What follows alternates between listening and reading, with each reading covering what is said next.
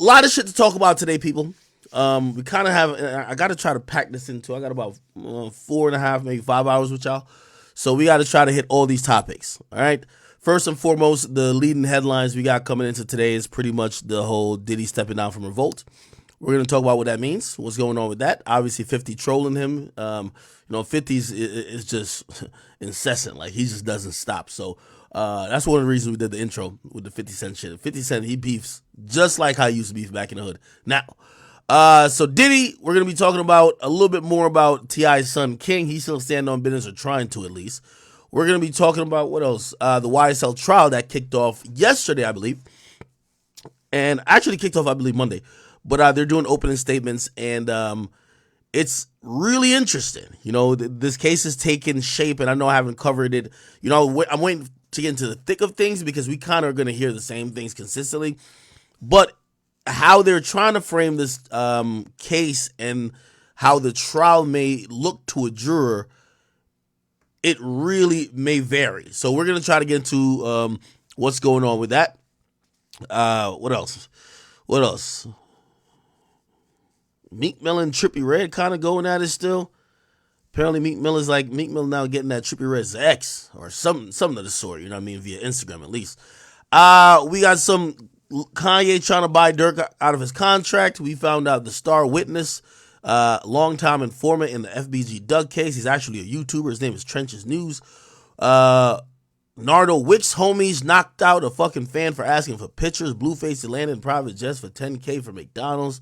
And King Von's sister spending that money, that demon money, to cop a $16K Airbnb, and all she wanted some dick. God damn it. Oh, and we got to talk about Lil J. We've actually not addressed that topic, but Lil J admits to the mechanic accusations, and he says he only dealt with transmissions, but it's in the past. He's no longer dealing with transmissions, and the streets will forgive him. This is interesting. So we'll get to a bunch of those things. Should probably just start off top. Yeah, we should start off top with some fucking jokes. Let's get to it. I ain't gonna lie to you. The fallout's happening from the Diddy situation. And you have to realize what Diddy's entities now that is gonna make him money, at least from what we know. Diddy's moneymaker for over the last 10 years used to be liquor. Right? Before like a decade ago, he was making money off Sean John and shit like that when, everybody had like a clothing brand. But within the last 10 years or so, it's definitely been liquor. Ciroc. And also, he has a joint venture partnership with De Leon. Now, this is through a bigger company called Diageo. And all of that stuff kind of started unfolding before this recent, like, sexual domestic abuse allegations came out, where that company stopped working with him because he feels like, and just to explain in nigga terms, he wants De Leon to be Casamigos, right? So he's like, yo, if y'all put the same amount of money behind De Leon like y'all put behind y'all other tequila brands, it'll go big. Like, I'm the best promoter in the world. That's Diddy saying it, right? Basically, he also accused him of racism. And basically, Diageo says, damn, you're not going to bite the hand that feeds you. You didn't do a motherfucking thing other than run around and gyrate with this Ciroc shit, and we gave you $1 billion in your pocket. If you being greedy, we'll cut you out the pie completely. So they're trying to get rid of Diddy, right? So that's Diddy's biggest money earner they're trying to take away from him, right? Now, after that, the other things that, at least publicly we know that makes him a lot of money, from what I've been told, Revolt is not a profitable venture at this point. A lot of TV companies or TV stations, especially on linear, takes a while, or sometimes you have to see the bigger picture. Also there's a possible play that he could sell it. You know what I mean? So from what I hear, Revolt isn't profitable, right? Just overall, right? Does it bring in millions of dollars? Of course, right? Because it's a TV station that sells ads. Is it profitable? From what I've heard, not yet. So Diddy's been losing money on Revolt, but I hear, and this is what I hear from the industry insiders.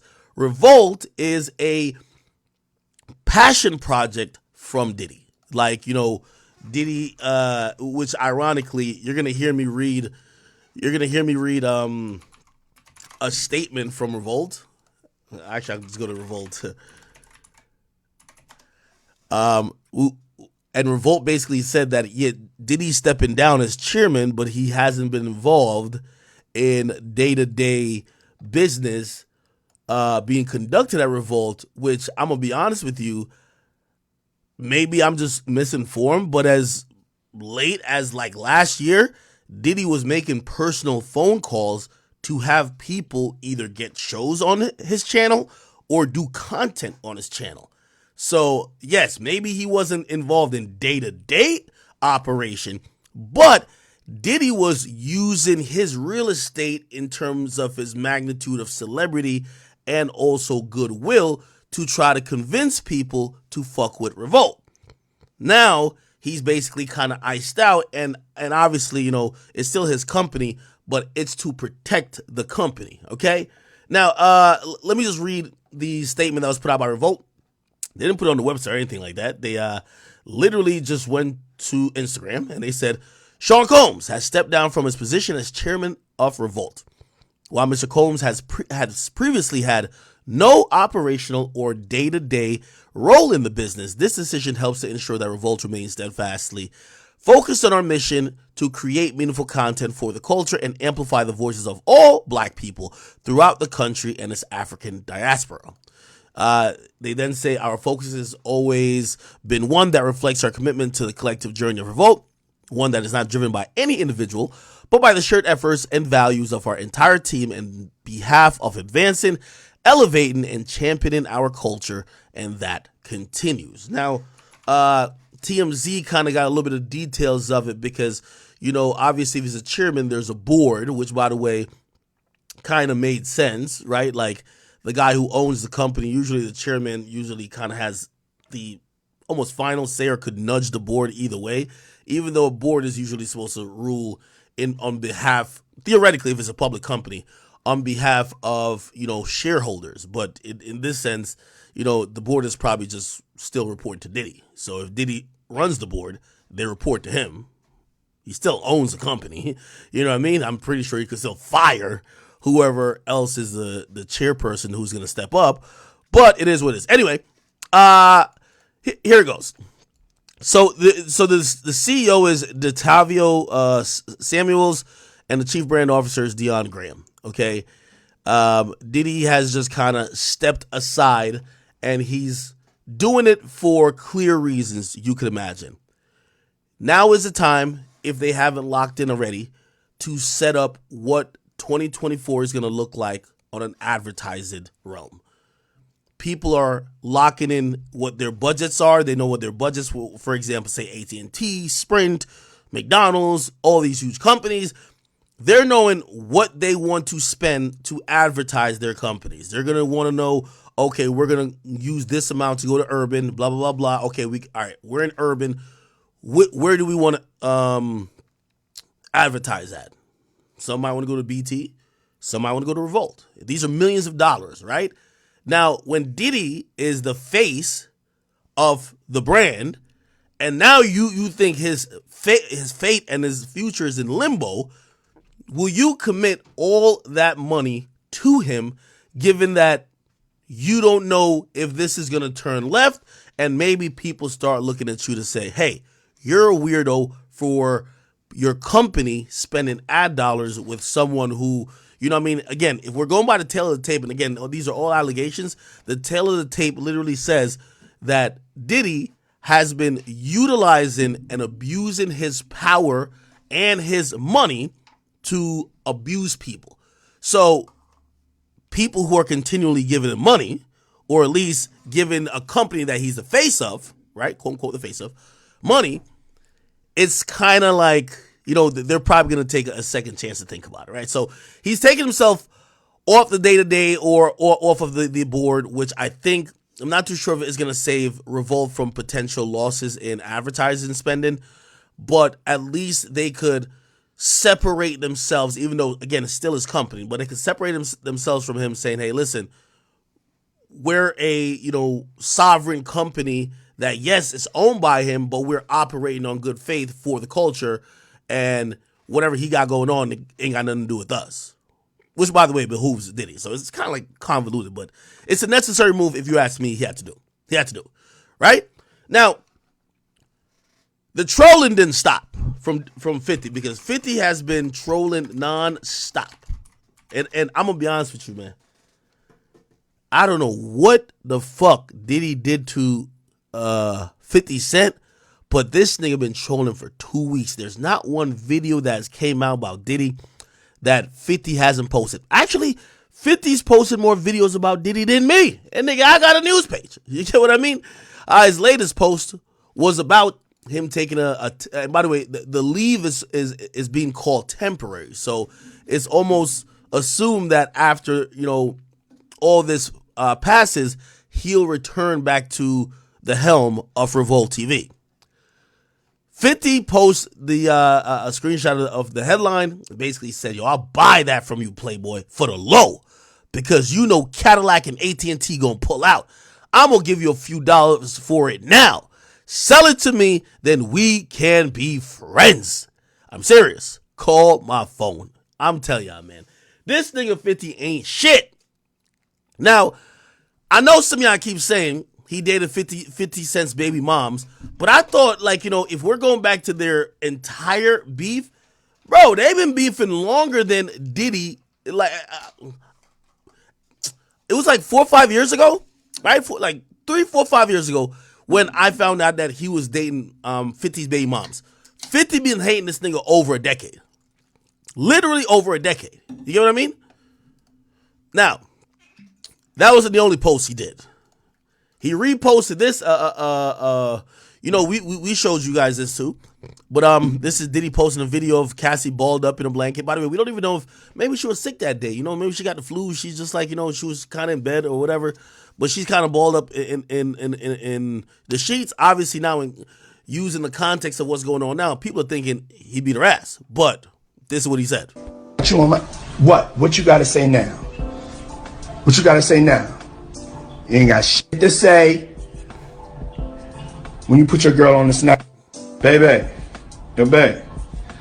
I mean, shit getting weird. Come on, baby. It's hot outside. You fucking wrapped up in that blanket. Let's go jog on the beach. Okay, I don't know.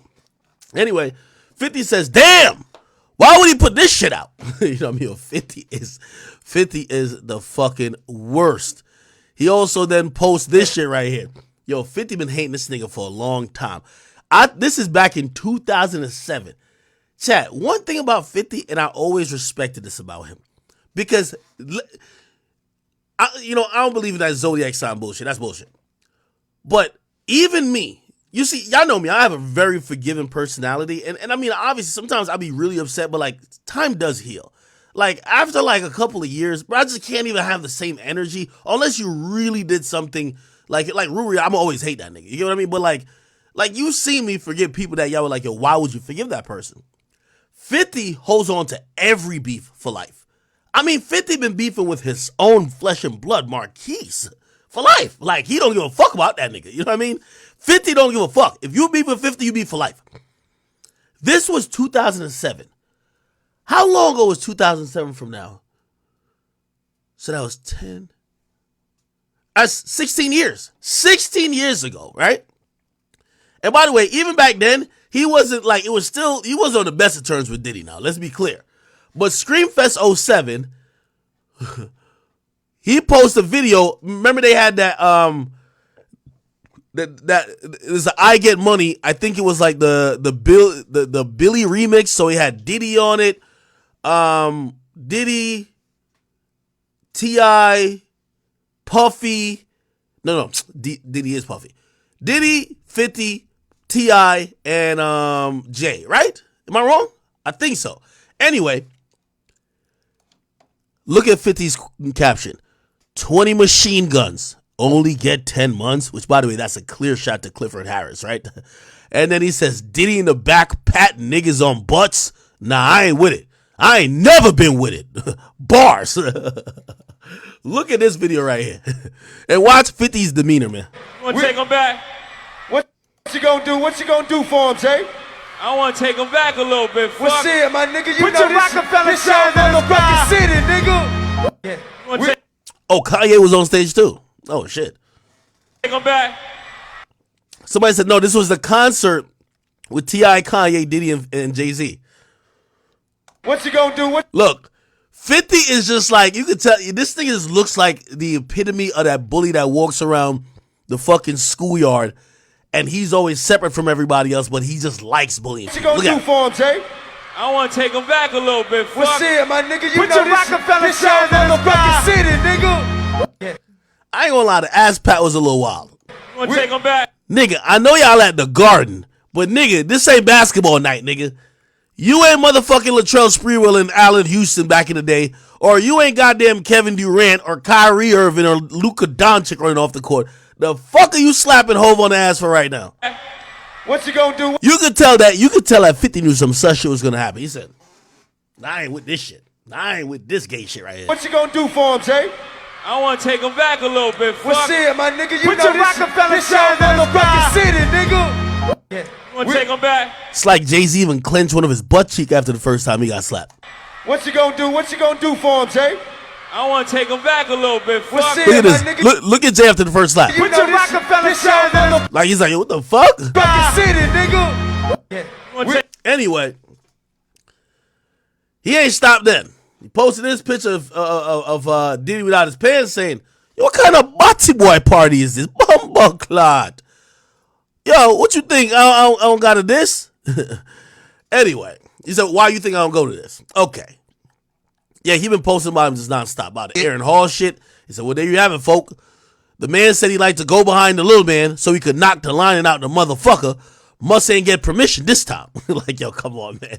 Yo, he's clowning him in the most moment. Saying another one. And another one. You must be used to be spending all that cheap wine and dining. I told you. 5, 4, 3 to 1. Another one. Anyway. All right. I'm going to be honest with y'all. It's hilarious kind of watching this because, yo, I don't know if y'all see, obviously we've seen kind of reason. This is the earliest thing I can see of why they don't like each other is 50 saying that Diddy wanted to bring him shopping and he wasn't with that gay shit. And to him, that was gay shit. You feel me? Like a man asking for him to take you shopping, it's like flirting with you. You know what I mean? Comfortable, like he said something to me one time, a long time ago, at Chris Lighty's wedding. He told me he'd take me shopping. I looked at him like, what you just say? Let me move, man, before I do something. You gonna make me mess up the wedding? Oh, that's a nice gesture. Let me get out of No, dude, you take me. That's what a guy says to a girl. What you been getting out for over a decade? I asked 50 about that, and he said you did the same thing to him. You asked him to take him shopping. Yeah, I thought he needed some clothes. Guilty. Guilty as fuck. What? I'm a nice guy. Yo, why do you and Fifth just... Hey, yo. Why I get uncomfortable, like he said. Now, this wasn't the only time 50 addressed that, and you can tell this shit bothered him deeply. Pause. And by the way, maybe me and Fifth got like a little, synergy here because certain type of activities bothers us to the core. You feel me? It's like y'all couldn't understand when that little fish Saucy Santana said something about me. It bothered me. Okay. Now, 50 spoke about being. The nigga Puff was like, yeah, like first he was amping him to get stout. Then he was like, so when we gonna get the chance to kick it, like we could just hang out, nigga. We gotta kick it. This is Puff. Okay. He telling me we gotta kick it and shit. And he was like, yo, why don't we like go shopping or some shit? I mean, like I pay for it. And I was like, what the fuck this nigga just say? I got the fuck away from him because I was like, this nigga like fucking. Wait, this nigga just tell me he'd take me shopping. And this is the shit. You can tell it bothers the fuck out of 50. This is shit that goes on. But this is a little fruit pie. It's a fruit pie. It's a fruit pie. Trust me. You see these little weird ass pictures and shit like that out there, sitting out there for no reason. Like, you don't see accident pictures with me like kissing niggas. Like that doesn't happen by accident. You know what I'm saying? Like, I'm telling you. I'm telling you. Look, later you gonna find out a little shit that I be saying be real. He right. Later you gonna find out that little shit he was talking about be real. Now, while 50 may have turned down the advances to go shopping, I'm not sure every other rapper did. he wasn't the only rapper who got invited shopping.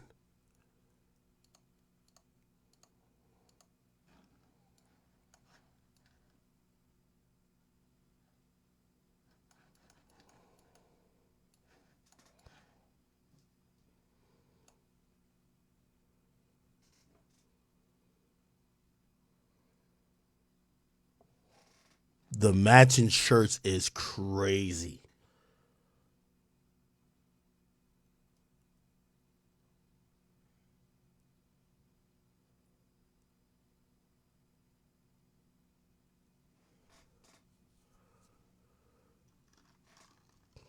Hey, I don't want to jump to conclusions here, chat. But does that look like they went shopping or not? Yo, twin, let's both cop this. Nah, I got it, Playboy. I got it for us. Come on. Let's go in the dressing room, try the shit on.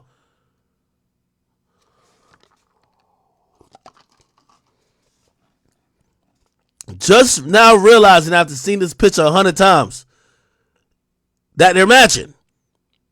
I guess he accepted the shopping trip. Holy.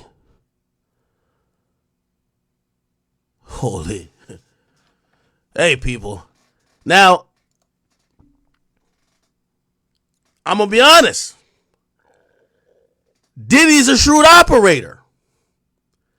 You know you finna get invited shopping. Once Diddy start calling you Daddy. Hey, what's up, King Son? Man, you doing it, man. You deserve it, Daddy. You deserve that matching outfit, Daddy. Pause.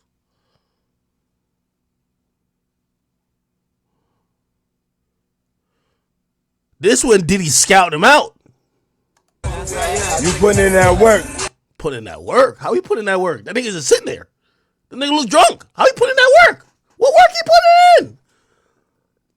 What work he putting in? Yo! Proud of you. I love you. Proud of him? Yeah. Hey, what's up, King Son?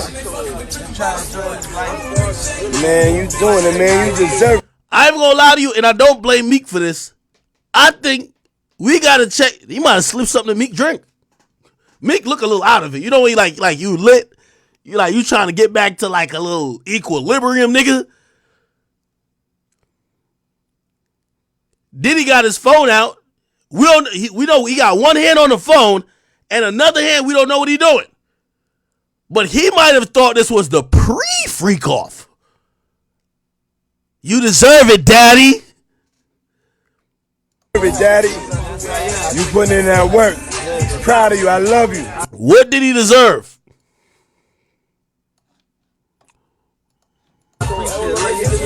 Yeah. Hey, what's up, King Son? Man, you doing it, man. You deserve it, Daddy.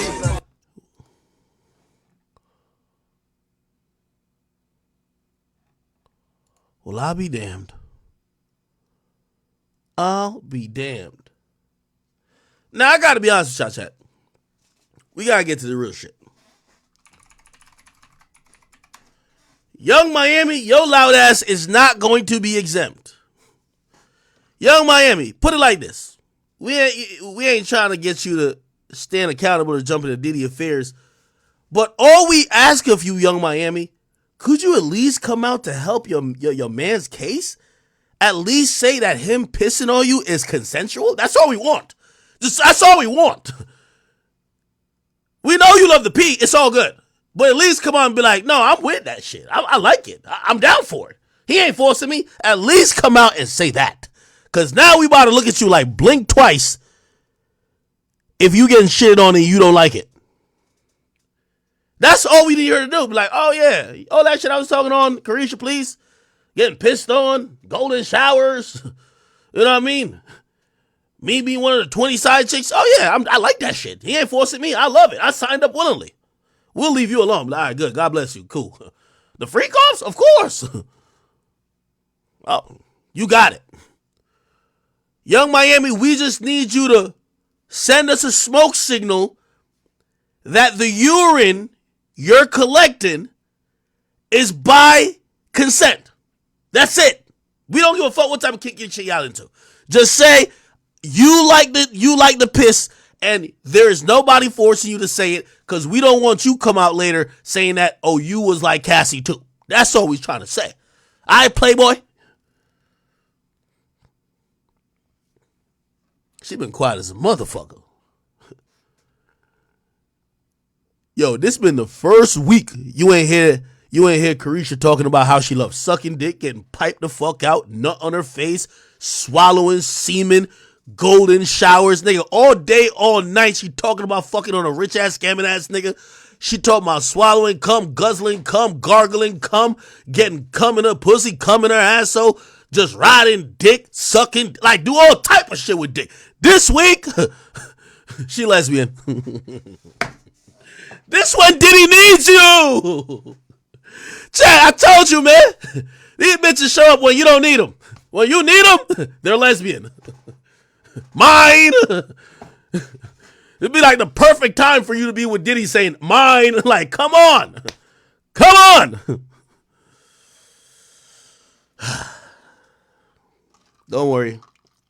Sean, I got you. Listen, Sean, I'm gonna vet these joints for you, man. Because if they switching up they switching up their ideas or their opinions on you, it's tough. Now we do gotta think about it a little bit. I was thinking about this part. I don't know if y'all thought about this part yet. Because we're still in the phase of saying this is all alleged. We don't know if it's true. However, 2 of the 3 sexual assaults were allegedly videotaped. They were caught on camera. And I ain't gonna lie to you. You see, this is gonna be a controversial opinion, so let me give you a little trigger warning. Because in certain places it could be, not by the book of the law if you're, well, actually, it depends. If you're filming a sexual encounter. But you got to think about 2 things these days. You rather have no film and no proof that you ain't do nothing wrong, and later on, Shorty saying you did everything wrong, or at least when she said, yo, I want to suck that dick. I ain't want him to pipe me out with the other 10 niggas with the big black. When she says that, you hit her with the goddamn 4K footage. Bitch, you the one who pulled my hand. My pants were zipped up. You at least want some type of footage. Now, I think that's what Uncle Luke was talking about. He says he got either footage or he got all type of proof that he says he don't give a fuck if he go to court. He said he got all the proof to defend himself. But this is what I thought about the Diddy thing. If Diddy was whacking off in video and all of these things, and even if when Cassie thought that he was deleting them, he still had them. If Diddy was innocent, and I'm going hypothetically and I'm going allegedly because we just don't know. Nigga, if Cassie accused me of some bullshit like that, I got the footage, man. nigga would have tweeted out like Kanye West, man. Be like, nigga, how the fuck did I do that? Yo, look here. This was Cassie bringing in the group of 10 niggas. She wanted to fuck all of them. I ain't want no parts of this shit. You know what I mean? So again, if there was actual footage and Diddy was actually innocent, I ain't gonna lie. You know what I mean? You could be on some Kanye shit. Just tweet that bitch out. She would have dropped that lawsuit.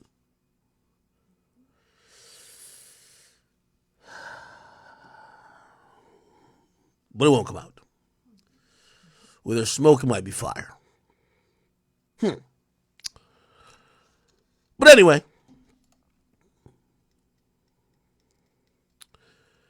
we're continuing to monitor the Diddy situation.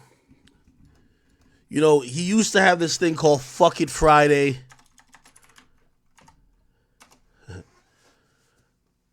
I personally think that was a pseudonym and really an alias for Free Call Fridays.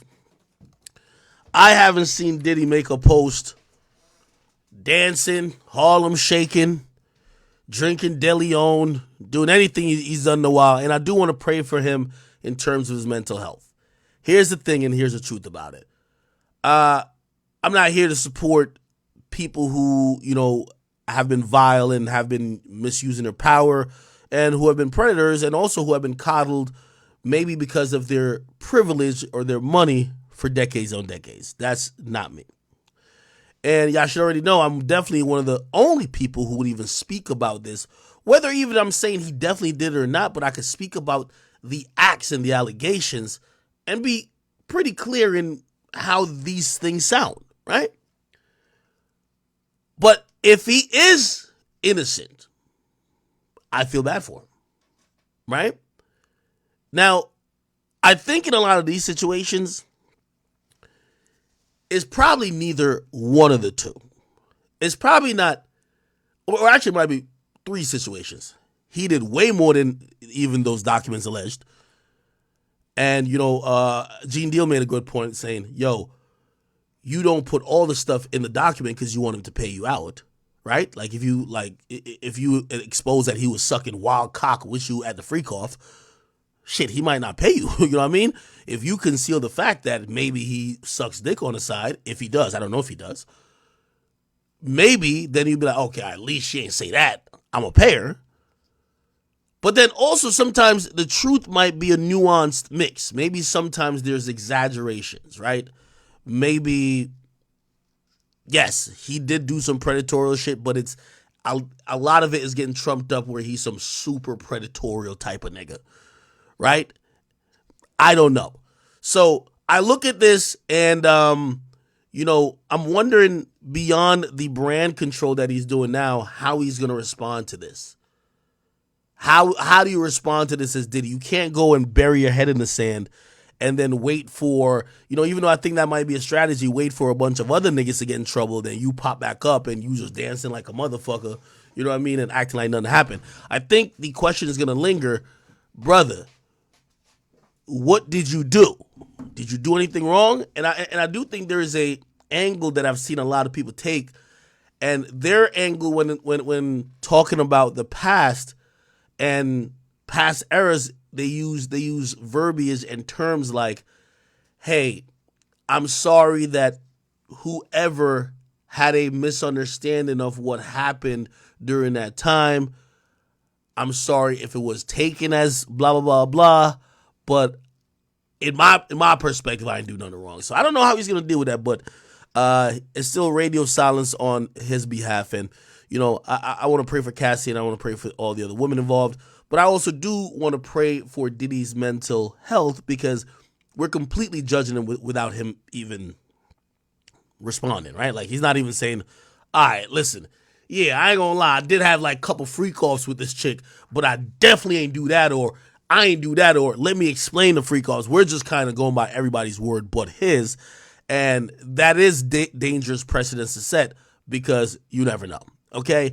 I do think Diddy suffers from a few things that's coming back to bite him. I think his extreme success, people feeling like he's always gotten away with shit. People feel like in some of the worst situations, even in the situation where two of the biggest rappers die in a beef that he was also involved in, he comes out unscathed. He's the only one free. He's the only one still prospering and thriving. A lot of people probably felt like they've been slighted by him. People have thought that, he's somehow scathed out of everything. And if this is the thing they could try to wrap around his neck to try to, the anchor that they could drop him to the seafloor, hey, fuck it. Even if it's not all the way what it's trumped up to be. Again, I wouldn't know, but I do want to be a little bit fair. Okay? Anyway. Hey, and by the way, here's the thing too. I see somebody in the chat saying it. Yes, these stories have been around for decades. That's another thing with him addressing it. If he comes out and says some shit like, nah, they're lying on me for money, now he has to talk about, brother, why have we heard for decades that you have been doing weird shit? Why have we heard for decades that you have been someone that would be capable of doing these things you're accused of? That's going to be very difficult for him to explain. Now, I'm going to be honest with you. I think the media or the mainstream media are a bunch of pussies. So whenever he's down to talk, they're going to, if I'm him, I would just avoid like Gayle King and shit like that. Go to these little hip hop media outlets that clearly are sucking his dick and just have them just turn him into the victim and give your story and then kind of whitewash the whole situation, obviously like months from now. and don't have nobody challenge you on anything they've heard and nothing like that. And yeah, I think, maybe he'll have a chance, but I do think it's still difficult. I think the underlying and number one place that pressure is coming from is not these media outlets, because they're all scared shitless of Diddy. It's coming from the people. The people are fed up. And when the people are fed up, they're basically saying, if our favorite media outlet ain't covering this, we're going to go find the place that will. We're going to go find, or we're going to go investigate our damn selves. But this is what I'll also say to media outlets out here. You're no better than Fox and CNN when the people themselves have to start doing the digging and researching for the news. If, you're not giving fair and balanced opinions, you're not treating situations fair and balanced, and the people themselves have to go out of their way to find those sources or find those outlets that will, it's going to be a short shelf life for you. You get what I mean? But we'll let that go for now. We do got to talk about the YSL case. Chat, before we get there, let me lighten the mood a little bit. Before we get there, chat. This is fucking comical. I kid you not, chat. Hey, so we covered Mr. Stand on Business, aka T.I.'s son, aka King Harris. Okay, now I'm gonna give you a quick recap if you don't know what happened. But essentially, my boy was in the suite at the I said Atlanta Hawks last time, the Atlanta Falcons game, and with his father, because his father was performing at halftime. His father's T.I., and everybody's bidding. If you don't know what bidding is, everybody joking on each other. But it's like family and friends, close people. He's on live, but they kind of say something that make him look foolish, make him look stupid. He's been claiming that he's a hood dude, right? And basically his mom and dad was like, no, you're not. And I ain't gonna lie, I think his mom said the craziest thing about him, which I think, to keep it real, mark my words, in the next 6 months, we're going to see him arrested for an assault case or a shooting case. Watch. Because when people like this, egos is bruised, and people turn him to like an absolute laughingstock. And that's what his mom gave his fodder for that. His mom told us that he only wasn't behind the gates, which is the mansion. He wasn't behind the gated community because he was he wanted to go suck on a pacifier at 12 years old. Embarrassing. You can't be a gangster sucking on a pacifier and then spraying up the block. It doesn't even sound right. You know what I mean? So anyway, they're joking on him and shit went left. Let me play this real quick, then I'll show you the upcoming or the new happenings. Here we go. Have you ever woke up with a roach on your face? No, that's not the goal. All right, then. It goes. In your ear. I don't know what you're talking about. I got some in the neighborhood with me that woke up with roach in your ear. Y'all want to go to the... Yo, my boy said, I know some people in the neighborhood that woke up with roach in your ear. Brother, it's like saying, I know a nigga who killed 5 people. Like, doesn't make you hood. Y'all want to go to the bando in my neighborhood? Do y'all want to go to the bando? Do y'all want to go to the bando? To make him look better, he said he know not true. Silver spoon, I ain't never ate with that day a day in my life. Nigga, you did have a silver spoon. Look, Sis used to have to come to my grandma's house because I'm getting in the fight. You cried like a baby to go to your grandma's house. Every day. You to hold your breath. Every And day. no tantrums to go over there. I don't want to be in these gates. I want to be outside in the neighborhood. That's why I want to be over there. But they don't understand that. Classic lines. I don't want to be in these gates. I want to be outside in the neighborhood. I'm going to tell you the reason why you want to be over there. Yo, Tiny. These lashes here, the sew and weave blonde lashes, gotta go. I see why my boy's trying to be in the neighborhood. If you in the mansion and mama's over here sewing on her eyelashes, trying to look like Sexy Red, yeah, put me in the neighborhood. Put me in the neighborhood. Y'all ready? Because he can suck and pacify over there. He was 12 years old.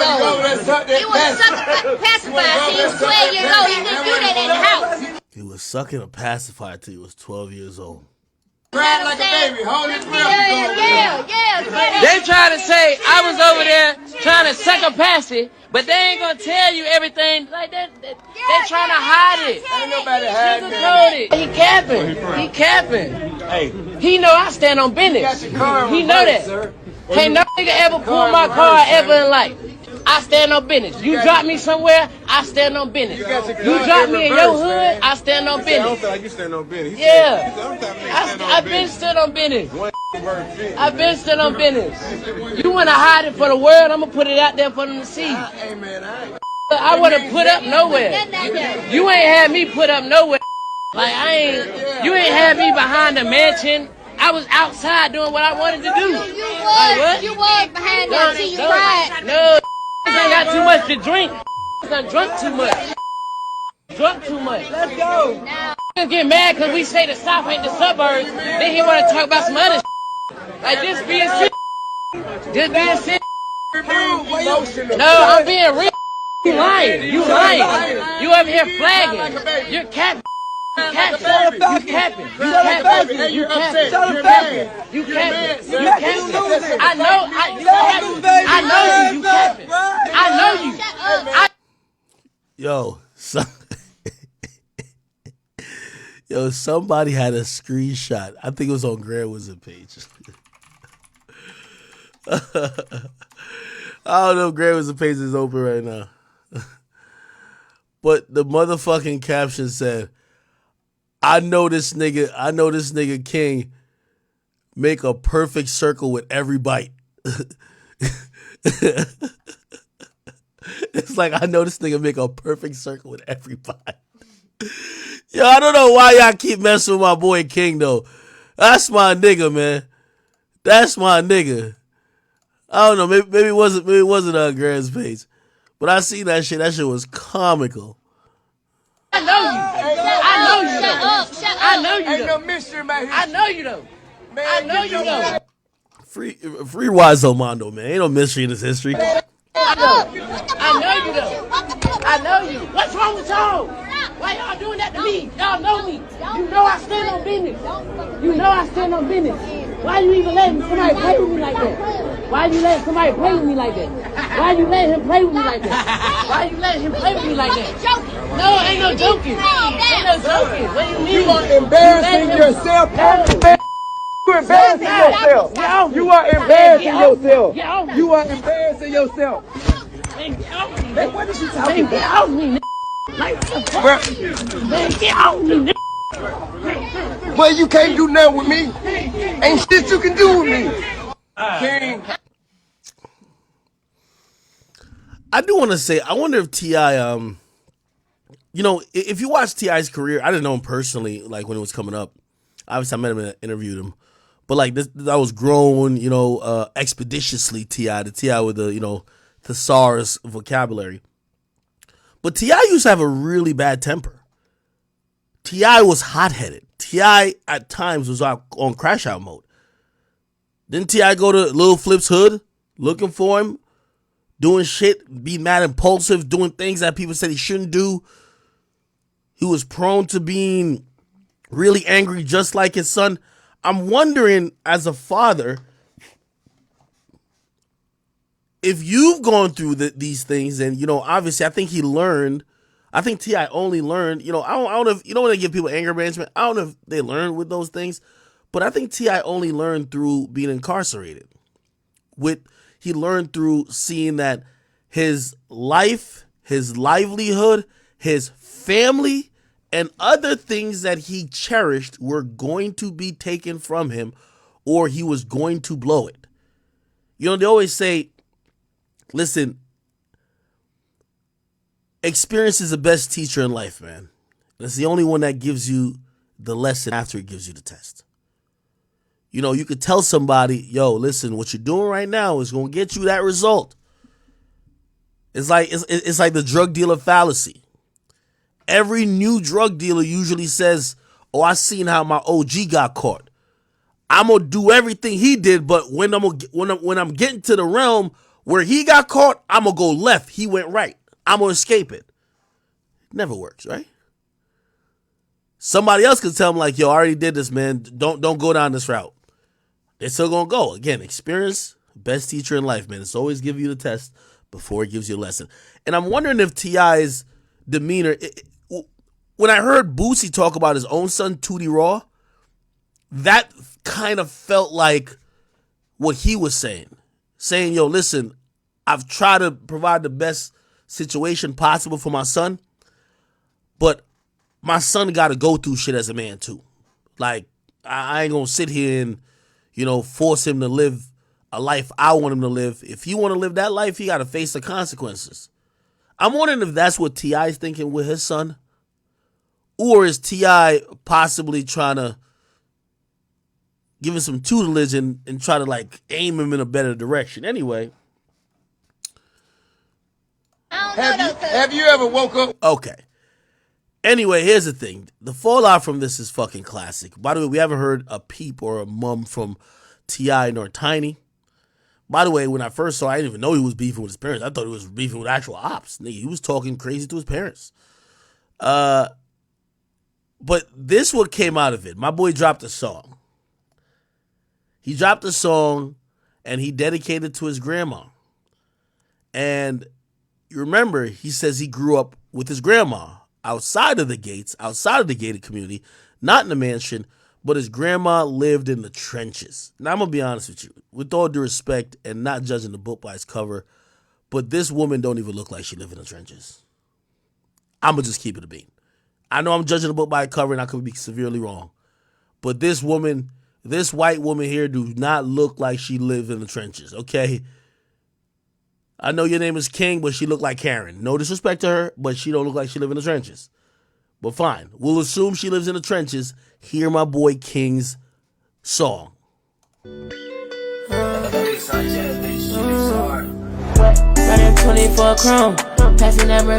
the way, this look like the grandma that you go to her house, she got porridge. You know what I mean? She got, she got pajamas ready for you, matching pajamas. You know what I mean? Like, it looked like you go over her house for like a good time after your mom and dad been cussing you out for grades and getting in trouble. She looked like this is what all grandmas usually do, right? Running 24 chrome, passing that Mercedes Benz while that bitch giving me dome. I was out all in the street like Spam calling me home. Tell them spin the wheels and get the clapping, yeah, we left all our phones. Yeah, you do not want no pressure, nigga, what is you want? Everyone in this neighborhood, they know what King you be on. I ain't scared of no guns, we beat that boy, you're right in front of his home. If y'all I ain't scared of no guns. We beat the boy up right in front of his home. Really gangster, y'all would've popped me, left me right there alone. I ain't tryna If y'all was gangster, y'all would have popped me, left me right there. be no thug. Then I get that shit straight. Right after he says, if y'all was gangster, y'all would have popped me. Then the next line is, I ain't no thug. I can't take no disrespect. He said, I ain't no thug, but I can't take no disrespect. Hold on, I gotta find the lyrics to this shit. Chat, what's this song called? It's called Grandma Boy by who? What's the name? Grandma Boy lyrics.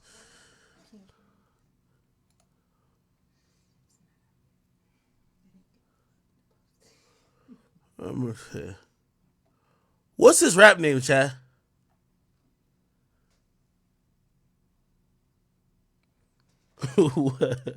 What's his rap name?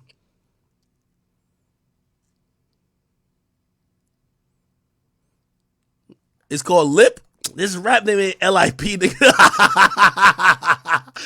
Yo, y'all funny. I said, what was King's rap name? They said, T.I.'s name is Tip, T.I.P. They said his son's name is Lip, L.I.P. Y'all crazy. Stop playing. This is why he want to slap one of y'all niggas. Yo.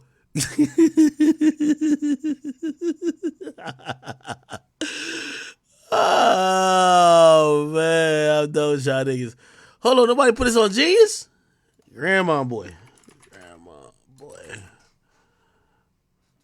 Nobody got it? Fuck. I guess nobody got it, yeah. This shit hot, though. Okay, whatever. All right, let's run it back, chat. Let's run it back. This is too funny. Running 24 chrome, Passing that Mercedes Benz while that bitch giving me dome. I was out all in the street like Spam calling me home. Tell him spin the wheels and get the clapping. Yeah, we left all our phones. Yeah, you do not want no pressure. Nigga, what is you want? You don't want no pressure, bitch. What is you on? Everyone in this neighborhood, they know what King he be on. Everybody in this neighborhood know what King be on. Scared of no guns, we beat that boy up right in front of his home. Man, scared of no guns, we beat that boy up right in front of his home. Oh shit! If y'all was really gangster, y'all would've popped me, left me right there alone. If y'all was really gangster, y'all would've popped me, let me right there alone. I ain't tryna be no thug. I ain't trying to be no thug. Then let's get that shit straight. Let's get that shit straight. But I can't take no disrespect. But I can't take no disrespect, man. So let's get that shit straight. And we really be wild beasts. All that beef he get ate. I gotta hold a lot of weight, cause I got a big plate. Repertoire Boulevard, they know I ain't come from the A. I grew up rough, stay with my grandma. You ain't know how we played. I ain't say we was ducking shooting pistols, cause that ain't where we stayed. I ain't say we were ducking pistols, cause I ain't where we stay. That's what he said? I was taught to handle all my business. Yeah, out my estates.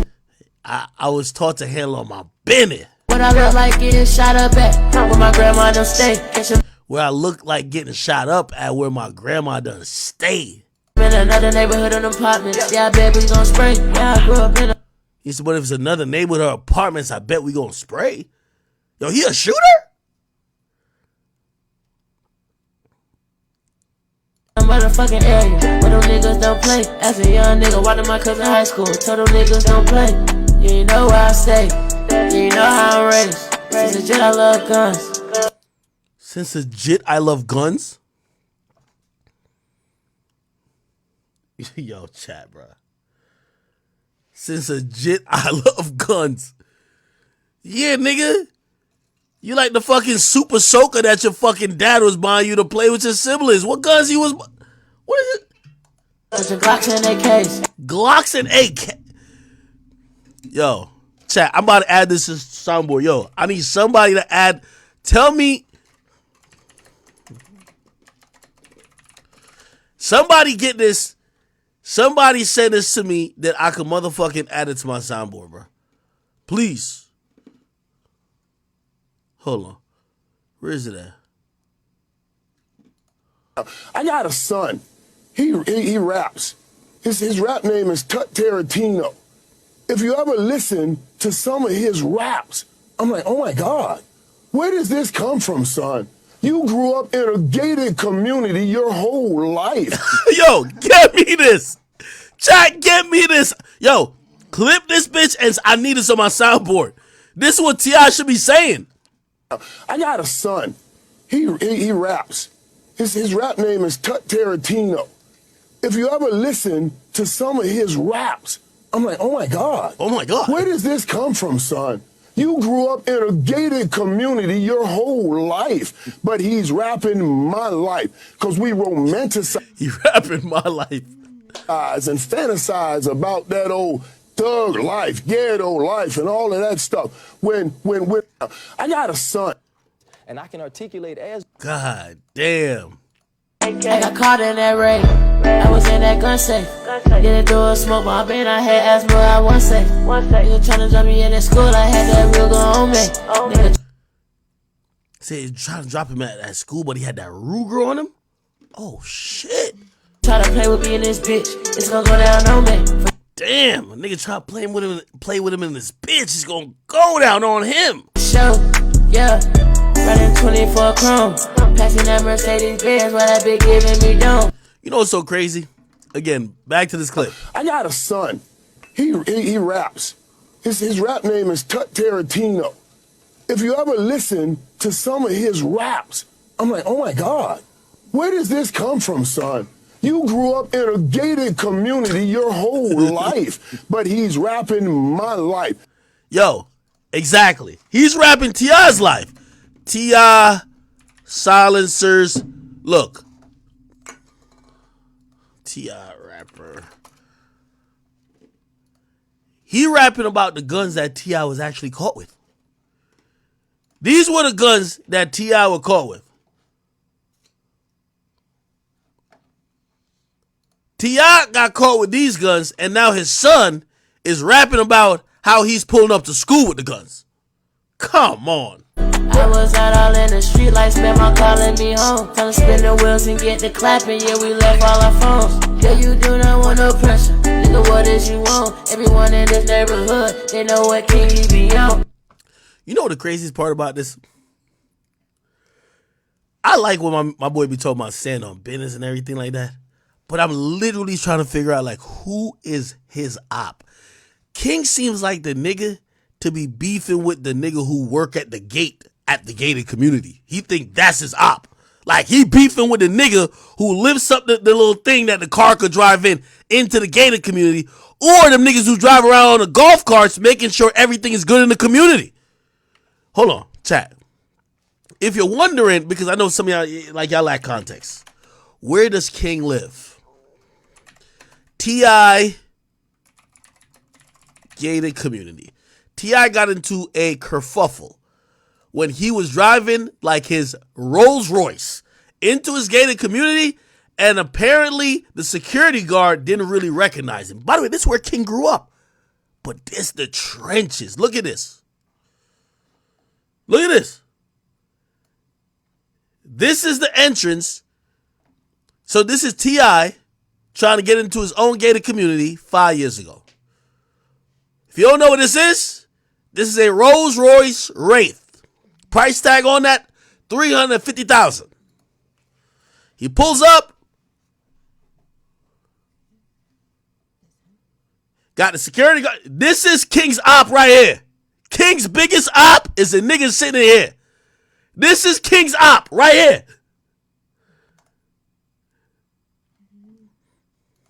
Say what?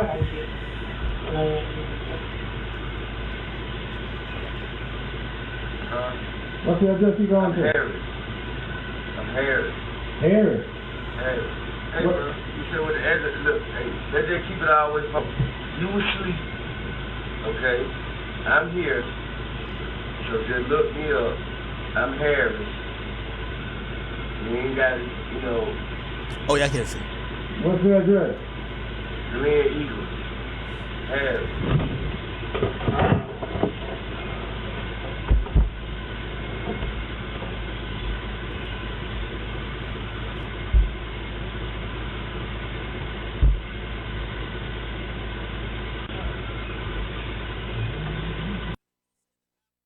Now, they do say the apple don't fall too far from the tree. Like father, like son, like they do say. Look how T.I.'s, by the way, you know, I ain't gonna lie, the security guard was asleep when he pulled up. But, you know, this is a gated community. T.I. should have a thing to buzz himself in. You don't need to speak to security when you live in a gated community. They usually give you something you could go in, right? For whatever reason, you know, this guy doesn't recognize T.I., and he doesn't know that's the king of the South there. T.I. starts telling my last name's Harris. Hopefully the guy will kind of like, you know, kind of snap into it, let him go. He doesn't. And then T.I. starts turning up after a while. Here we go. Waking up and trying to motherfucking exert some authority. But my nigga, you asleep, bro. I got you on tape sleep. Can you please let him in? Man, open the motherfucking gate, cuz. And you wonder where the son learns his behavior. All that fake ass police shit you doing, nigga. Open the motherfucking gate, nigga. Yes, ma'am. Yes, please let him in. His name is Omar. What's the address? Man, nigga, we done said the same shit, nigga. Glen Eagle, nigga. We done said that shit, nigga. Open the motherfucking gate, nigga. Do your job. Now, chat, I gotta ask y'all, is T.I. standing on business? Nigga, hit that button. What is wrong with you?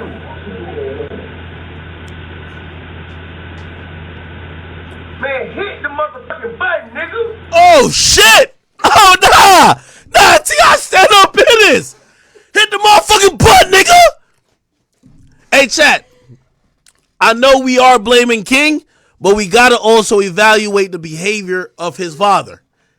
T.I. act just like that.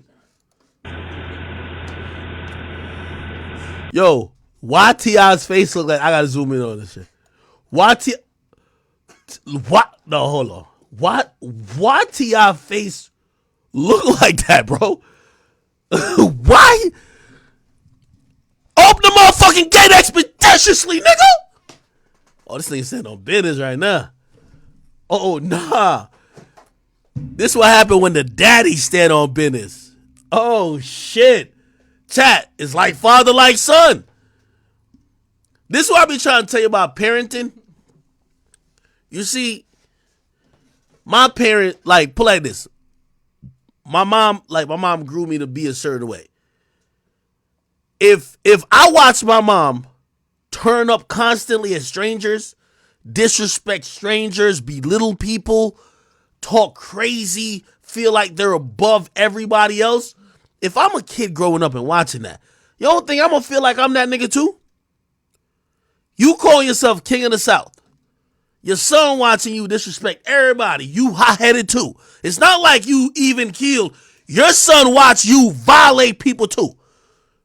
Why are you surprised that he's just like you? Don't they say when you give a broke nigga money, you don't fix no problems. It only exacerbates the problems. If they was loud, ignorant, disrespectful, they're gonna get more louder, more disrespectful, and more ignorant. Let's get back to it, chat. And by the way, I know there's a new interview that just dropped on Complex. We'll play it afterwards. Look at this. He's standing on business though.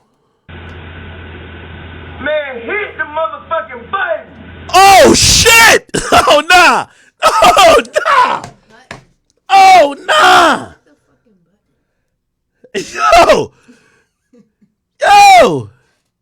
Yo, chat! Yo, what? Yo. Nah, this is stand on business right here. Hit the motherfucking button! I ain't say exmasturate, nigga. I said exacerbate. Exacerbate. See, y'all fucking me up now. And I'm sipping Henny. now. See, y'all fuck me up now. I mean, exhaust, basically. His name is on there. Yo, T.I. take a... We done said the same shit, nigga. Playing Eagle, nigga. We done said that shit, nigga. Open the motherfucking gate, nigga. Do your job, nigga, and hit that button. What is wrong with you? By the way, I don't know if dude is playing dumb.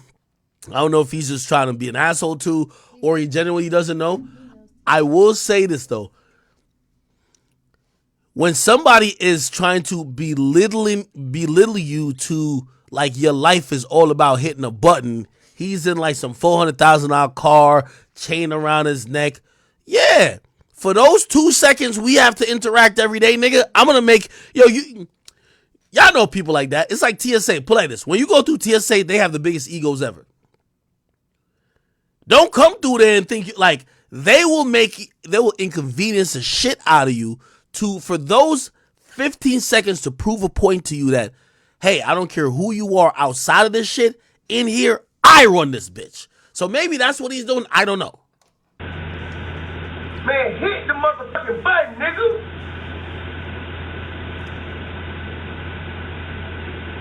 Man, hit the motherfucking button. Oh, shit. Worker, hit the button. Did he say worker?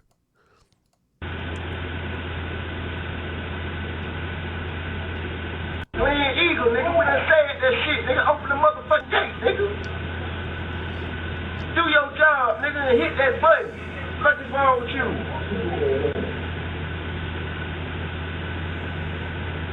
Man, hit the motherfucking button, nigga. Oh, nah. Man, hit the motherfucking button. Worker, hit the button. What did you do? You want me to get out, nigga? Oh, shit! Business has been stood upon. Business has been stood upon. You see, King got the one-on-one course on stand on business, shouting. Y'all do know after you take the one-on-one course, you gotta go to the 201 course, right? You know what the 201 course is? If standing on business don't work with you asserting your authority vocally, you now have to assert your authority physically. Go ahead, T.I. Hit the motherfucking button, nigga. Oh shit!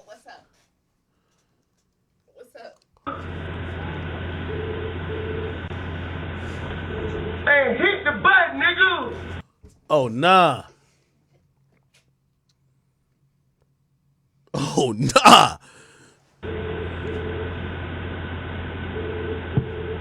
Yo, this nigga right now is on DoorDash. He's like, all right, let me order some food. He's chilling. I wonder if these joints is like bulletproof glass or whatever. Man, hit the button, cuz. Man, hit the button, nigga. Who are you talking to? Who I'm talking to? Oh nah. Hey. Man, hit the button, cuz. Man, hit the button, nigga. Who are you talking to? Who I'm talking to? I'm talking to the worker at the gate. Business has been stood upon. My nigga's crip walking on the business right now. He's standing on that bitch. Holy. I'm talking to the worker, nigga. Who I'm talking to? I'm talking to the worker at the gate of the property where I pay the motherfucking mortgage at, nigga. Hit the motherfucking button and oh shit. Hit the motherfucking button. Let me in.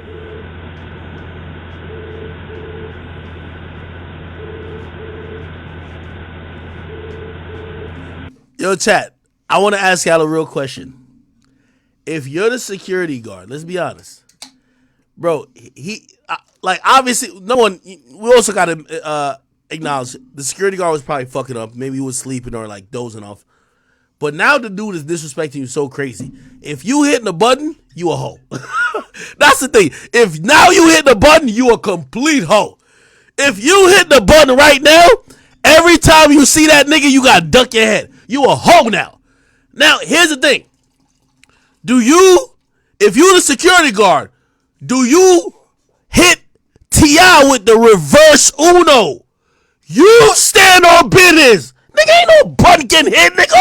Fuck is you talking about? You gonna stay right here. What do? You can hit him with the reverse Uno card. Nah, fuck that. I'm standing on business. You not going into your own property, nigga. What are you gonna do? What you gonna do? It's either you let him through, you a hoe for life. You a hoe for life. Every time he see you, that nigga is gonna look at you and smile. Or you hit him with the reverse Uno card, you stand on business, and you let that nigga know, yo, you can't talk to me like that. Somebody say, if you stand on business, you're stupid. Do your job. Yo, chat. Well, here's the thing. We're in a society nowadays that standing on business is better than your freedom and it's better than your job. You get what I mean? Like, yo, standing on business. Yo, who created this dumb shit? Standing on business is better than your freedom and your job. Oh, shit.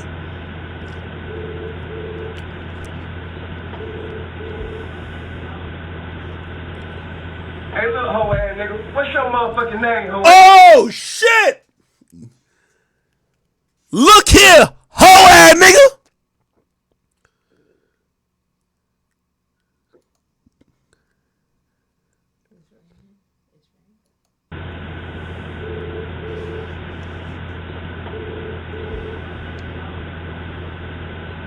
Hey, look, hoe ass nigga. What's your motherfucking name, hoe ass nigga? What's your motherfucking name, hoe ass nigga? What's your name, bro? What's your name, bro? You work for me, man. What's your name, bro? Oh, who is you, bro? Oh, nah. Who is you? What's your name, man? What's your name, man? Oh, nah. Tell me what is your name? Chat, we gotta vote. Is the security guard hitting T.I. with a reverse Uno? T.I. thought he was standing on business, but fuck that. The security guard standing on business now. Alright, nigga. I'm gonna inconvenience you today. I got time, nigga. I'm getting paid by the minute, by the hour.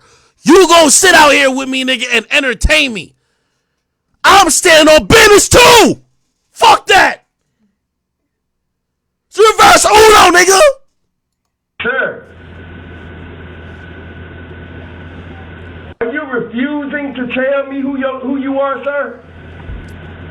If the security guard was gangster, if he was really like that, you know he would have said to T.I.,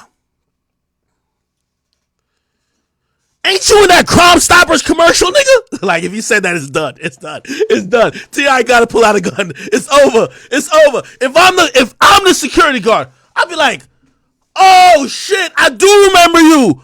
You in the Crime Stoppers commercial. It's done. It's over. I'm standing on business.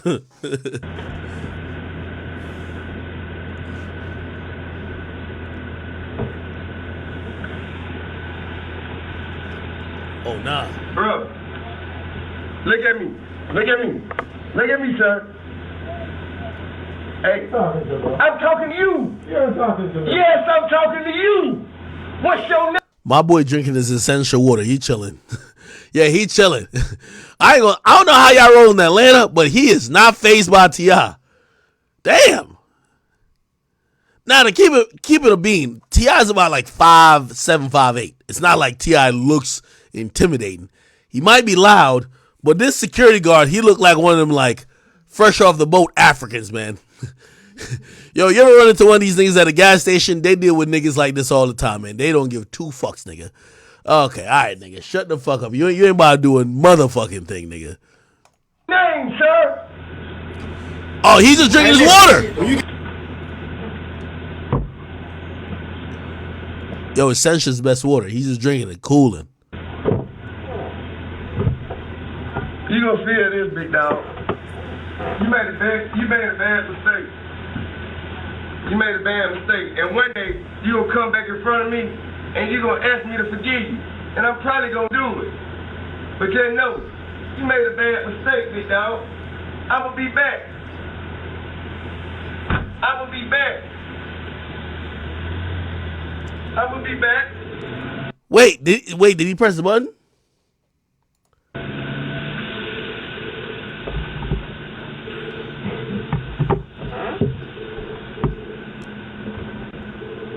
Come off and drive off and say, open the gate, I'm going. Can you step back? Oh, shit, never mind. Hold on just a second for me, okay?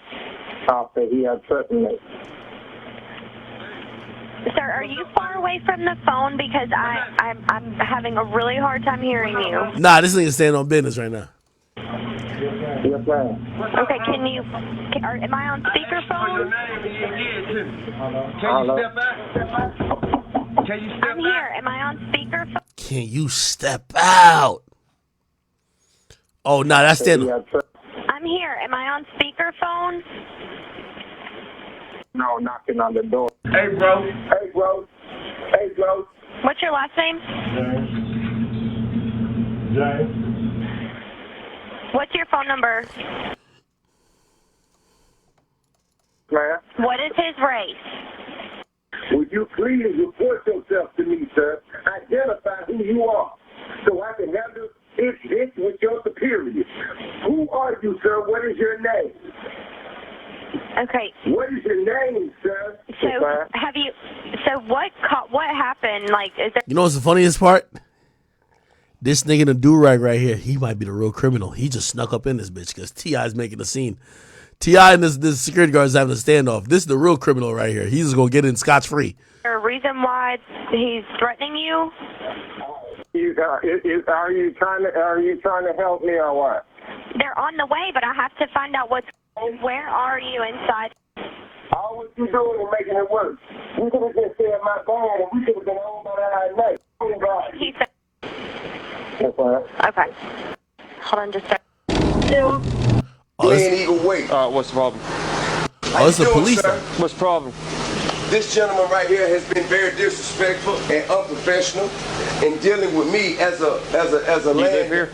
Yes. Y'all live here? Yes. Who lives here? Which one? We do. All y'all? I do. We own a house on 100 Glen Eagle Way. What's the problem?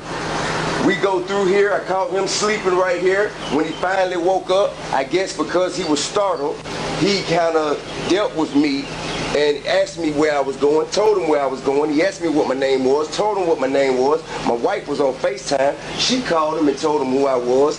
And because I guess he was so embarrassed that I caught him sleeping, he didn't open the gate as he should have. Okay. So I'm looking at him face to face. Open the gate, man. Open the gate, man.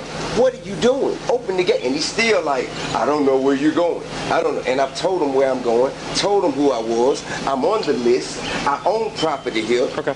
And he's still being unprofessional. Finally, when he did open the gate, I asked him, what's your name, sir? I need to speak to your superior. What is your name? He never gave me his name. You don't have to. You don't have to. You can just call up the main. They know who's working.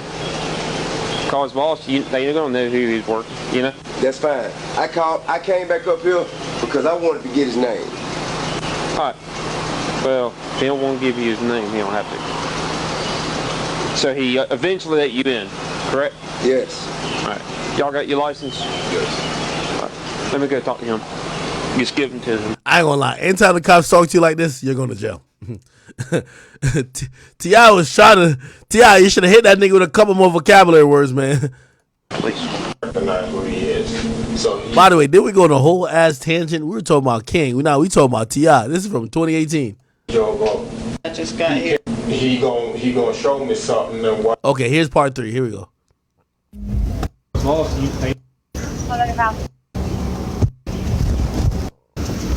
Warrant out of Clayton County. Possible warrant out of Clayton County. Just go ahead and turn around for me. I got the same news. I'll get it for you in a minute. Just turn around for him. Oh, this nigga had a warrant. Oh, I guess this guy was with T.I. and he has a warrant. What you need? You say you need keys? Yeah. Like.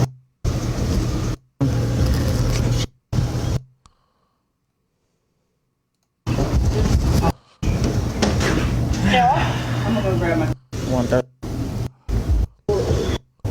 Just do a sub for. Okay. Sorry, so just confirming 133 is gonna. Did they arrest T.I.? You was driving the other vehicle. But I'm not driving right now. But you was driving before. I'm not driving right now. Were you drinking before you came? After you came back, left? Oh my God! Parked your car and come back. This is why you can't really call the cops. This nigga probably thinking the cops is gonna come and stand on business with him because he paying rent, or not rent, but like he got a house there. He paying a mortgage or whatever. The cops showed up and they trying to arrest him. Well, Camera recording started. Going, he asked me what my name was, told him what my name was. My wife. Who are you? Somewhat. Let me know. Oh. Is that T.I.? Put it on your books. Don't want to write a statement. Oh, here we go. To come out. Do you want we can go on this? Mm-hmm. Okay. A statement for who? All of y'all. Do you want? I'm not gonna make no police statement. 133, 135, 60. All right, T.I. ain't no snitch. He said I ain't making no police statement. What's wrong with him? What happened?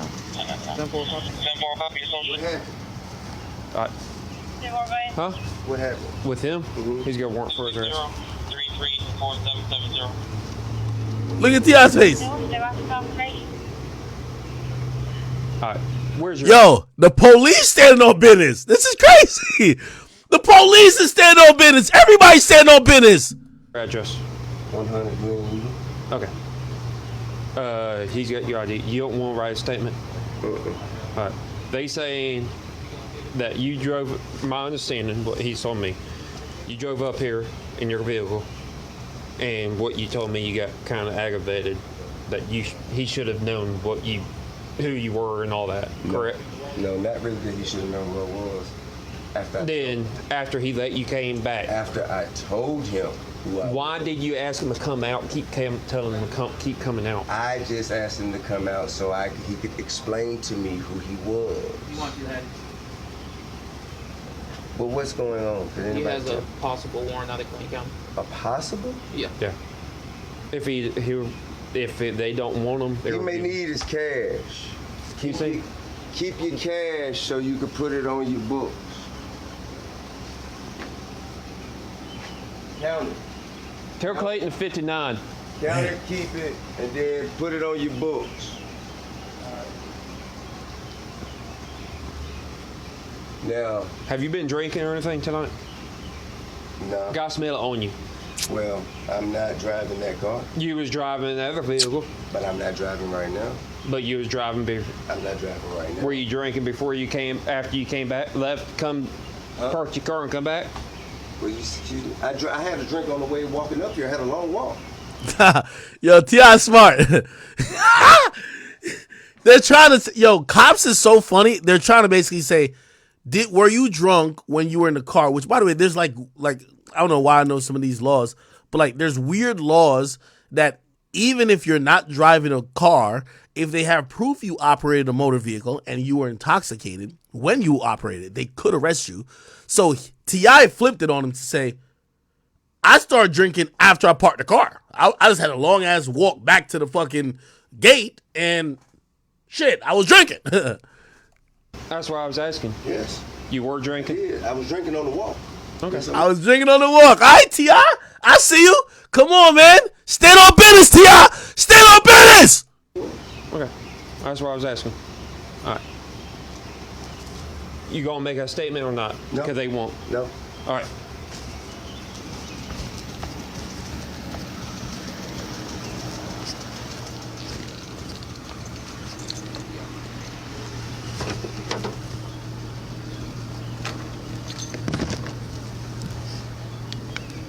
It's the moments that matter when you stand on business. Yo, chat, I ain't gonna lie. I must be dumb pussy because I'll stand on business till it's time to get arrested. I ain't staying on business no more. I'm good. I'm good. Yo, chat, I'm not one of these, like, I ain't one of these mice on niggas like, yo, yeah, catch me down at the station. Hell nah. I ain't staying on business no more. Let me out. I want to go home. I'm 2 blocks from my car. I'm not going. No way. I don't stand on business that much, Chad. Do y'all stand on business that much? You know, some niggas be like, yeah, I don't care about going to jail. I'll go to jail. Nah, that ain't me. I'm like, no. I ain't stand on business no more. I'm sorry, officer. And by the way, sir, that works there, I apologize. I was a little bit, you know what I mean, loud, and I was out of pocket. I apologize for that. I just want to walk home right now. Peace out, yo. Listen, I don't stand on business that much. Let me tell you this. Standing on business is for niggas who don't even got a job. You know one thing I realized, and I learned this from when I was a person working a regular 9 to 5. You see, if you get locked up during the week, it's probably likely you're going to have to miss a day. If you ever got to call your supervisor and say, I can't come in today because I'm locked up, you're on the way to get fired. Also, the weekend, you get locked up, you're going to miss Monday. When you have a job and you have responsibilities, standing on business don't seem that important. I could either go home with this ticket or stand on business and get locked up for the whole weekend. I think I'll go home. When you don't got nothing to do, and you know what they say about people with idle time or idle minds, all they do is fuckery. Of course you want to stand on business.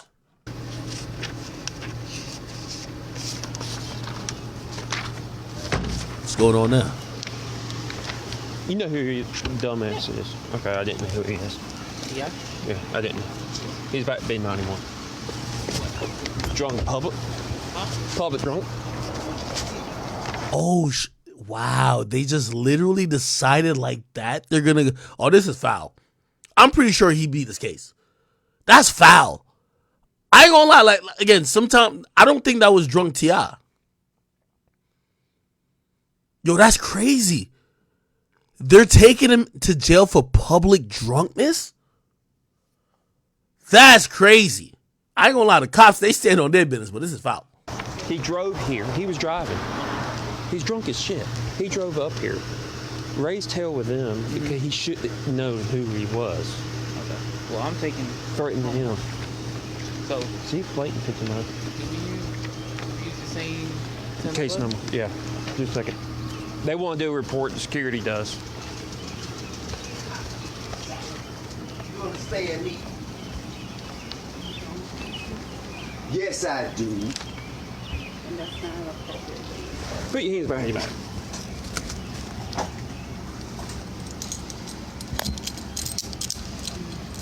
On that. I ain't gonna lie. T.I. just went. Damn. No resisting or nothing. Unloose. Loosen up. This is how I feel like he's not drunk. I'm gonna keep it a bean with you. I'm with T.I. on this. He stand on business. His stand on business just had an expiration date. Like when the cops show up, play this. Anytime you're involved in a situation with a security guard, a former law enforcement, anybody who's seemingly, even if they're not law enforcement, this guy's a security guard, like, he's a gate operator. The police gonna believe them over you.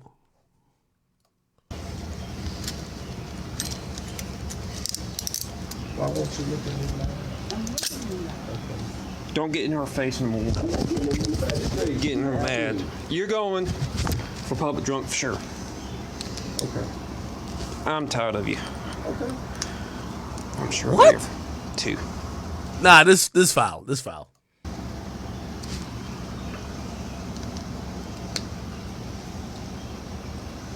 See you in the car so we can get this moved. Yes, ma'am. It'll be towed. Sean, just a second. All right. I'll loosen this cuff up a little bit. No problem, sir. So you can get this bracelet. No problem, sir. Open your hand.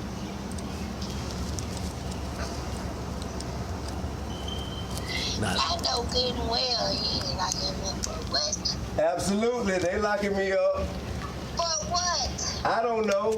He ain't told me yet. I said public drunk. Who? You didn't tell me that. I didn't hear you say that. What'd you say? I said public drunk. He says I'm drunk. You got drunk? What you mean? I smell all over you. He says he smelled it. He says he smelled it. Then he says disorderly conduct. They're just making something up. Well, so public drunkenness is under disorderly conduct. Disorderly conduct is like one of the craziest laws in every fucking municipality. Disorderly conduct could be trespassing. It could be you're too loud. It could be noise control. It could be anything. It could be swearing like loudly in public, disturbing the peace. It's anything. Oh my God. So disorderly conduct is usually called like, it's like a city ordinance for most places that restores the peace. So if you're drunk in public, disorderly conduct. So it'd be disorderly conduct, public drunkenness. Man. They just making something up. It's okay. The man is clearly in the wrong. All right. It's okay. I ain't tripping. It's okay. Just a second, bud. I'm trying not to mess your bracelet up. Okay? No problem, sir. Just tell me what I need to do. I'm not going to resist, and I'm not going to. That's why I'm helping you out, okay? Yes, sir. Tell me what I need to do. All right, now I'm on T.I.'s side now. Man, fuck these cops, nigga. There you go. That's good.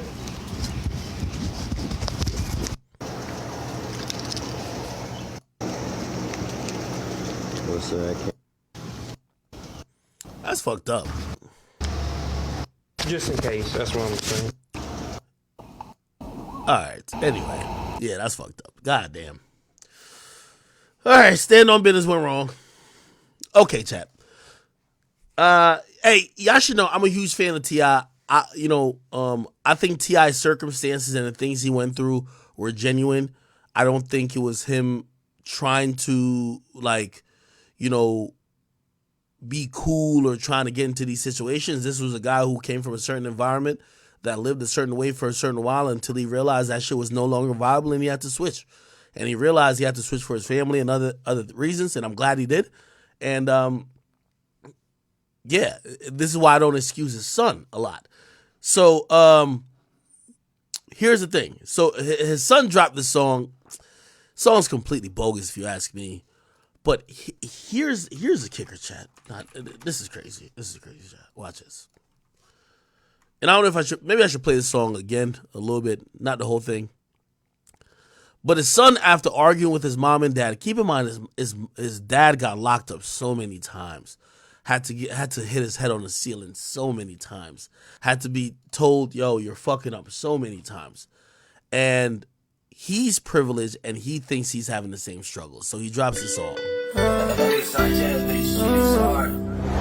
Running 24 chrome, passing that Mercedes Benz while that bitch giving me dome. I was out all in the street like Spam calling me home. Yeah. Spin the wheels and get the clapping, yeah, we left all our phones. Yeah, you do not want no pressure. Nigga, what is you want? Everyone in this neighborhood, they know what king we be on. I ain't scared of no guns, we beat that boy, yeah, right in front of his home. If y'all was really gangster, y'all would've popped me, left me right there alone.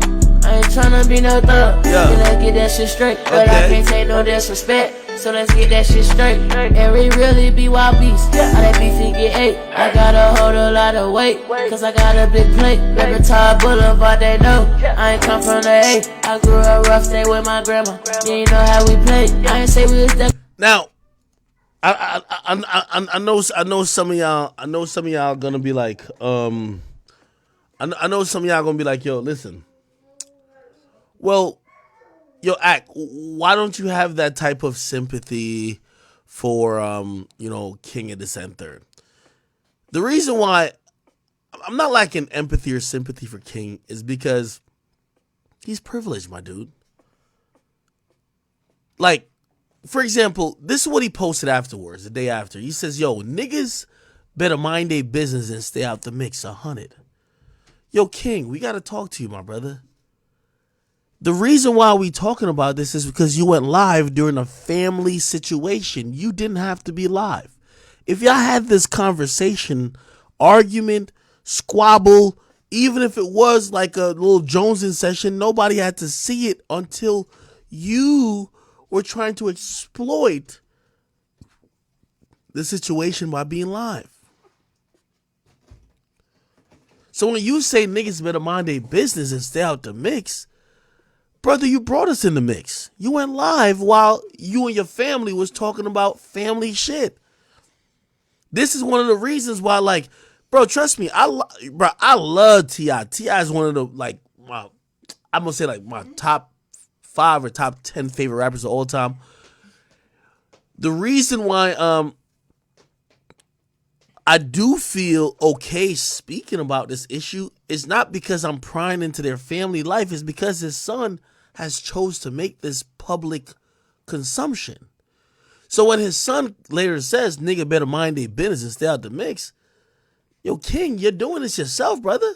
You tried to exploit that moment, except it backfired. Right? So then, let's keep it going. Today he posts, it's $10,000 an interview or I don't want to talk. Hey, I just seen this post like 2 seconds ago. Oprah's son, I don't even know who you are, but you got the right idea. Somebody says, give it another week. I bet he'll be telling us his side on his page for free. Where's this inflated ego? $10,000 or you don't want to talk? The crazy part about it is that I think King thinks that we care that much about his family dysfunction. King, let me tell you something about the music industry, if you or just entertainment period, if your father hasn't told you this. People like watching a train wreck. If you give them dysfunction, people will care. If you give them drama, people will care. If you don't give them drama, they don't give a fuck. So when you say 10,000 interview, maybe if T.I. said that, he'll be like, yo, if somebody give me 10,000, I'll really talk about my son. Oh, okay. Well, it's T.I. Like, number one, T.I. is relevant anyway. Who wouldn't want to interview with T.I.? T.I. is a GOAT. He's a legend, right? And it says 10K, I want to interview at all. Well, we don't want to hear from you. We already heard from you. Nigga, you did it already on Instagram Live for free. So again, I just want to send some love to King because I do think that he feels like the world is against him. And, you know, I don't know the feeling of being feeling like you're within your father's shadow, so you're trying to act out to create an identity, but at the end of the day, like, think about this. Imagine being Michael Jordan's son. That's why, if you ask me, Michael Jordan's son dating Larsa Pippen, I think it's the same type of thing. When you have a great father and you have to live up to them, and here's the thing, with daughters is different than a son. With daughters is completely different than a son. With sons, you're expected to surpass and meet the expectation that your father did. With the daughter, you're expected to continue it. everybody's looking at King to say, well, your dad was all this. What are you? Same with Jordan. Same with Marcus Jordan, which is Michael Jordan's son. And I think that's why he probably also felt like, well, I got to create a legacy of my own. Now, again, I'm just bringing these things up. It's not necessarily meant to be a full-on excuse of what was going on. Somebody said, Ak, you're with the pacifier assist. King will be happy.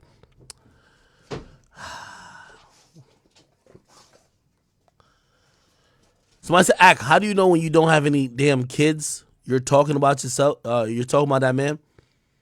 Well, I'll tell you why. Because I don't know about your father. Where I grew up at, and I'll give you a little piece of my history. My father was the greatest nigga that came from where we lived at locally.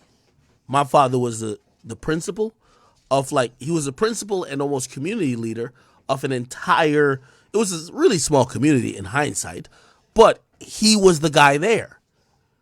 He was a made man. When you are the son, and by the way, I'm a junior to him. Now, obviously, I'm people know me, I guess, within the world now, so I don't think about that. But did I feel pressure to live up to his expectations? Yes, of course. My father was one of the smartest niggas who came from where I was from. I felt like I had to be like him or better. And really not even like him, you want to be better. So that does exist. You think King is not thinking that he wants to forge a legacy and he's not thinking about T.I.'s legacy? I'm telling you this is true. It's not about having kids. Because I'm telling you, I went through it. I know people otherwise that went through it. This is the paradox that happens when you have kids. And it doesn't matter if you have kids, but think about your father. You want to be greater than your father. You want to be greater than what he did. Because even if it's not much, it signifies progress. These little dogs, they're going crazy. Okay. I think we might be done with that. Are we done with that? Okay, cool. Chat, this is interesting. Y'all like beef? This is crazy. So, y'all know that in the no jumper sphere,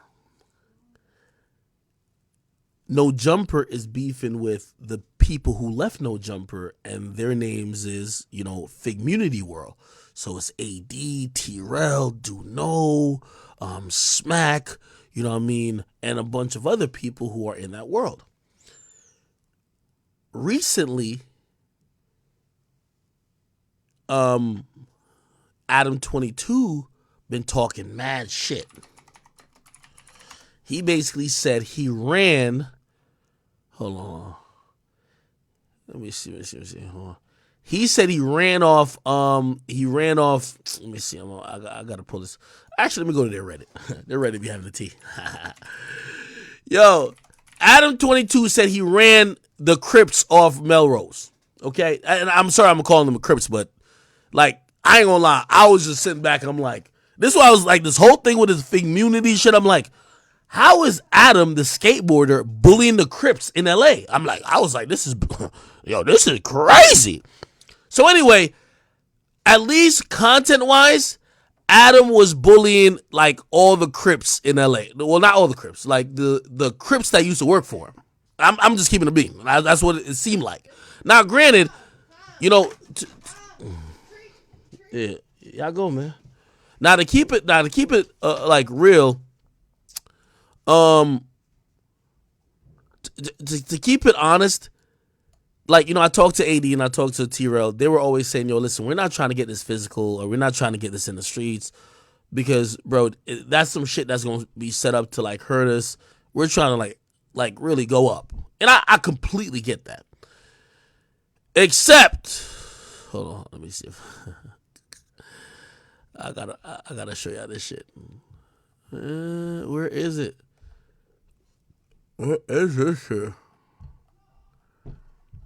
Where is this? By the way, this is a Stand on Business Tuesday, chat. Is it this? It might be this. Hold on, let me see. 22 stories. Oh, yeah. Hey, shout out to that little Reddit shit, man. Look at this shit right here. Oh no, actually, let me just go to the real video. Adam 22 destroys T-Rail, calling broke. Let me see. Adam 22 destroys T-Rail. So anyway, recently, Adam did a video. He did a rant. It was long. Copy him. So when you're trying Here we go. hot over here. Yeah. I just, I Yeah, gotta do this for the you people. full of shit, bro. I gotta do this for the people. Real. Let me tell you what it is. Let me tell you what Oh it is. shit! This is funny, yeah. Turn up, Adam. So anyway, not- I ain't gonna lie. By the way, I don't know how LA politics go this and third.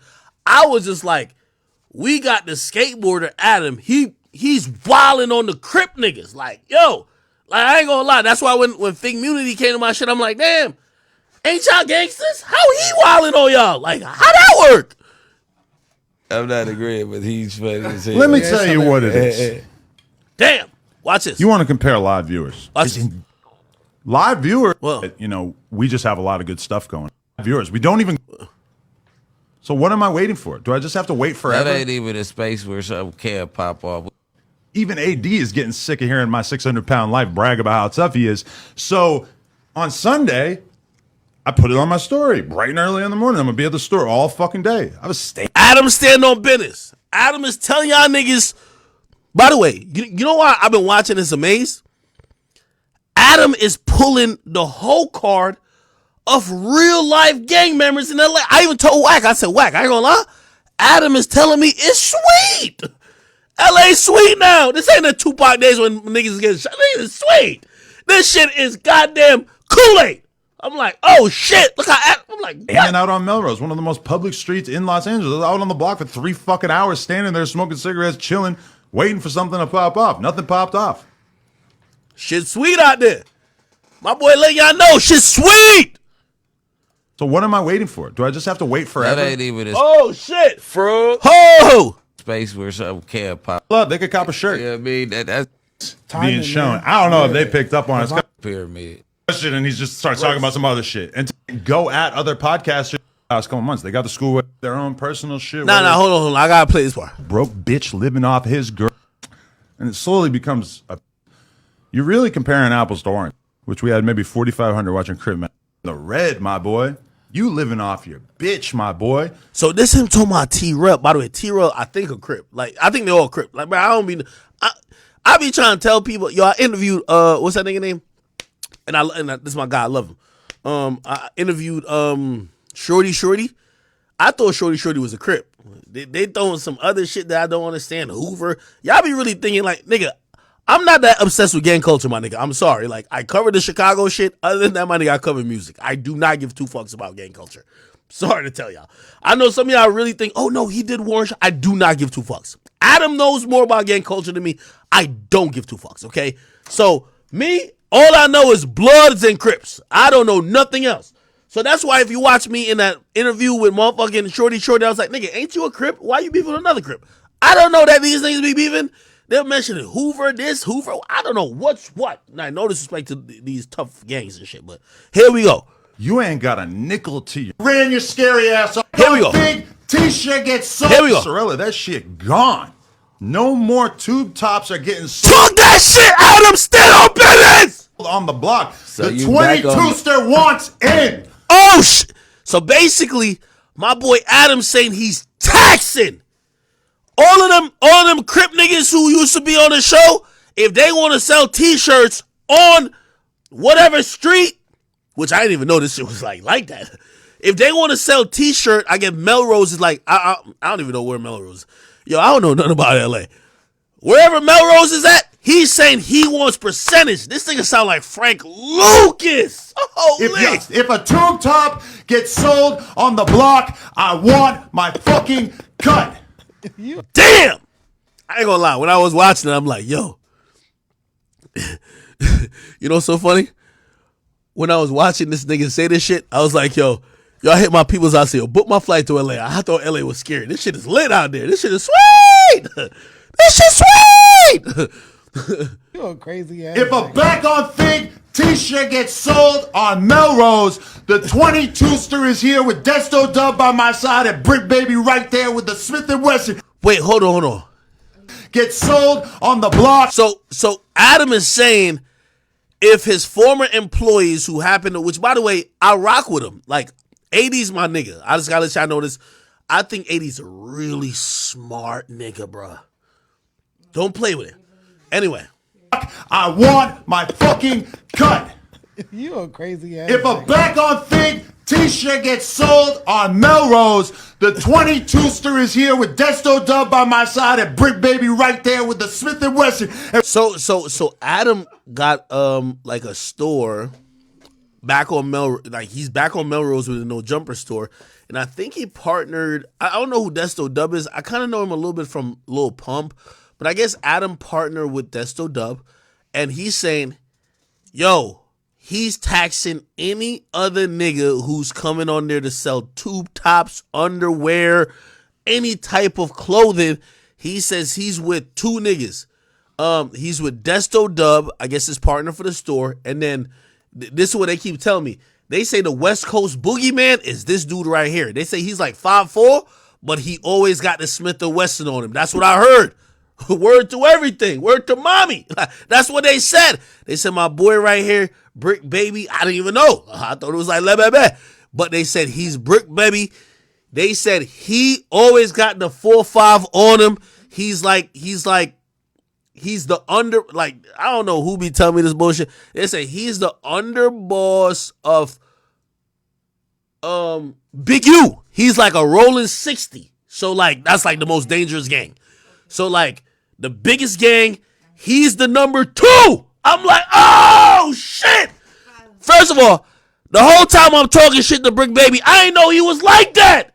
I'm like, yo, why y'all ain't tell me this nigga was like that? But it's all good. I figured it out. He's like that. So bet the 22ster got the businessman, Desto Dub, and the biggest gangster on the West Coast, Brick Baby. You know what I mean? Listen, bodies on bodies on bodies. I bet. Here we go. And we want our fucking cut. We ran your ass off the block. You got nothing to... Wait, what? If a tube top gets sold on the block, I want my fucking cut. You a crazy ass. If a back on fig... Yo, my nigga Flacco over here like, yo, Flacco like, I don't got no parts. Flacco, good job, Flacco. Good job. That nigga Sharp, he was like, yo, I'm gonna be the camera operator today. Yo, Sharp was back there like, yo, nah. There ain't no OnlyFans bitches I could give game to. Let me be the camera operator. Let me be the camera operator for the day, okay? Oh shit. Alright, bet. Here we go. T-shirt gets sold on Melrose. The 22ster is here with Desto Dub by my side and Brick Baby right there with the Smith & Wesson. And we want our fucking cut. We ran your ass off the block. You got nothing to offer. So you saying you back on Melrose? We back on Melrose and we ran your scary ass off the block. Let me tell you something. Let me take my motherfucking hoodie off because this shit. It's getting critical now. Nah, this is how you stand on business. Take the hoodie off, nigga. A little hot over here. Yeah. I just, I gotta do this for you full of shit, bro. I gotta do this for the people. For the streets! Tell you what it is. Let me tell you what it is. Real, this is funny. I'm not agreeing, but he's funny as hell. Let me tell you what it is. So here's the thing. Remember so let me break it down for y'all. When Adam was like really doing his thing before, AD was the muscle. You feel me? So like, I heard like a bunch of Mexicans ran in. They was trying to violate. I think Flacco said something. 80 stood 10 toes down. Like, yo, he's like, what's cracking? What's popping? Niggas wanted to squabble up with Adam. Yo, my nigga AD was like, yo, it's good. These hands really work. Like, he's really putting in pain. He used to do that for Adam. You know who the new nigga who doing it? My boy right here. But he number 2. Like, he top gangsta out there. So, everything with no jumper, he gotta enforce. My boy right here, he gotta stand on it. This is time to stand on business, chat. I bet. So Adam stamped it. My boy gotta stand on it. Which, by the way, Adam, you're a genius. It's amazing how you get these niggas to crash out for you. You're a genius. Okay. So pull out this. Yo, I ain't gonna lie. Watch my man demeanor right here. The whole time he's like, wait, I gotta slap niggas for you now? Shit, I didn't know you were gonna say all this shit. So Adam, stand on it. Let's go. You want to compare live viewers? Oh shit. Let me give you some other metrics. All right, now fuck all that. So we get the dynamic. This the number 2 gangster for the 60s or something like that. He gonna stand on all the beefs. The 22ster just told him they banned off Melrose. He ran him off the block. No more 2 tops getting sold. Okay? That's on 6-0. Can I say that? My bad. I apologize. I don't know what I'm talking about. I'm from the East Coast. I don't even know what's going on. Anyway. All right. We got some developments. Yo, chat, check this out. So, apparently, you know all these niggas really like again, remember what I told the dude from what's his name? He was named Kimi or something like that. Like, bro, we're podcasting, brother. Like, what are you doing? Right? When they're like, yo, we sent dudes to go check Akademiks. We're like, yo, bro, we're a podcast. So what are you talking about? Right? Like, everybody gets invited to the same shit. Sexy Red is in town, in LA. You think Sexy Red's team is like, oh, we know that no jumper don't fucks with Figmunity World. Hell no. Anybody who's media get invited. So y'all all gonna be backstage or in the crowd. So what happened is, remember Adam said he's standing with Desto Dub and Brick Baby with the 4-5. I bet. AD and them run into Desto Dub. Check this out. AD Desto Dub punt. I'm gonna just type that in. Let's see if we can find it. Right here. Now it got critical. Nah. I need a full clip. Is it this? Right here. Oh, this pun right here. Like he top gangster. Like he like that. Yo, I love gangsters. You know I love gangsters? My boy Pun, first thing he said, yo, get the cameras going. Oh, it's about to be lit. It's squabble time. Let's go. He said, yo, lights, camera, action. Start recording. He pointed to a girl. She about to start recording. Guess what happened? They caught a no jumper lacking. Now, here's the thing.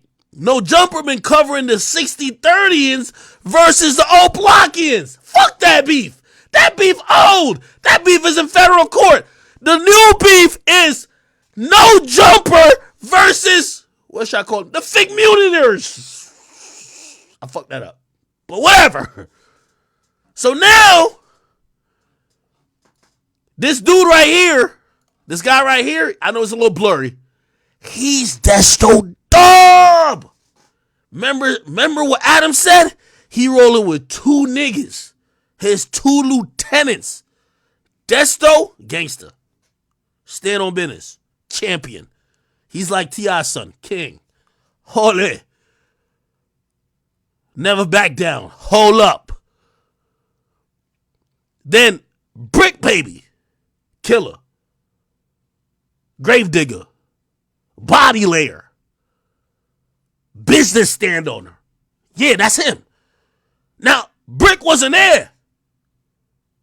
You know, Adam is definitely like fucking. Adam was probably at home. This is why Adam is good. Adam at home, like, yo. Adam at home with his beautiful daughter, like, wee, the airplane. Here's your chocolate milk. Wee, wee. Movie night. Right? No, bless their family. The rest of these niggas, listen, y'all ain't never gonna catch Adam like this. This is why I want to tell all y'all black Negroes who are involved in this, including Brick Baby, and also the, you know, I think the Figmunity World Squad kind of knew. Y'all might want to squash this because the nigga who's amping it, Adam, y'all ain't gonna catch him. And if y'all catch him, he gonna have some niggas who shoot you and kill you legally. Cops. So anyway, let's get back to this. So you see my man Pun, he looking back. He got to make sure his shorty recording. You got the recording? Make sure it's in 16, like 16:9. We gotta make sure the ratio is right. Gotta make sure the autofocus is on. It's lit now. It's over. We finally caught these no jumper pussies. It's a wrap. Say, keep that camera up. Yeah. Now I'm gonna keep it a bean with you. Chat. Recently I had a little boxing match squabble. I had to make sure I still had it. The hands was good. The hands was still good, but I ain't gonna lie, I was gassed like a motherfucker. I'm out of shape. I am out of shape. You know what I mean? All these niggas in community world, they fatter than me. So, you know what I mean? But it was gonna be a jumping anyway. That's what I'm thinking it's gonna be. I'm like, it's 5 of them, it's 1 of him, it's over. It's crazy. Oh, let's go. Hold on. Let me zoom out.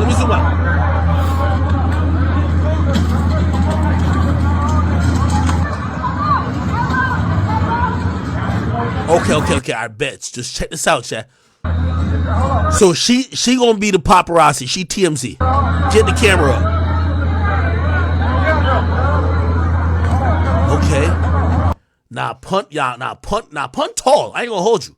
Punt walking up like, nah, it's time to squabble.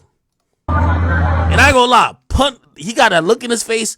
Punt look like he's been through a couple squabbles. I kid you not. Punt got that look in his face. Punt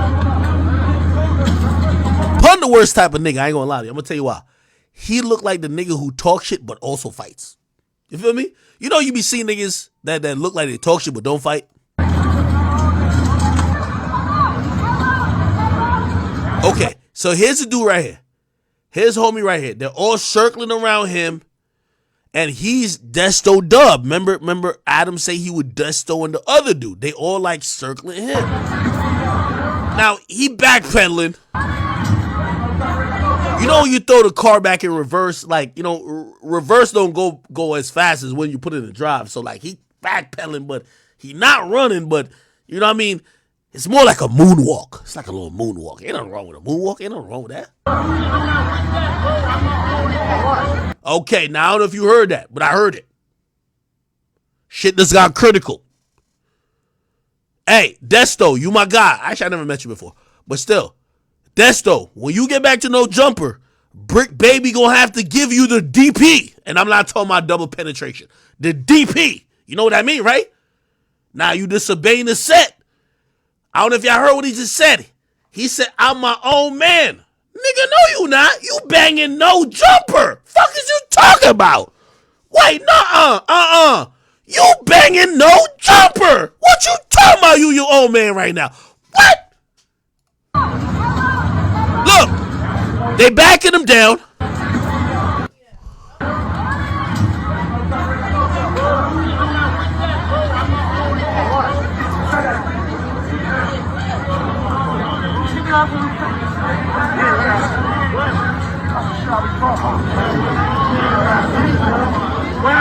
Weird ass, no jumper ass. AD, fine. Maybe you get on the floor. Okay.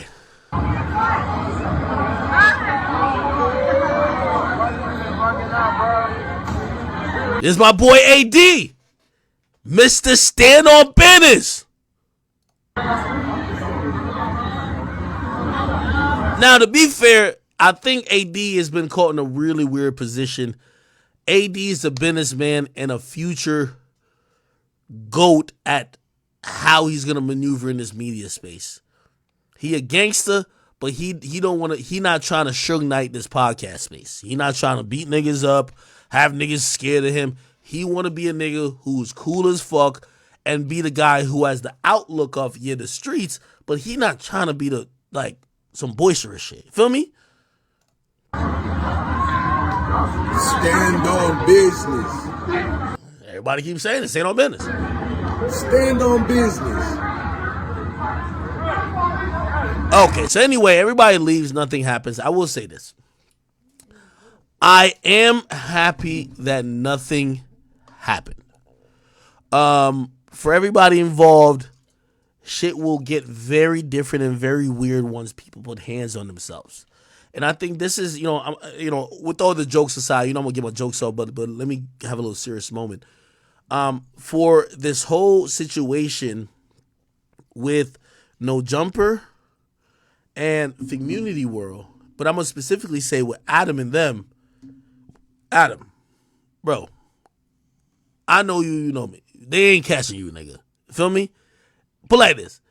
If I had many other people associated with me that was known like how they're associated with you, you know how many rappers would be loving to catch somebody else because they're not catching me. But that's what I'm trying to say about them not catching you. The point of this, what I'm trying to say, Adam, is this. You also have to realize that this is partially because of you. You putting people in a position that this is the inevitable outcome.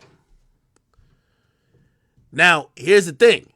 It's cool if y'all feel like that. It's cool. If y'all really feel like that, it's cool.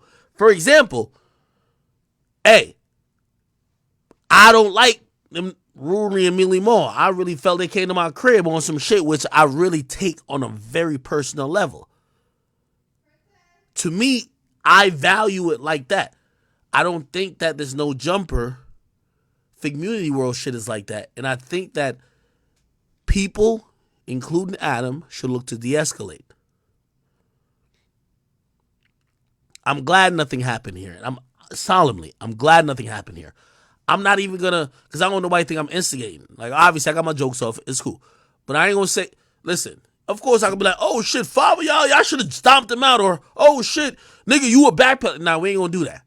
Because, bro, this space goes to a weird place when it's, oh, we're running down on each other. Let me tell you this. Y'all got invited to a Sexy Red concert. Y'all are two prominent outlets that are for the West Coast. Y'all gonna get invited to the same places. If y'all now making a situation where it's them or us, or it's whenever we see each other, it's gonna be very problematic. Now, this is what I'm gonna say to Adam. Adam, you got your get back. Again, unless it's that serious. If it's that serious with you, but you gotta ride with it. Because I see another clip where Adam was just like, this ain't got nothing to do with me. No, stop it. It do got to do something to do with you. If it's you, if it's one of those like competitive shit, and I get the competitive shit, I like to compete. Adam, you've been doing great in views. You've been doing your thing. Bro, you got yours already. If it's one of those, fuck these niggas, I don't like them. I want to see somebody around me do something to them. I want to see harm to them. Or I want to see, because I'm going to be honest with you, Adam, I got to be honest. That nigga Brick Baby right there, he's down to crash out for a check. I promise. I see the look in his eyes. Every time you're talking shit, I look at him. I don't even look at you. I look at him. He got the look on his face to say, bro, you're writing a check that I'm going to have to stand on. Because I'm the only nigga here that could stand on it. Nigga, when you talking shit, nigga, I see nigga Sharp look like he's trying to disappear. And I'm not saying nothing about these individuals because, again, I don't know the landscape of LA. The only nigga who seemed like he kind of like, all right, well, fuck it then, is this Brick dude. And I guess he's that guy. But, and actually, let me play, I'm going to play the clip that I saw it on. I'm going to play the clip. Now I got to go to the original No Jumper. It was on live. Here we go. This is it right here. You're going, yeah, nigga, you know what's up with me. You give up, you went in there off the rip, put it up. That means you didn't get your lines of communication right. And if that's, I just told you it got to be round table to green lighted, nigga. And then looks back. Okay. Oh shit. So this is them commenting on.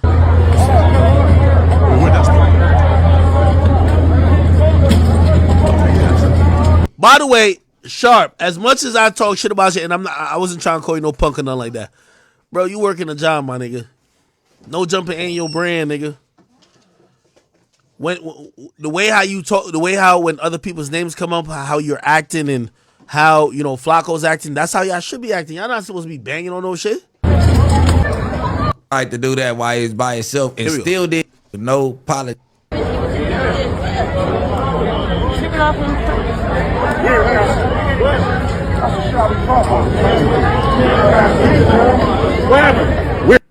Cover by itself. What is you asking for cameras for? Like on 6-0, issue up. If you was gonna issue up, you caught a nigga that don't get involved with no politics or nothing with that shit. Cuz shuts up every time they talk anything about it, nigga.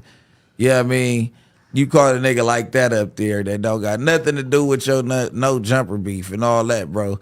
And tried to do that while he was by himself and still didn't issue up while y'all was 5 deep. Whole shit. You know what I mean? Other than that, I ain't even like, you know, this is a podcast and like y'all doing a little bit much. I mean, that nigga Flacco was like, yo, let me stay out of this. Shit, this is hey, that's on y'all, brother. But Brick, I'm gonna keep it a being with you though. And I don't I don't got no horse in the fight really. And I talked to Adam and I talked to AD and them.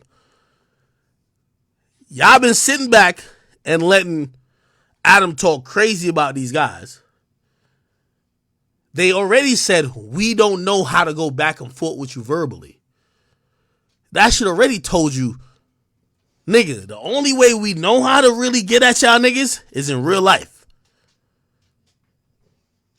If you cared, you should probably said, yo, Adam, leave them niggas alone. Because some shit like this gonna happen. like I say, I stand in the blue on this one. I just ain't even, you know what I mean? It don't concern me. I just pray that when y'all see me, y'all act the same way. You know what I mean? And that's just that. I just pray y'all act the same way. You know what I mean? We don't got to talk too much more about that. I pray a nigga act the same way. I'm begging. Because we be outside too. Now nigga outside and nigga, this was going on. Icon, how do you feel? Okay, here we go. And by the way, so we had Adam pop on, and this is what he said. I think. Here we go. Here we fucking go. Hey, listen. Deja vu, bro. Did anybody Deja Paul. Did anybody lie to you today? Lie to me? Oh, you lied to me. I can't. No. All right. So people probably want me to comment on specific things. I'm going to take a quote from AD's book, and I'm going to say, I've been getting calls all morning. And I don't really feel like it's my place to turn any of this shit up. This shit is like, it doesn't really seem like it can. Adam, I'm going to keep it a bean with you. You done turned it up already. You done turned it up already, brother. Adam, you cannot sliver out of this. If you know, you knew them, like, I'm not, they did try to kick it back in. It feels like that. They try to kick it back in when, you know what I mean, they first left this and third, but you stood on it. Nigga, you getting that date. Nigga, you calling them, yo, y'all niggas is broke. Y'all niggas is whatever. You talking about they girls. Bruh, you are in it with them. And I know Adam is compared it to like me and Rory and them. Bro, I really don't like them niggas. I don't like them, period. It's not content. I've said this before. Me and, like, I got my shit off with Rory and them with content. I don't like them, period. It's not content no more. It's not content. So, I will say this to Adam. If that's how you feel about T-Rel and AD and them, it shouldn't be content no more, my nigga. You should just not like them. Okay, you got your shit off. But now, it's one of those things where it's like, yo, okay, what happens if y'all niggas see each other? Y'all niggas gonna just stay each other corner? Or you gonna be like, it is what it is. I'm saying it. I've been saying it. That nigga came to my crib. I do not like that nigga Rory. Point blank, period, forever in history until that nigga dies. I said it over and over again. You got to make that stance on what you feel about these guys because, yeah, you're right. They definitely did try to whatever. But what are you going to do? It concerns me after this point. You know, that's a whole different situation. I got nothing to say about it. I'm mum. But I do got it. It do concern you, Adam. Stop it. It concern you, Adam. What you can't do is fan and flame this beef that nobody's saying it's an Adam 22 beef. They're saying it's a no jumper beef. So anybody associated to your brand, Sharp, didn't Sharp get into like a little shout match at the BET Awards? Shit, now everybody keeps thinking that, oh, Brick Baby is the one who got to stand up for this. So now this guy, and again, me and him, I know, obviously I've had my little words back and forth with him, but I don't hate Brick Baby, just to let you know, right? You know what I mean? I thought I'd give like fair criticism on like him on camera. But here's the thing. It's clearly seen that he's the gangster dude over there. You know what it's now saying? He's going to have to risk his freedom to try to make, okay, I bet they pressed us over there. He got to risk his freedom to make it seem like no jumper stand on business. You know why? Look at Sharp's face. He don't look like he want to be there when you talking that. Look at Flacco. He looks like he want to be at home. Everybody else besides this guy look like, bro, I don't got nothing to do with this. And it looks like it's going beyond just content. A few lies that were told about me over the weekend. And I'm not going to even I'm not going to make it a huge, big personal thing. A lot of people were very taken aback by my... Flacco trying to get the fuck on out of here. Whatever you seen Flacco trying to... By the way, Flacco, I see you with the Sharp lineup. I see my boy. Flacco trying to get the fuck off camera. Like, get me out of here. Epic rant that I delivered last week. But we're just going to stay fact-based. Just gonna do that. And if I had to really give, comment, because I ain't no fake nigga, because I do talk to Adam this and third, and I keep it a bean. Adam, the back and forth shit, you got your points off long time ago. At this point, I understand why they might be feeling that the more you keep going in, it's like you're trying to hurt their livelihood, and they've been told you, my nigga, we not even the going back and forth type people with you. We let you get that off. You know what they gonna do now? Nigga, they gonna try to smash on y'all. They gonna try to, I bet. Yeah, we can't get, we don't got better jokes or whatever, like delivery on a mic, but nigga, we see one of y'all, we gonna embarrass y'all. Because y'all are talking that y'all ran us off the block. We can't sell this. Y'all run this. Y'all need percentage of that. So now they're like, I bet. Let's see y'all do it in real life. And I don't agree. And let me be very clear, even with the Community World Squad, I don't agree with y'all niggas running down on niggas 5-on-1 type shit. And I don't really like the fact that y'all run down whatever. And by the way, the dude didn't get touched, which I'm glad. I'm glad you didn't get touched. That's not some shit I really like neither. But I could see what a nigga feel like his back is against the wall. So this is what I'm saying to everybody in this situation. Y'all need to figure out how serious y'all taking it. Because I'm telling y'all, I seen Adam one time mention y'all niggas how I mentioned Rory. I don't like that nigga in this life, the next life, 20 other lives afterwards. I don't like that nigga. Period. No nigga plays with me, come to my crib, and thinks he could ever smile with me ever in life. It's over. It's a wrap. That's how I'm looking at it. I'm going to always say that. But y'all look like y'all really on some disgruntled, like, oh, we used to be former friends, like little, like, let's kind of compete for content. If that's what it is, y'all shouldn't be running out on each other.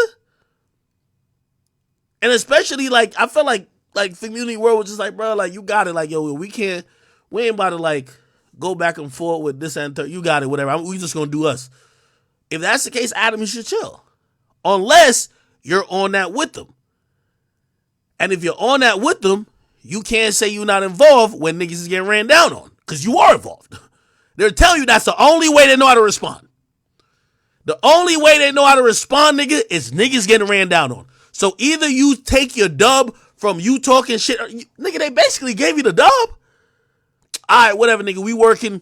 We knew. All right, fuck it. Yeah, you the bigger company, whatever. Nigga, we doing it on our own. We gonna get to that point. That's what I've been hearing from them.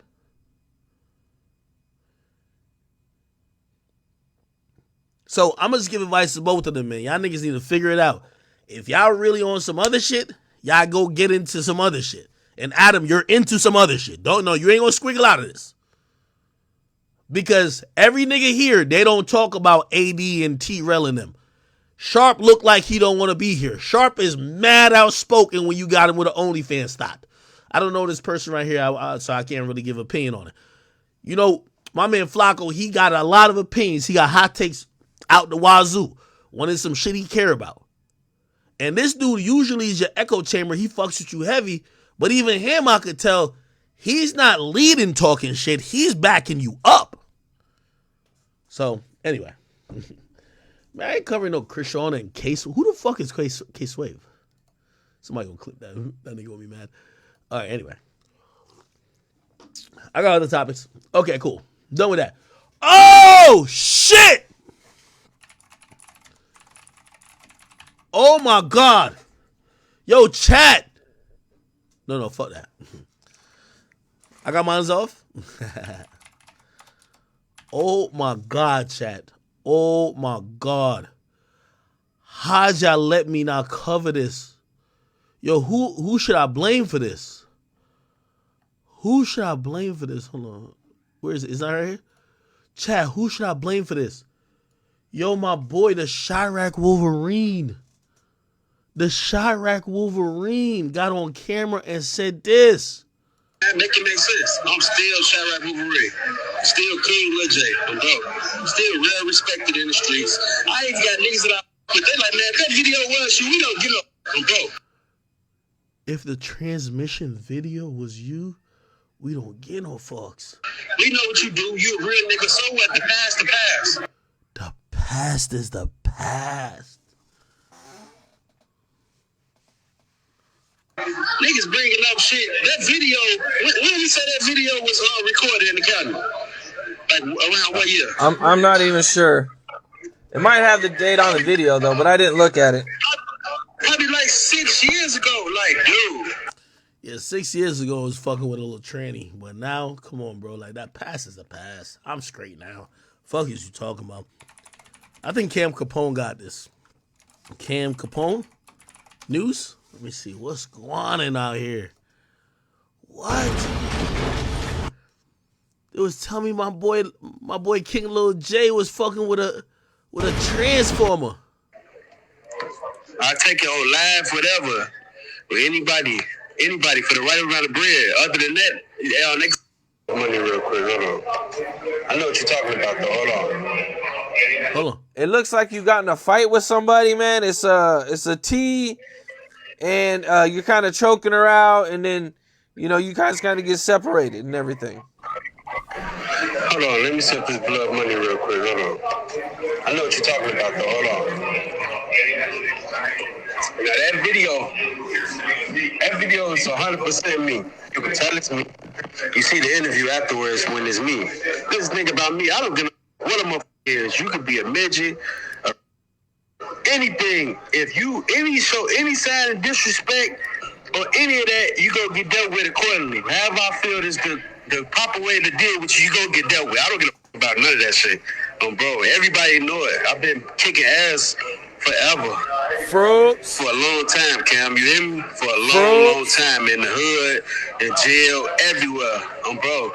Fruits. How do you feel in general about all these videos that have been coming out? I mean, you got a lot of videos, even fight videos that I've seen, you know what I'm saying, where, you're handling your business and everything.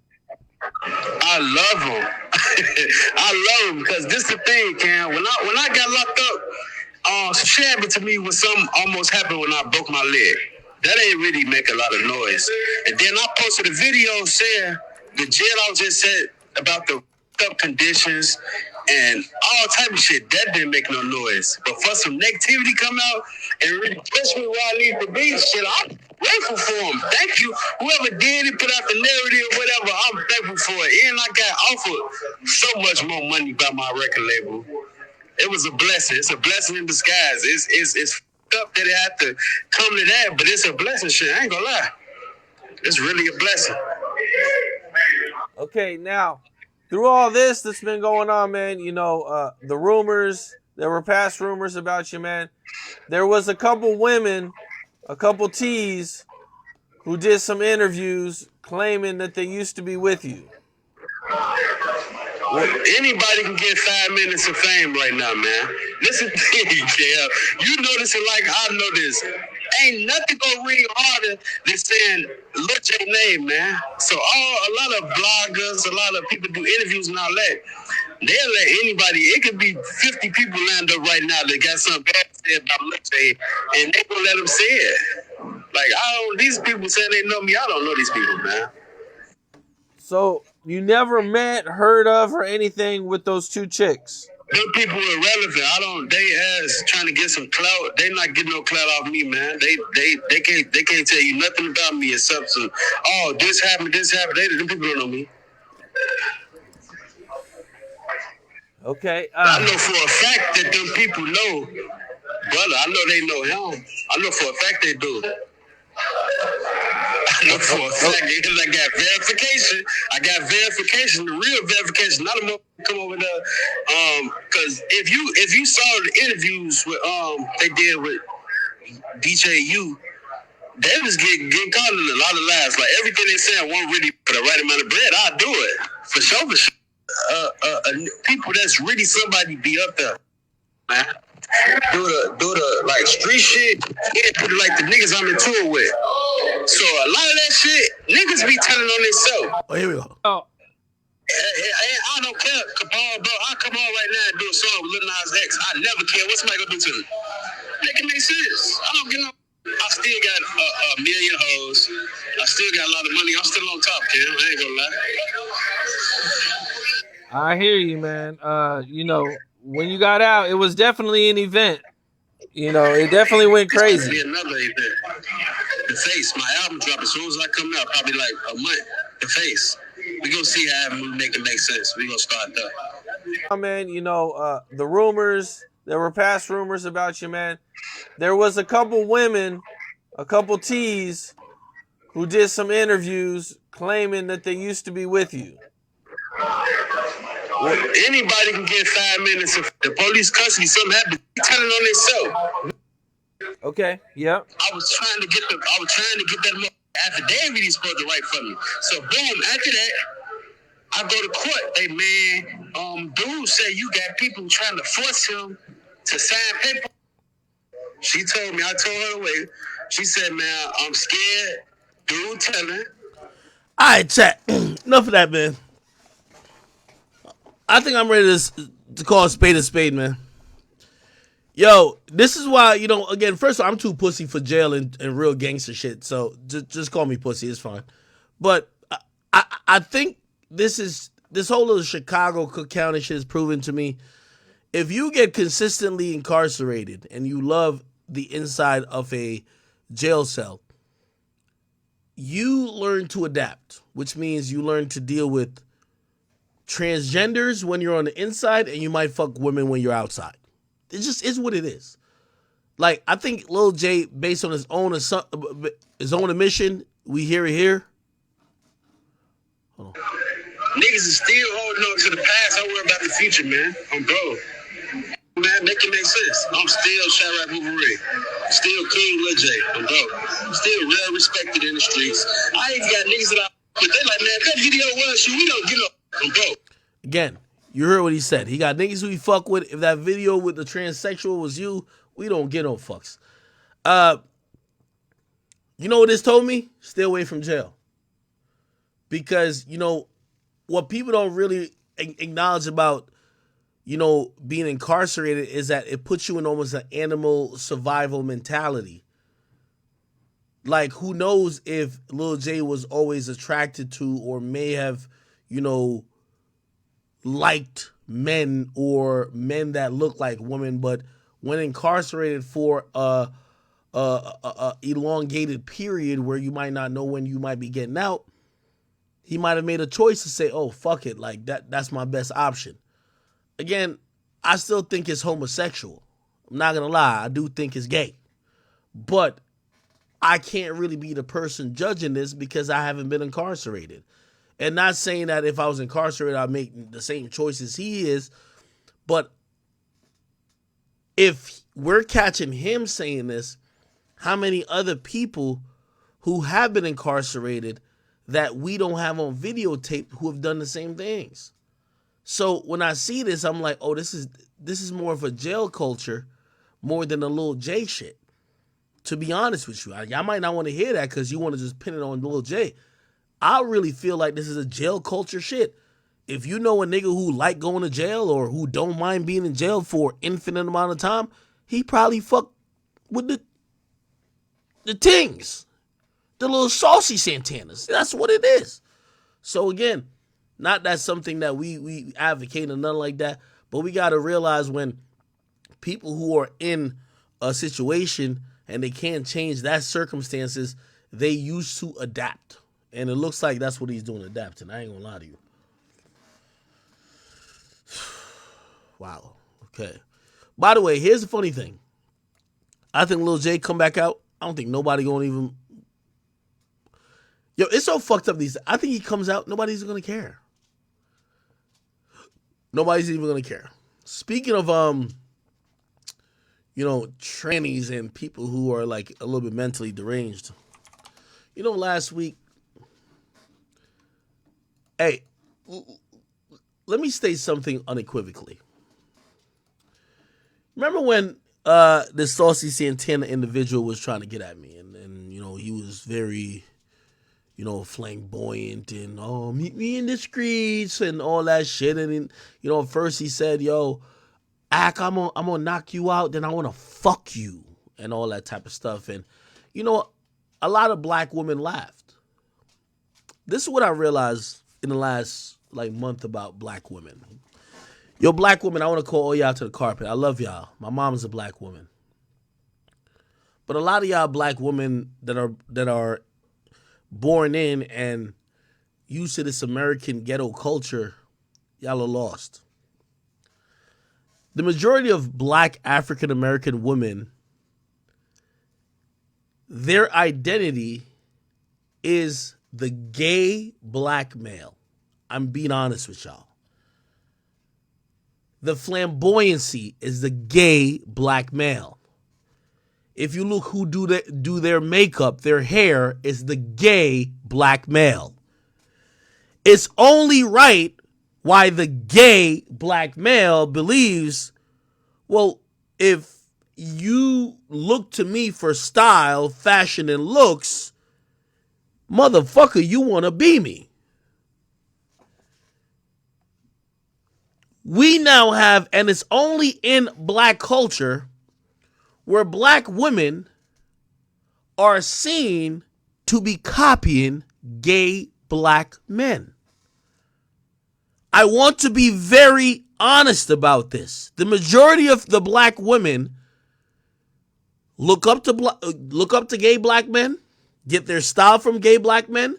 They get their makeup from gay black men, their hair from gay black men. Their style, their fashion sense, their lingo comes from gay black men. It's a reason why gay black men feel they're the base model or the prototype for black women. You've never heard a gay white man say, Taylor Swift is trying to be like me. No, ever. But you hear a saucy Santana say, oh, y'all bitches trying to be like him. Oh, you didn't hear that, right? You didn't hear that? Hold on. What the fuck?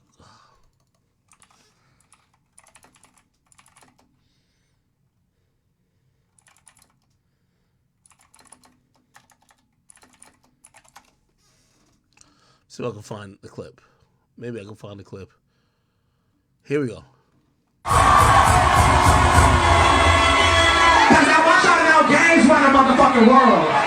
It's only in the black culture you have gay men telling black women that gays run the world and that black women look to them, gay men, for style, fashion, advice, direction. Look. When the hoes be they haircut, they call the gays. When the hoes be the stylists, they call the motherfucking gays. When the hoes be their motherfucking face burn, they call advice you call the motherfucking gays. Cause we the motherfucking blueprint to this bitch. So let me be very clear. Only with black women, and y'all could print this and post this on any blog. I'm asking y'all black women this. This is how the gay niggas talk about y'all black women. They're the blueprint for you. You the woman, they want to be you, but they're the blueprint for you. Because black women, by and large, are followers. Now, listen to this guy. Mentally deranged and everything. Anybody need a motherfucking gay rapper that's really running shit out here? And I'm gonna open the motherfucking door for all of us in this bitch. Now, this was about a year ago. People were outraged. They're like, oh no. Why he think blah, blah, blah, blah, blah. Listen to this. Saucy Santana, a openly homosexual male who believes he's a female, who walks around with a BBL, a beard, acrylic nails, eyelashes, and full face of makeup, is now on shows judging women. Let me break it down even further. The person who mentally believes he's a woman, but is not by genetic code, is now the arbiter and now the judge of actual women. Here's the funny part about it. He was on one of these little either Smash or Pass or whatever type of shows, and women were showing up, and he gave opinion about women. Keep in mind, he's a man who thinks he's a woman. He was telling the women what the definition of bad is. You want to hear his definition? Just listen. Doing? Yeah, you doing? I don't know why they keep bringing girls out here. And he found out you trying something. I'm not trying nothing. He trying it. He trying it. He trying it. And he trying it. Hey! Bring some real niggas from back there. And then y'all even got no bad hoes. She ain't had no BBL. Her makeup wasn't done. Like, what are we doing? So, like, the hoes need a BBL? Yeah, like, they ain't got no BBLs, no mink lashes, no lace wigs, no nothing. She just came out and said, doing? Yeah, you doing? I don't know why they keep bringing girls out here. And he found out you trying something. I'm not trying nothing. He trying it. He trying it. He trying it. And he trying it. Hey! Bring some real niggas from back there. And then y'all even got no bad hoes. She ain't had no BBL. Her makeup wasn't done. Like, what are we doing? So, like, the hoes need a BBL? Yeah, like, they ain't got no BBLs, no mink lashes, no lace wigs, no nothing. She just came out and said, doing? Yeah, you doing? I don't know why they keep bringing girls out here. And he found out you trying something. I'm not trying nothing. He trying it. He trying it. He trying it. And he trying it. Hey! Bring some real niggas from back there.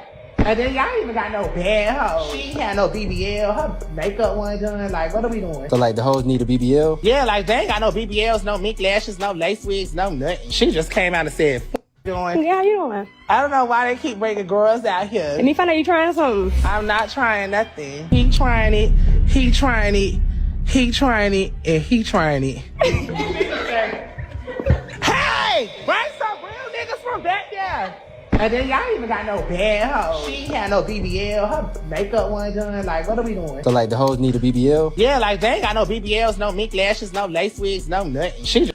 So, let me help you explain what you just heard. Black women who lack direction, and I don't know when in black culture did black women feel that flamboyancy was the only way to display beauty, over eccentricizing certain shit. Like, for example, they couldn't have just regular nails. It had to be like some long-ass claws.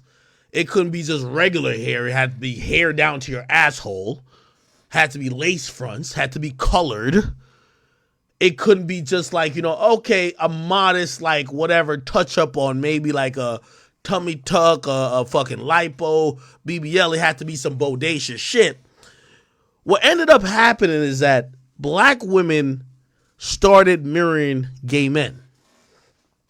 And they started mirroring gay men by flamboyancy. Gay men historically have always indulged in flamboyancy because they're not women. So to stand out, they always used to act out. You know, everybody know that gay dude around their way who always talk like this. Nice, like they talk like this. They always got one hand in the air.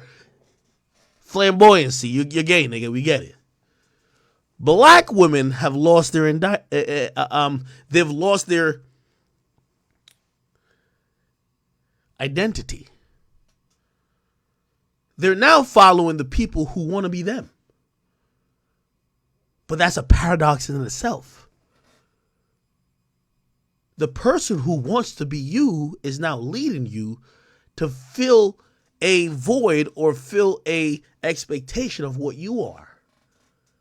This is a 300-pound silverback gorilla with a BBL, a beard, acrylic nails, lashes, and look how this nigga is putting pressure on the 6-inch heels. Nigga, this shit look like this nigga is standing on motherfucking like them little, you know them little joints where you can like jump up and down, the little pogo sticks type of shit. Putting pressure on that. Black women, for the majority, have no shame. I don't want to say all black women, because my mama is a beautiful black woman who don't wear weave, don't look towards homosexual men to set the image that she should be. She don't look towards flamboyancy of this sort, loudness, crudeness, disgustingness on how to act. She's a woman. See, most of these gay men is obsessed on being a girl. Most black women are not obsessed enough on being women. So what this little gay freak is talking about, this guy's mentally deranged. He wakes up and looks in the mirror and he thinks he's Beyonce. He thinks he's Carisha. He thinks he has a pussy. He thinks that's mental illness. So anyway, you know why today was, or the last couple of days was really interesting for me? Because black women finally got to realize that the gay dudes that they look up to don't accept them for them being a natural born woman. You heard what he said? It's the natural born woman who pulled up. Even though she got some weave, you can tell there's a little weave. That ain't her hair. It was all good. But she likes him. She probably follows him on social media. You know what he says to her? Bitch, you don't got no BBL, no lipo. You don't got the real lace front. You're not a bad bitch. So this is why I laugh at the majority of black women who look up to weirdos like this. Not all. I love black women. But the black women who look up to weirdos like this, you forget that they're trying to be you. To this queen right here, you had a gay nigga who told you were average. He doesn't even he's not even physically attracted to you. His dick doesn't get hard because of you, if he has a dick. But he's able to tell you that you're non-attractive because you don't have a BBL. Actually, let me hear from his own words. And he trying it. Hey, bring some real niggas from back there. And then y'all even got no bad hoes. She ain't had no BBL. Her makeup wasn't done. Like, what are we doing? So like the hoes need a BBL? Yeah, like they ain't got no BBLs, no mink lashes, no lace wigs, no nothing. She just came out and said, doing. Yeah, Exactly. Black women, y'all gotta fix up, man. Y'all gotta fix up. Yeah, I wonder why every other race be looking at y'all and even though they emulate y'all, they don't respect y'all. Because a lot of people do emulate the black female, but they realize the black female is lost in their identity a lot of times. Okay. We'll move on from this a little bit.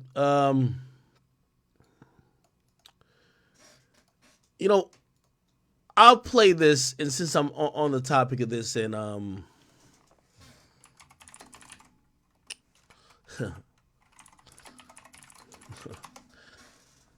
gonna make this real short. But I'm only making this real short because I just want to show you how stupid you motherfuckers are sometimes.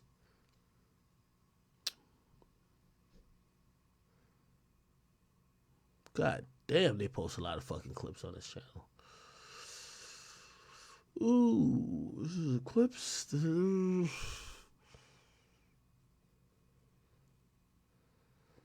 3 days ago.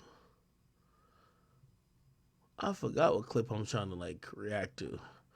But I'm gonna help it in views because I know it didn't do too well. But I help it, it's fine. And by the way, we're going to Young Thug's trial afterwards, but here we go. Amber Rose, let's listen to you.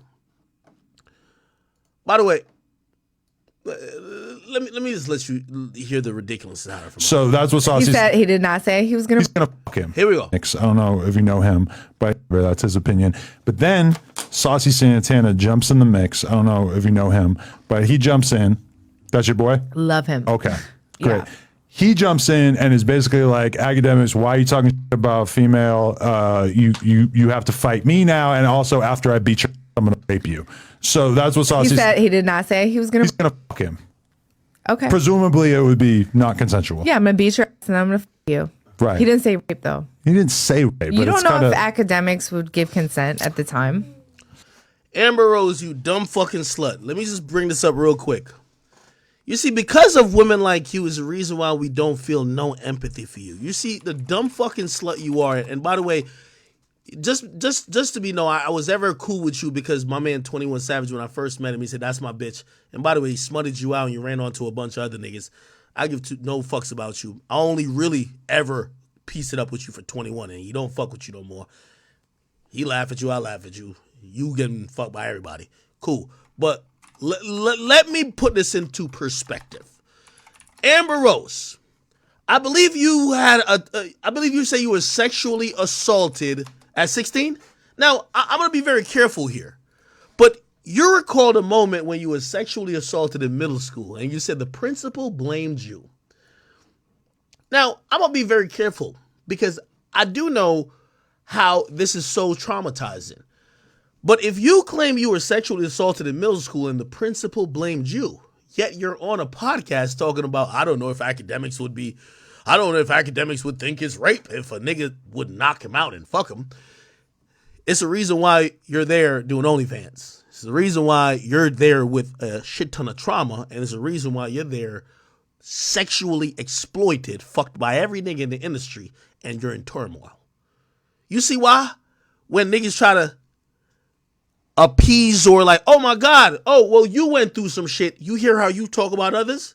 Let me go back to the article. You hear what you said? You said that whole smut walk shit you had going on was because you got piped the fuck out in middle school, nigga.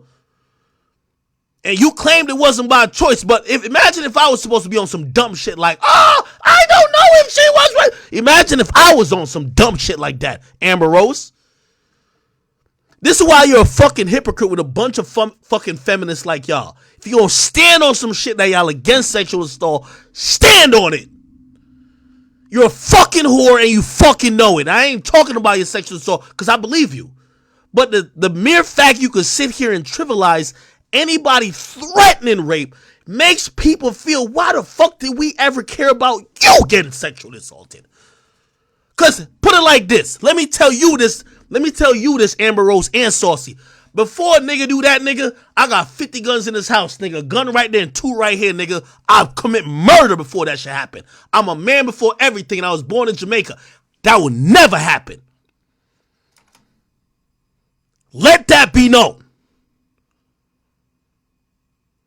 But you got victim stories, not me.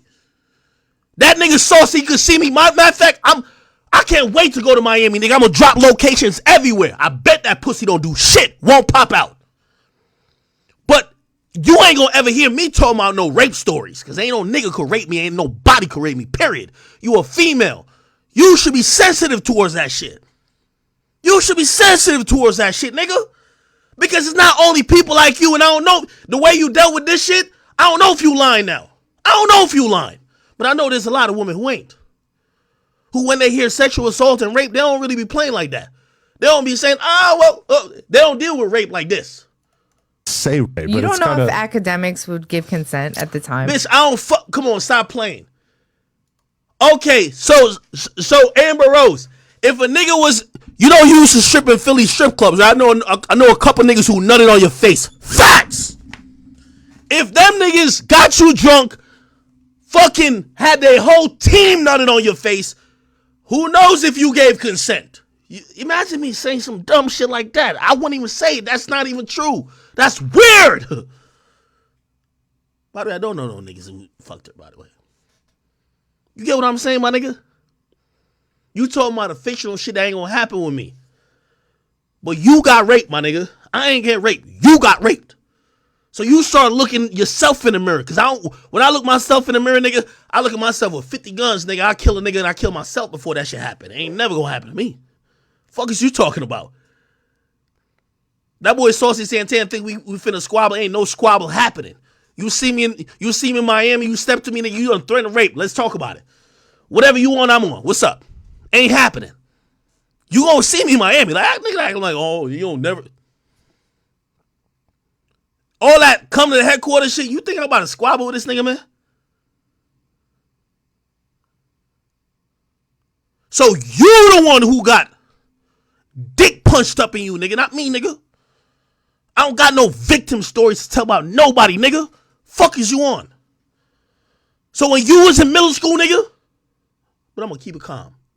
Because I'm gonna have a lot of grace for you. Because I know you were stupid with that. So let me just tell you this, Amber Rose. I'm sorry that you got taken advantage of. That's not cool. That's not funny.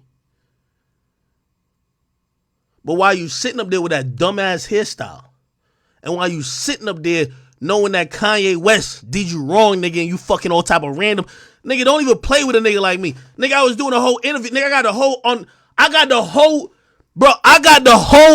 I'll put it out. Man, I ain't with Spotify no more, nigga. Spotify set up an interview with me and you, nigga. You asked me personally, you said, could you take out a clip? There was two niggas that walked in the, nigga, you was living in like almost, nigga, that shit look like Section 8 housing, gang. Some random niggas who was probably fucking the shit out of you, gang. Like, what you talking about? Bitch, you not nobody. And you definitely can't talk to me. So when you talking about rape, and I know you think you a woman, but you talking that smut talk shit, that slut talk shit. When you talking about that, I'm a proud Jamaican nigga. I don't got no victim stories. You do. Just make sure you realize, bruh. That nigga, you down bad. You the one over here with a, let me cry, hold up signs. I ain't hold up signs to nobody. Don't be speaking on me and don't speaking on no man and acting like, oh shit, maybe Ak is with that. Nigga, what part of my history told you I was with that bitch? Cause you wouldn't like me if I speculated that maybe you was with that in middle school, right? But I wouldn't, cause I ain't like that. I'm not no nigga who would ever speculate that somebody who's a child or somebody who's not into some shit like that would be with it. Why the fuck you think I would be into with some shit with Saucy Santana, nigga? You the one who read the fucking article, nigga. You said you got raped, nigga. You get that shit together, nigga. This is why people can't ride for people like you, because if you was my homegirl, you was my sister, you told me that, I'm crashing out for you. But imagine me crashing out for a bitch who actually gonna have the opinion like that about a nigga saying that about another nigga. You don't care about the concept or you don't care about even the subject of rape, bitch. You care about you. You just a bald-headed bitch, the iRobot looking bitch that ever since Kanye done left you and he took 50 showers, you've been trying to find yourself. You got married to another nigga or got pregnant by him and he cheated on you with 50 bitches, nigga. You came out and admitted it, nigga. Nigga, Wack was tormenting you, nigga. You was begging that nigga to get off your back. Fuck is you talking about? Bro, just cool out when you're talking about me. Because I don't have no stories of no nigga doing nothing to me. And I guarantee you this, I put this on God and I put this on myself. A nigga even play with me like that, nigga. Listen, I don't got these joints just for decoration. I'd rather not live than be here giving stories like, oh yeah, he took my booty. Come on, nigga, you fucking crazy. That's your story. And I'm gonna have sympathy for you because you're a woman. I know how niggas is evil in this world. But don't play with me, nigga. Not because I'm a man and you a woman, you could play with me. Male rape and female rape is the same, nigga.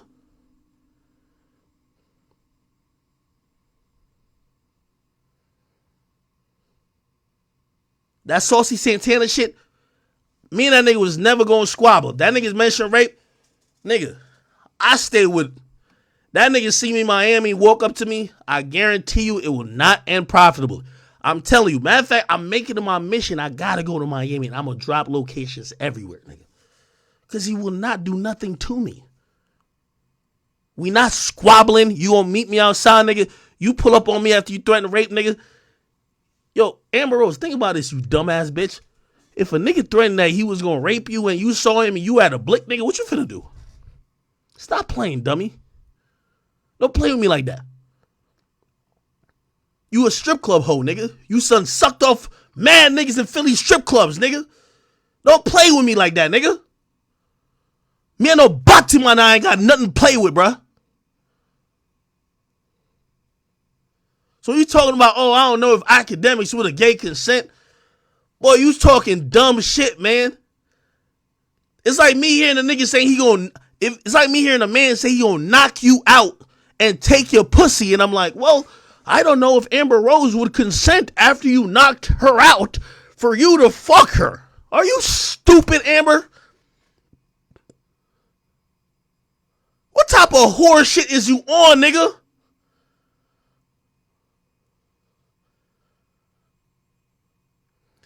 And respond back to this and I'm gonna be on your ass all fucking month. I don't give a fuck about none of that shit. You know I wasn't trying to interview you. I did that for Spotify, nigga. I see the nigga who was fucking you. That nigga didn't give two fucks. Yo, bitch, you live basically in the... Yo, I don't know if what y'all niggas know. Y'all niggas own my address by now. It's a $2 million crib, nigga. If I sell it right now, it's $3 million. Facts. Go look it up. My nigga. Y'all see me? This ain't no... nigga, I own this shit full out. I bought it cash. Bitch, you was living in LA, nigga. I'm listening to your little stories. That's why I even said, nigga, what's up? Like, we don't even give a fuck about you. What's up with this shit with you putting your finger in Kanye's ass, my nigga? Don't start playing with me because I don't play with bitches like you, period. I crash out on hoes like you. Just to let you know, you a sexual assault victim, not me. So don't play about sexual assault because I'm not playing about it when it comes to you. I would never make a joke about, oh yeah, who knows if when Amber said she got raped in middle school, maybe she was down with it. What the fuck? I would never say that shit. What type of shit you on, nigga? You weird. You a weird bitch.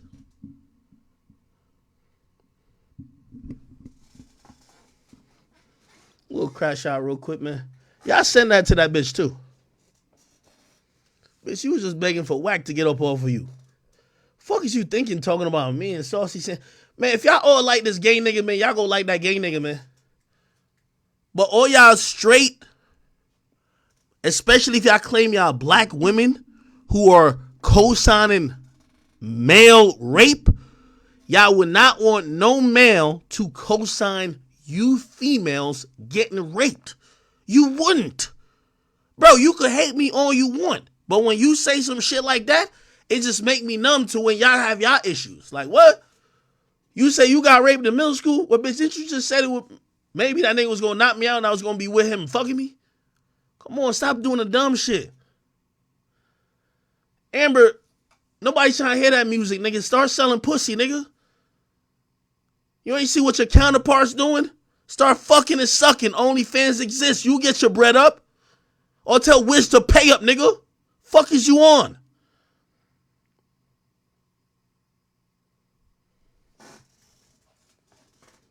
It's going crazy, man. Anyway.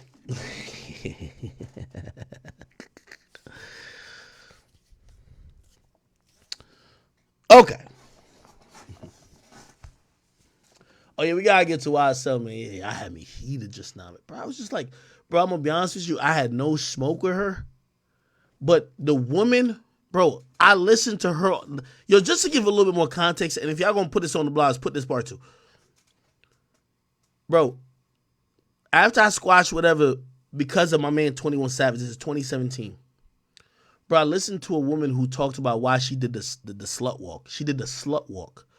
She said women objectifying themselves, women dressing provocative, women speaking a certain type of way should not lead to or does not mean that they wanted to have sex or that they should be sexually assaulted. I agree with that.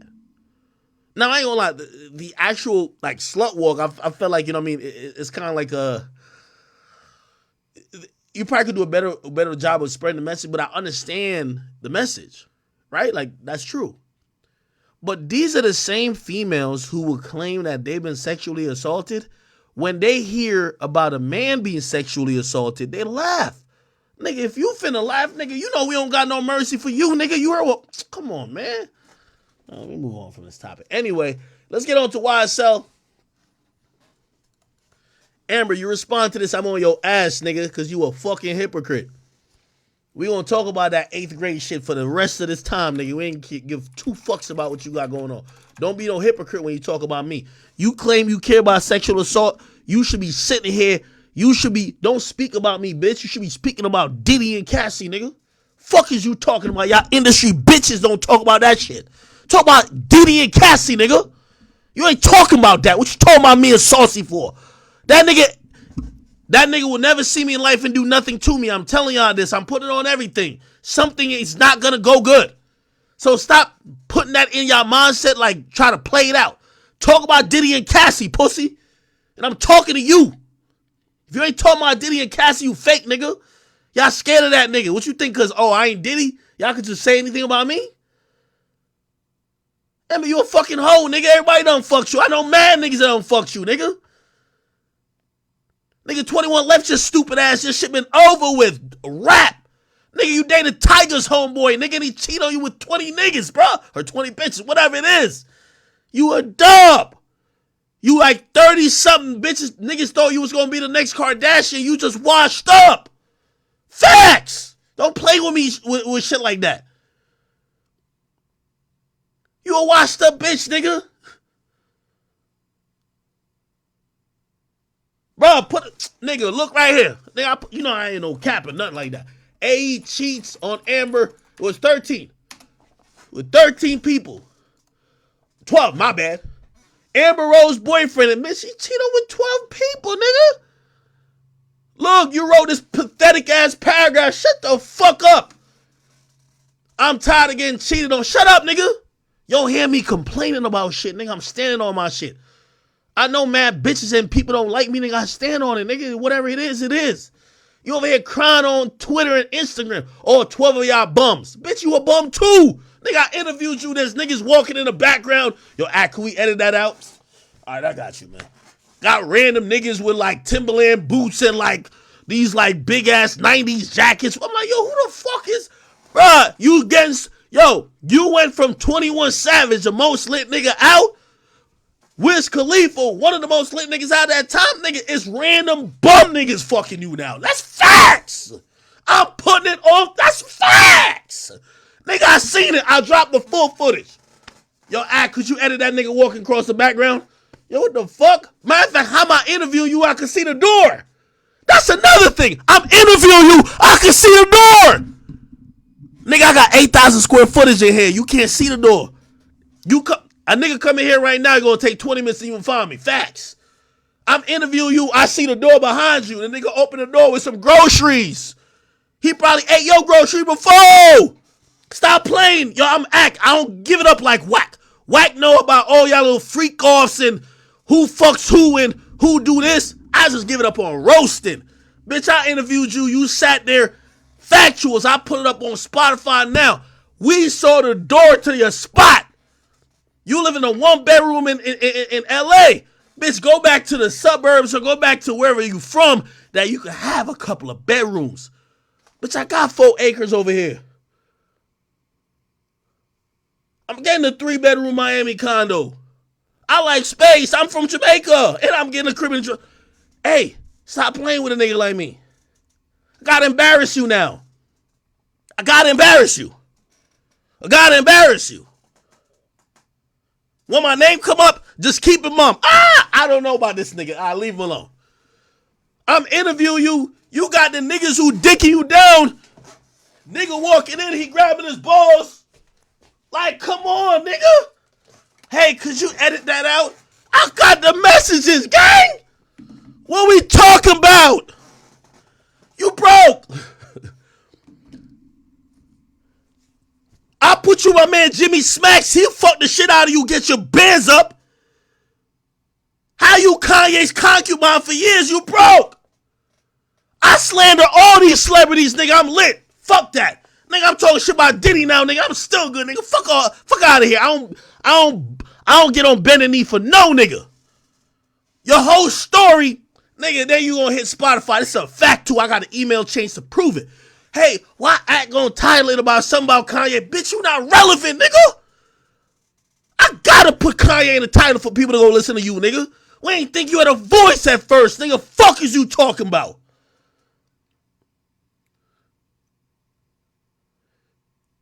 You on Adam's show, bitch, get on Plug Talk, man.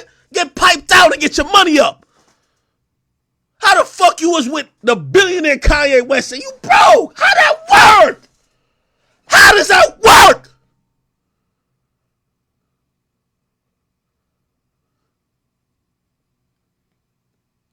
How you dated Tiger's homeboy who's not popping? No disrespect to you, AE. I know you be doing some production shit. But yo, she went from Wiz, Kanye, 21 Savage. Bruh. I'm tired of getting cheated on and being embarrassed behind the scenes. Everybody cheated on you. Facts! Kanye did it. I ain't even gonna speak on nobody else type of shit, but come on. All 12 of y'all bums. Who's the bum? Y'all very much knew he was in a relationship. They don't respect you. You don't bring nothing but your head gotta be mid and the pussy gotta be trash. Facts. Head gotta be mid, pussy gotta be trash. Why you can't keep a nigga? Head mid, pussy trash. Woo! What's cracking?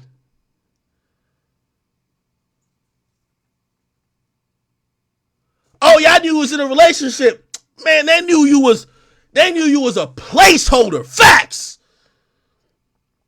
Y'all was well aware. Y'all owe me no apology. No, y'all owe me no loyalty. So it's whatever. So why you talking about it then? I can't be the only one fighting for our family no more. I've been so loyal and transparent. Man, you a pass around in the game, nigga. You was never, yo, let me tell you this. This is the difference between bitches like you and bitches like motherfucking Kim K. You had there was a point that niggas thought you was a black version of them. But we realized you just a pass around ting, a telly ting, a botchery ting. What Wack know about you and they say about you and you scared of him about is because you one of those. A battery ting.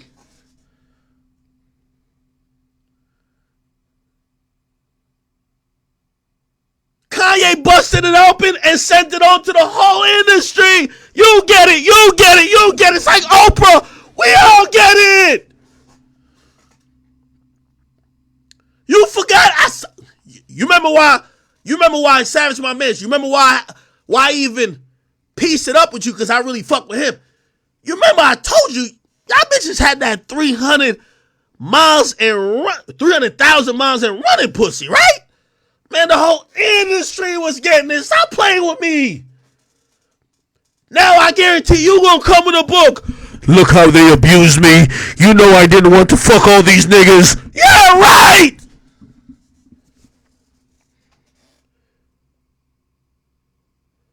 You was the hoe that just didn't play the cards like Kim K. You fucking with the runners. You fucking with the chauffeurs. You fucking with the promoters. Ain't no real rapper that's lit want you. Here's the thing. Kim K, look up. Look at this. This is what really hurts your feelings. Kim Kardashian age. She look up. She 43, worth a belly. You look up. Hold up, man. I gotta stay on their ass, man. Amber Rose. You look up. You 40, worth 50 grand. Fuck is you talking about? Of course it hurts your heart, nigga. But it gonna keep hurting your heart. It's gonna keep hurting your heart, nigga. Don't mention my name no more, nigga. Since you think male rape is cool, but female is, female sexual assault is like, No, nigga. You thought you was them.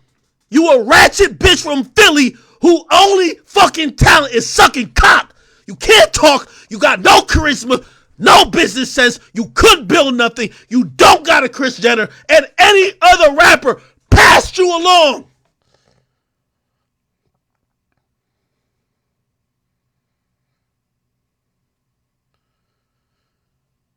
All that whole shit. My nigga 21 was probably, I don't even know this is true, but he was probably in the pocket like, I can't be with this hoe. I'm out of here. I'm out of here, nigga. After 21, it's been a dub.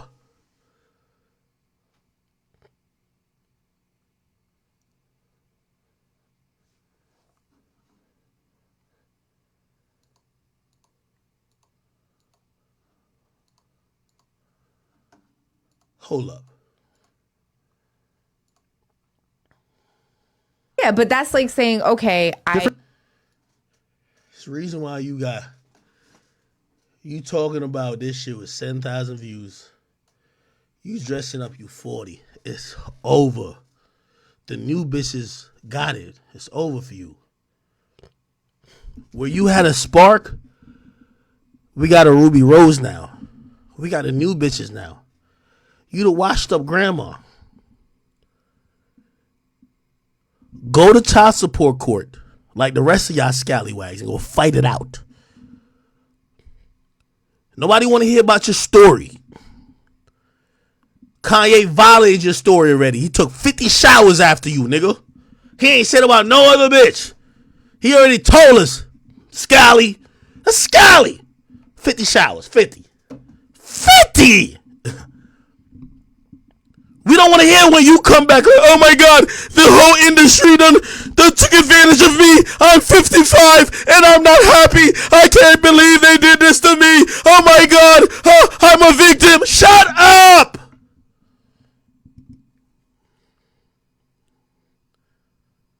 The fuck is you talking about, Amber?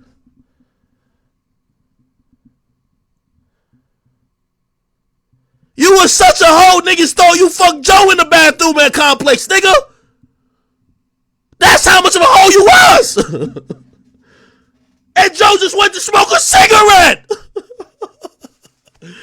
By the way, Joe ain't tell me that, so don't even get mad at Joe. People just knew you was a pop. You was a pop. That's it. You know how I give it up. Why would you even talk about me like this? Why would you talk about me like this? Would you think that Saucy got me like down bad? I don't deal with Batiman. That boy can't do nothing to me. I gave him addresses. He ain't show up yet. And I'm going to go to Miami and nothing's going to happen. So whatever little fantasy y'all had in y'all mind, y'all can squash it. But when y'all speak, remember I got my foot on your fucking neck. Remember, I was shitting on you to the point you and Black China was crying without y'all ever seeing my fucking face. That's a fact. You remember before we filmed that episode, nigga, an Everyday Struggle? Nigga, you talked to me, told me how my words affected you. Your words don't affect me. I say what I say, nigga, and y'all are hurt. So now, let me make sure y'all keep getting hurt. Because when you say that shit about me, I'm a bad man, me a Jamaican, I'm not respond about none but the bumble clock y'all try to say. But I sit on your fucking neck and let you know. And tell your baby daddies they can get mad about it. But you know what I'm going to tell them? Tell your bitch to stop fucking talking about me like I'm fucking gay. Because I don't play that gay shit, nigga. Period. And I don't play with no nigga acting like, yo, rape when it comes to me and another man is something to play with. Period, nigga. But I dare you to keep mentioning me because I want to have a whole month talking about a bitch like you. You don't got 21 this time. Me and 21 because I fuck with him. 21 the reason why I even got... Bitch, I want to be cool with you. Bitch, you've never been relevant. Respond to this and I'm going to give you a whole month of deciphering the fuck shit about you. All the weird shit about you. This is where I come clean. And by the way, it's not about a female thing, bruh. Because it's really just only y'all that's saying this bullshit about me right now. I wish it was a nigga.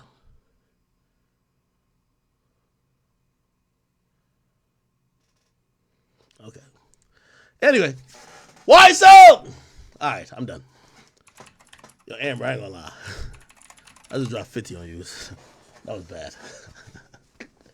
Yo, chat, I get over shit after a while. All that shit I was saying, I'm good now. All right, bet. So, chat, we're at the YSL trial. First and foremost, I gotta let y'all know. I don't know how this is gonna happen, so I probably have to lean on the people who are gonna be in court. But from what I have heard and what I've seen is that, keep in mind, there's about 7 defendants, there's 1 prosecutor. So technically how it usually goes, opening statements is the prosecutor saying what they're going to prove, and then the defense saying what they're going to showcase in their side to show that whatever the prosecutor is saying is just bullshit. Now, keep in mind, it's not just one defense attorney. It's Young Thug, it's Yak Gotti, it's like, you know, some other guy, something Rod, like Rodalius, whatever. It's a lot of people. So like for every point, potentially multiple defense attorneys could do a cross. By the way, we've seen this before.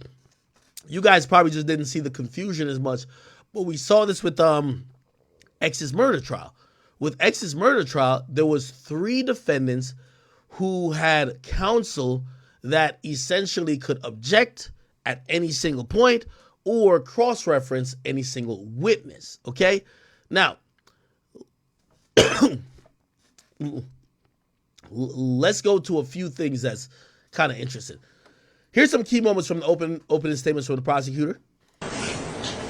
12 hours after shooting and killing 19-year-old Jamari Holmes, the evidence will show that Rodalius Ryan could say, I bet I make the news. Rodalius Ryan posts on his Instagram account, I bet YSL makes the news. The evidence will show that in posting about YSL as it related to his flagrant, overt act of extreme violence, Rodalius Ryan was agreeing to and attempting to participate in YSL through this illegal activity. He was promoting the game. He was 12 hours after shooting and killing 19-year-old Jamari Holmes. The evidence will show that Rodalius Ryan could say, I bet I make the news. Rodalius Ryan posts on his Instagram account, I bet YSL makes the news. The evidence will show that in posting about YSL as it related to his flagrant, overt act of extreme violence, Rodalius Ryan was agreeing to and attempting to participate. Man, fuck this YSL case, nigga. Hold up, man. Y'all got me on like, I ain't gonna lie. You're right. Somebody people say you a psychopath. You calm now. Fuck that. All my ops getting it today, man. Hold up. Yo. Freddie Gibbs. And by the way, you see, hey, if anybody who's only get at women, yeah. See, I had to chill out because Amber Rose shit, bitch. I can't really do too much. Freddie Gibbs, get your bitch ass over here now, nigga.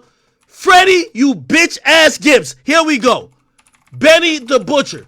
Tell me why Benny the Butcher, the nigga who orchestrated for you to get all the way jumped, nigga, get your chain snatched. Let me play that clip real quick. Amber, you a hoe. I'm gonna keep saying that. Benny the Butcher. Freddie Gibbs. Let's see the fight. Let's go. Yeah, right here. Y'all remember this? Yeah. Look at that. Yeah. Shit. Yeah. I jumped out of the window. Windmill. Holy shit. That's everybody squabbling with Freddie right there. All these people. Holy. Oh yeah. Oh yeah. Oh yeah, nigga. Real fit barbecue. Oh yeah. By the way, you see this girl right here? That's Freddie's girlfriend at the time and now baby mama. She's a porn star. Her name is Destiny Creams. Let me tell you how my boy Benny the Butcher is crazy. Not only did he send 40 old heads to beat up Freddie Gibbs in his hometown of Buffalo, I ain't gonna lie, Griselda, y'all up $1 million. He got 40 niggas to beat up Freddie Gibbs in his hometown, Freddie Gibbs' girl was trying to fight for him back then. Look, she was trying to break it up. She's trying to like, look, hey, here's the real shit. Benny the Butcher just linked up with Freddie Gibbs' baby moms. Come on, man. Let's get it, bro. Freddie! You not standing on business right now, Freddie. This your baby moms. Freddie!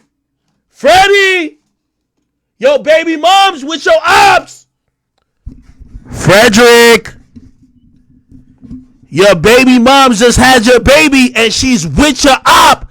Oh, he licking behind the ear. Oh my God. Oh shit. Yo, I ain't gonna lie to you. Benny. Good W. It's a good W right here. Hey, here's the funny thing about it. Yo, Freddie, you see that baby you finna take care of for the rest of your life, nigga?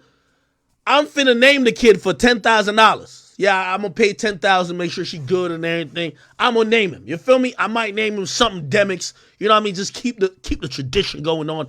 That's your baby though. So when you get the child support thing that you gotta go to family court, my boy, you're gonna have to see it. They're gonna say, yo, they're gonna say like, yo, you know what I mean? Trill Demix, Trill Demix and Destiny Creams versus Freddie Gibbs. Yeah, family court. Yeah, it's gonna be, you know what I mean? It's not my kid, it's your kid, but I gotta name it. I bought the naming rights. It's like a business. Like, come on, you know how people name the Staples Center? They named the Crypto Arena. Somebody might name it something else. Like, listen, I could name the kid. What's the problem? I'm buying the rights. It was $10,000. What's the problem? Okay? Now my man Benny, he play a different game. I don't want to get too close to the baby moms. Like, I ain't gonna lie, it looked like, by the way, Adam had hit me and say, yo, we gonna have Destiny Creams come through on Plug Talk. He said, Ak, you my mans. How many niggas you want me to get to fuck the shit out of her? I says, eeny, meeny, miny, mo, catch a tuna by the toe, get 2 niggas to fuck the shit out of her. Fuck that nigga Freddie. He said, I bet I got you. You my nigga. I said, damn. I said, I got to think about that when the next time I'm about to go in on Adam because Adam held me down. Adam let me pick how many niggas was going to fuck her. I'm like, well, that's my boy. Okay, I get that. So now I picked how many niggas was going to pipe her out. I ain't gonna lie. Go look at that video. Yeah, it's on Plug Talk. Yeah, it's the only time. Yo, they had her crazy. You know what I mean? Yo, one nigga, like, there was skull fucking her, doing all type of shit. By the way, she was pregnant during that time. Yo, I told him, I said, listen, y'all gotta do the cream pie. Y'all gotta really, you know what I mean? I said, I want, when y'all piping her out, a nigga gotta palm the belly, and just really go in. Yeah, it happened. Okay? Now, I'm done. I said me and Freddie beef is over. There's no coming back from this. Like, there's no coming back. So, like, I respect him. I think, you know, he can rap. It's over. My beef is done with Freddie Gibbs. Guess whose beef ain't done? Benny the Butcher. Benny the Butcher is on his ass. He fucked her too. He linked up with her, you know what I mean? You know what I mean? It's his birthday. She probably gave him some top, you know what I mean? All that type of shit. Salute to my boy Benny the Butcher, man. He tweeting at her. He said, chilling like a villain. Damn, hold on. I gotta retweet that. I gotta retweet this shit. What should the caption be, chat? See, niggas talking about all these bitches I be talking about. Man, I'm over here naming niggas kids. I'm naming this nigga kid. I'm over here celebrating that his baby mom getting fucked. Like, listen, y'all be really getting too sensitive with these women. Fuck that shit. Like, me calling Amber a hoe. Amber a hoe. That's a fact. What I'm talking about when it comes to, like, this shit right here, man, we naming a nigga's kid, bro, forever in life. That nigga gonna be on his deathbed, and you know what he gonna have to say? True, that makes... That's what he gonna have to say, bro. I'm sorry. Hold on. We about to quote tweet this. Yeah, chat. Nah, it is what it is, man. Shout out to my boy Benny the Butcher. Benny the Butcher's a stand on business type of nigga. By the way, me and him, we ain't even talk. So, like, whatever he doing, he's standing on his own business. By the way, Benny, I'm going to keep it a bean with you. You should probably chill with Freddie now. With me, after I realized Freddie had no more comebacks, I ended the beef. Benny, you got him beat up by 40 niggas. Benny, you done fucked his baby moms. Benny, she's over here sucking you up on your birthday. Bro, just end the beef for Freddie. It ain't that serious. I don't want to see nobody get too crazy hurt. You know what I mean? Freddie knew he took that loss. It is what it is, bro. Feel me? Freddie, I don't even think you should be mad. Bro, like, Destiny Creams was a porn star. You knew, like, she was going to fuck niggas before you, after you. She was fucking niggas while you were with her. It's all good, bro. Feel me? It is what it is, chat. Damn. Yo, Benny, he a demon. Yo, look at the emoji she used. This is the baby emoji times what emoji is this? Some emoji and a scorpion emoji. You know the scorpion emoji is for me. I ain't donate no semen over there, so I'm gonna just let you know. Freddie, you could kiss your baby moms. I didn't donate no semen. You know what I mean? Adam did pick like 2 niggas. Like, I told Adam, I said, Adam, when you getting her fucked on Plug Talk, fuck, I don't want you to get no niggas who's in the porn industry. I want you to get 2 niggas off Skid Row. 2 niggas off Skid Row, like 2 rough, rugged, tugged niggas off Skid Row. You know what I mean? Flies around their mouth. You feel me? Like, yeah. He said, I got you, Crody. I said, my nigga. So he got 2 niggas off Skid Row to fuck her. You know what I mean? It ain't nothing too serious. You know what I mean? It's like, fuck it. You know what I mean? Shit happens. You get what I mean? But, nah, Freddie, we fuck with you. We fuck with you, boy. We fuck with you. Listen, my beef with you is done. You know, I'm on your side now. I'm going to just get Benny to chill out. You know what I mean? But, she said you ain't meet the kid yet. I thought we could plan a date and we could all meet the kid. Like, I named the kid. I think he fucked while the kid was in the gut. She carried the kid, and it's your kid. We all meet. We all link up. What's the problem? We all link up. Hi, what's up? Hi. What's the problem? All right, never mind. Okay, cool. All right, I see. Y'all don't seem to like those jokes. Okay, fine. Okay, let's move on. All right. Damn, Freddie. Damn, my boy. Look at somebody trying to make sense in the chat.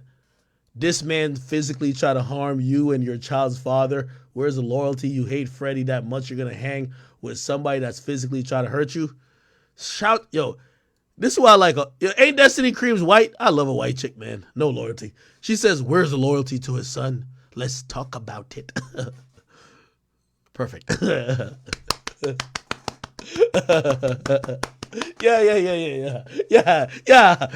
Yo, Freddie, you know why this is karma, you bitch ass thing? Remember when you tweeted out, you say, yo, I got 5 bands for any bad bitch who ever admit they didn't fuck act.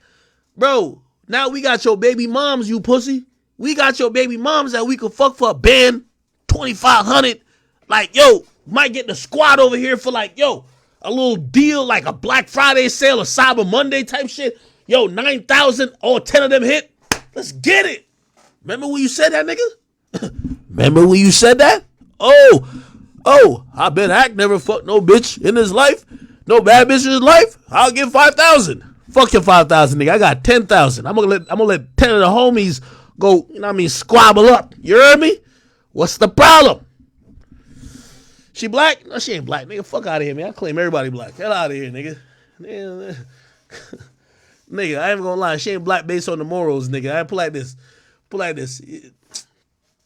Nigga, I'm down to pair the 10 bands, and I'm telling you she don't got no morals. Nigga, the fuck? Imagine you put a baby in a bitch belly, and just cause like you ain't, you know what I mean, you felt betrayed by her type shit, so you ain't actively present.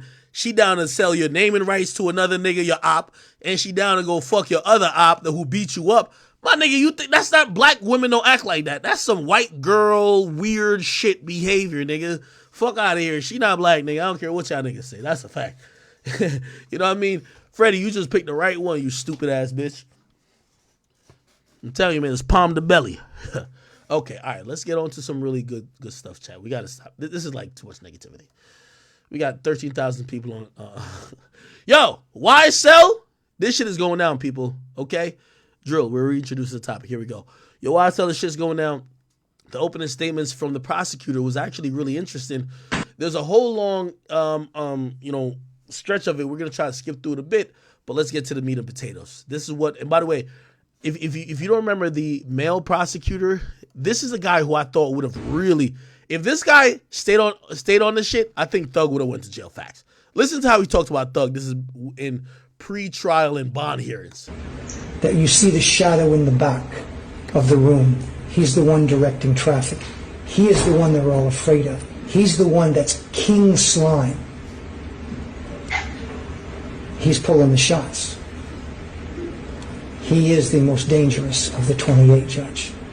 And I implore you not to grant him a bond. He is dangerous. The setup they've given to you is actually going to be less control, not more. That you see the shadow in the... All right, nah, this dude, he was on time, and I ain't even gonna lie to you. Now, anyway, he got a job, and he went somewhere else, and the new prosecutor ends up being her. And this was part of the opening statements. Here we go. 12 hours after shooting and killing 19-year-old Jamari Holmes, the evidence will show that Rodelius Ryan would say, I bet I make the news. Rodelius Ryan posts on his Instagram account, I bet YSL makes the news.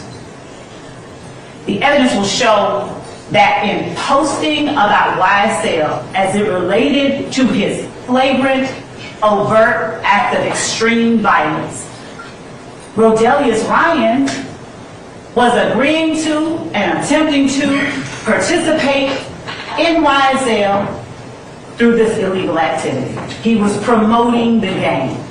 He was 12 hours after. Okay, so that was part of the opening statements by the prosecutor. Eventually, Young Thug's lawyer got to give their opening statements, and this was part of their opening statements. Here's the thing about, by the way, remember I told you he's like one of the top 3 attorneys in Georgia, right? There's like really 3 of them. They actually say he's kind of like number 1, but like his name is Brian Steele. He's been Young Thug's lawyer for a long time. The other one is George Sado. I don't know, that's the last name. That was Gunna's lawyer. So he's not really going to be in this process. And there's another one, I forgot what his name is. Anyway, Brian Steele is the one who's supposed to, like, he's supposed to be the Johnny Cochran of this whole thing to really get Young Thug sprung free from this whole thing.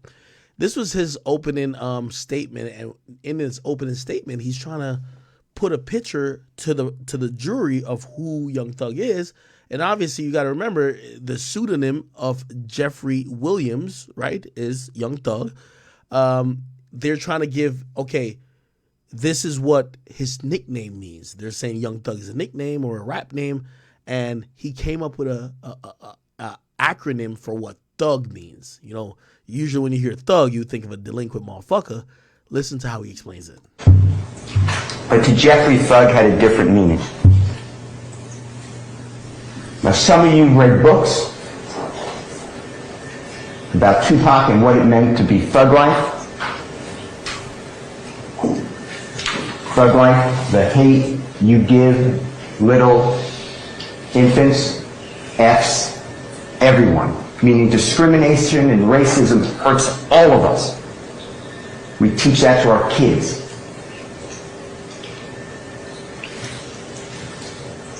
That was not what thug meant to Jeffrey. Thug meant and means to Jeffrey something very personal. It was his path. If he could ever make it as a musical artist and help his family, himself, and his many others out of this endless cycle of hopelessness, he would be truly humble under God. That's what thug means.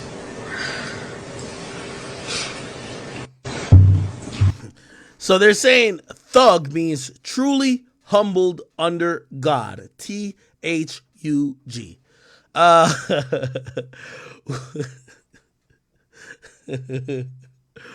Will that play well in court? I'm going to be honest with you. I don't know how the jury looks. I don't know if some of them are familiar with certain type of, slang or colloquialism, but that's a hard sell if you ask me. By the way, the prosecutor is actively calling Young Thug King Slime. So they're already painting a picture. They're painting a picture of calling Young Thug the person that everybody needs approval from for crimes and the boss. So they're calling him King Slime. So it's kind of like trivial at this point where, I mean, it's still early, but Young Thug's lawyer trying to say his name Young Thug. Thug means truly humbled under God.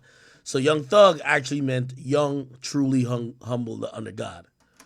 I don't know if he thought about that off the cuff, or he probably did thought about that like before they came to trial, but go on. I don't know if anyone will buy it. Couple other things that's kind of going on. Let's go to Law and Crimes real quick. We're going to give you the updates. And by the way, as time goes on, we're going to be covering really more intricately on what's going on.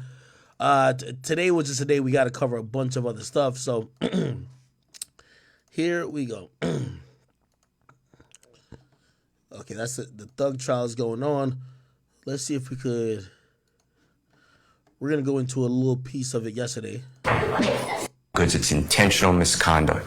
That's my motion. All right. And I'd like. So basically, Young Thug's team, as soon as opening statements start, they try to file a motion for mistrial. Now, motion for mistrial means this current trial should be dismissed, and it's then upon the prosecutor if they wish to start this entire process over again, which, by the way, it's been like a year and a half since, or a year and a quarter, I guess, since this whole thing started. So maybe the prosecutor will be like, nah, we're not about to take it back to trial. So trying to get a mistrial charge is very important. But let me see why. I forgot why they went for mistrial. Here we go. Here we go. So here he's trying to get the motion for mistrial. Good morning again, Your Honor. Your Honor, last week, 2 weeks, 3 weeks ago. Oh, okay, I think I remember. So in the state's opening statement, so the state is, these two women, but like she's the woman who's talking right here in the state. So the prosecutor, they had some slides. And what happens is, obviously when you're facing a case, you have to get discovery. So discovery means you have to have all the evidence that the prosecutor plans to use against you in court.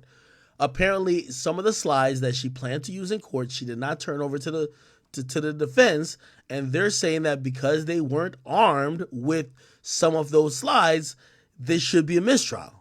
You ordered the parties to share all of their displays in opening statement to the others so we don't have to have these interruptions. I did that. The state shared with me 4 attachments. That's all they had. That's what I got. What you just saw on your screen, if you don't remember, I'll ask the state to put it up and I asked for it to be marked as exhibit, is what you already excluded. It states that Mr. Ryan was convicted of murder and I represent the co-defendant who's not on trial on the appeal. How did that not get sent to me so I could bring it to the honorable court's attention? 1. And 2, how do we just violate court orders? So yes, I have a serious motion for a mistrial because it's intentional misconduct.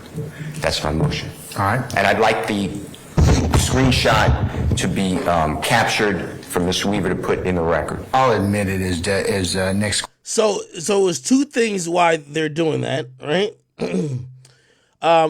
Basically, Brian Steele is known in the Atlanta community. Also, not only is he only representing Young Thug, he's representing other people who's also on trial as well, but he's representing them on other situations. So basically, because the state is bringing up that he represented some other defendants on their appeals and stuff like that, again, this could be a conflict of interest matter, and he's saying this should have been brought up before, that he could deal with it or they could talk it out before it gets to now trial, because now the jury's now thinking, or the jury would think, well, if this one lawyer is representing all of them, maybe they are all, or because you gotta remember, everybody has supposed to have their own lawyer, or else it's pretty easy that the jury is gonna think, oh, if y'all all got the same lawyer, of course y'all are a fucking gang, y'all are a team, y'all are in cahoots, right? Court exhibit in order of the state's presentation anyway. So, all right. So that'll be court 1 for purposes of the trial. So, Ms. Love, what's your response to Mr. Steele's assertion about Mr. Ryan? As it relates to Mr. Ryan and the exhibits that the state intended to play and to display for the jury, I sent to Mr. Steele and everyone else the pictures and the photographs that I expected to use. As it relates to The slide to which Mr. Okay, so basically, obviously, mistrial wasn't granted. I have or is still being considered. Presented by Brian Steele. So we can leave that for the time being. Leave it for the time being because it is what was it was up. I'm going to deny the motion for mistrial, Mr. Steele, but I will go ahead and give a curative instruction to our jurors at this point in time. So, Your Honor, I'm not supposed to ask for. Okay, so this is going to be a really slowed down. You know how we watched the YNW Melly trial in a little bit, and Melly's lawyers try to object to everything, and they were basically just citing a bunch of procedural errors, and they were basically trying to use that to their advantage to say, yo, we should just fucking end this shit because this is bullshit, right? Well, what's happening here is that you not only have Young Thug's lawyers trying to do that, you have like 5 other lawyers trying to do that. And they're all trying to make sure that they could fuck up all of these situations that this shit doesn't go that far. Okay? Obviously, a mistrial could mean that they could file it again, but at least, perhaps they could have a better chance to get bond if there is a mistrial. There hasn't been any egregious or violent acts on behalf of Young Thug, even though they claim he's the kingpin or whatever. And again, they almost want to exhaust the resources of the court, not only the court, but also the judicial system. Remember, there's certain type of legal defense attorneys, the ones that are assigned, that are basically saying, yo, we can't even afford to pay rent. We can't pay for food. We got to do OnlyFans and some other shit, which kind of almost hints that the state isn't paying enough or isn't doling out enough money for this trial to happen. So if they have to start it over again, not saying the state will go broke, but they might be like, yo, fuck it. We're either going to give pleas, or we're going to do some way to settle it, not paying twice the amount of money.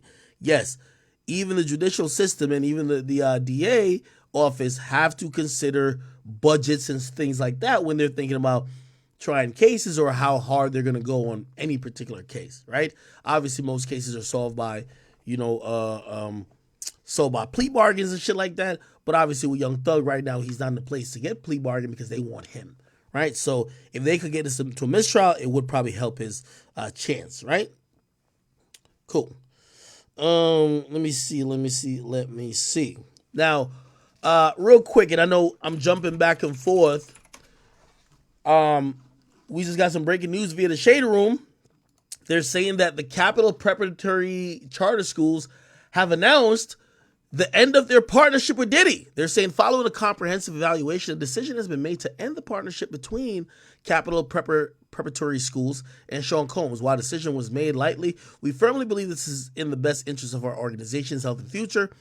And essentially, I don't think they speak or comment on whether he's guilty or innocent, but they're saying that they will not be partnering or they will not be associated with Diddy. They said, following a comprehensive evaluation, a decision has been made to end the partnership between Capital Preparatory Schools and Sean Combs. While this decision was not made lightly, we firmly believe it's in the best interest of our organization's health and future. Now, I remember vividly, and hopefully I can find it, Capital Preparatory Schools. Diddy was involved somewhat. Look, Sean Combs visit them. Look, it was only a year ago, by the way. This was October 2022. It was a year ago. Look, wow, they were so happy to see him. Take that. Yeah, Diddy's too excited right here. It looked like he just came from a freak off. That's a fact. Yeah, my boy just came from a freak off. He's too happy. Oh my God.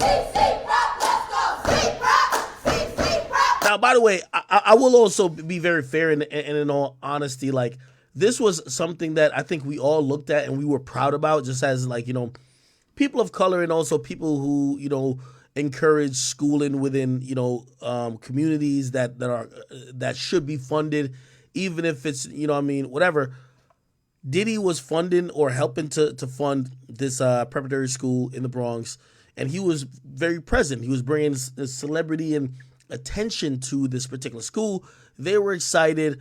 It looks like a great group of individuals, great group of students. So people were excited about this, and I ain't gonna lie, of course, this looks good on face value.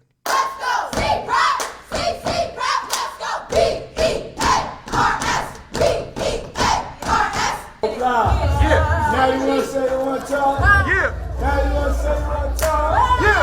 Now you want to say it one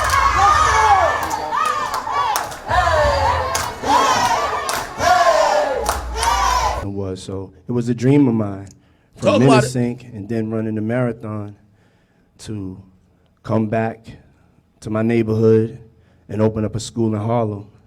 And then once that was successful, we were like, we can't stop there. We got to take it to the boogie down Bronx. Yeah, so that's what's up. It was just always a dream of mine to come and be able to touch my community in a way of education and building leaders. Okay. Dream for me and a passion. Okay, so that was Diddy there. More news outlets covered him there. There he is. It was something that was back on. Yeah, unfortunately, they're now pretty much stepping away from him. And they're saying that they're not partnering with him anymore. A little bit more on that, it says it looks like Diddy's partnership with them has come to an end. The founder and the head of the school has made the official announcement.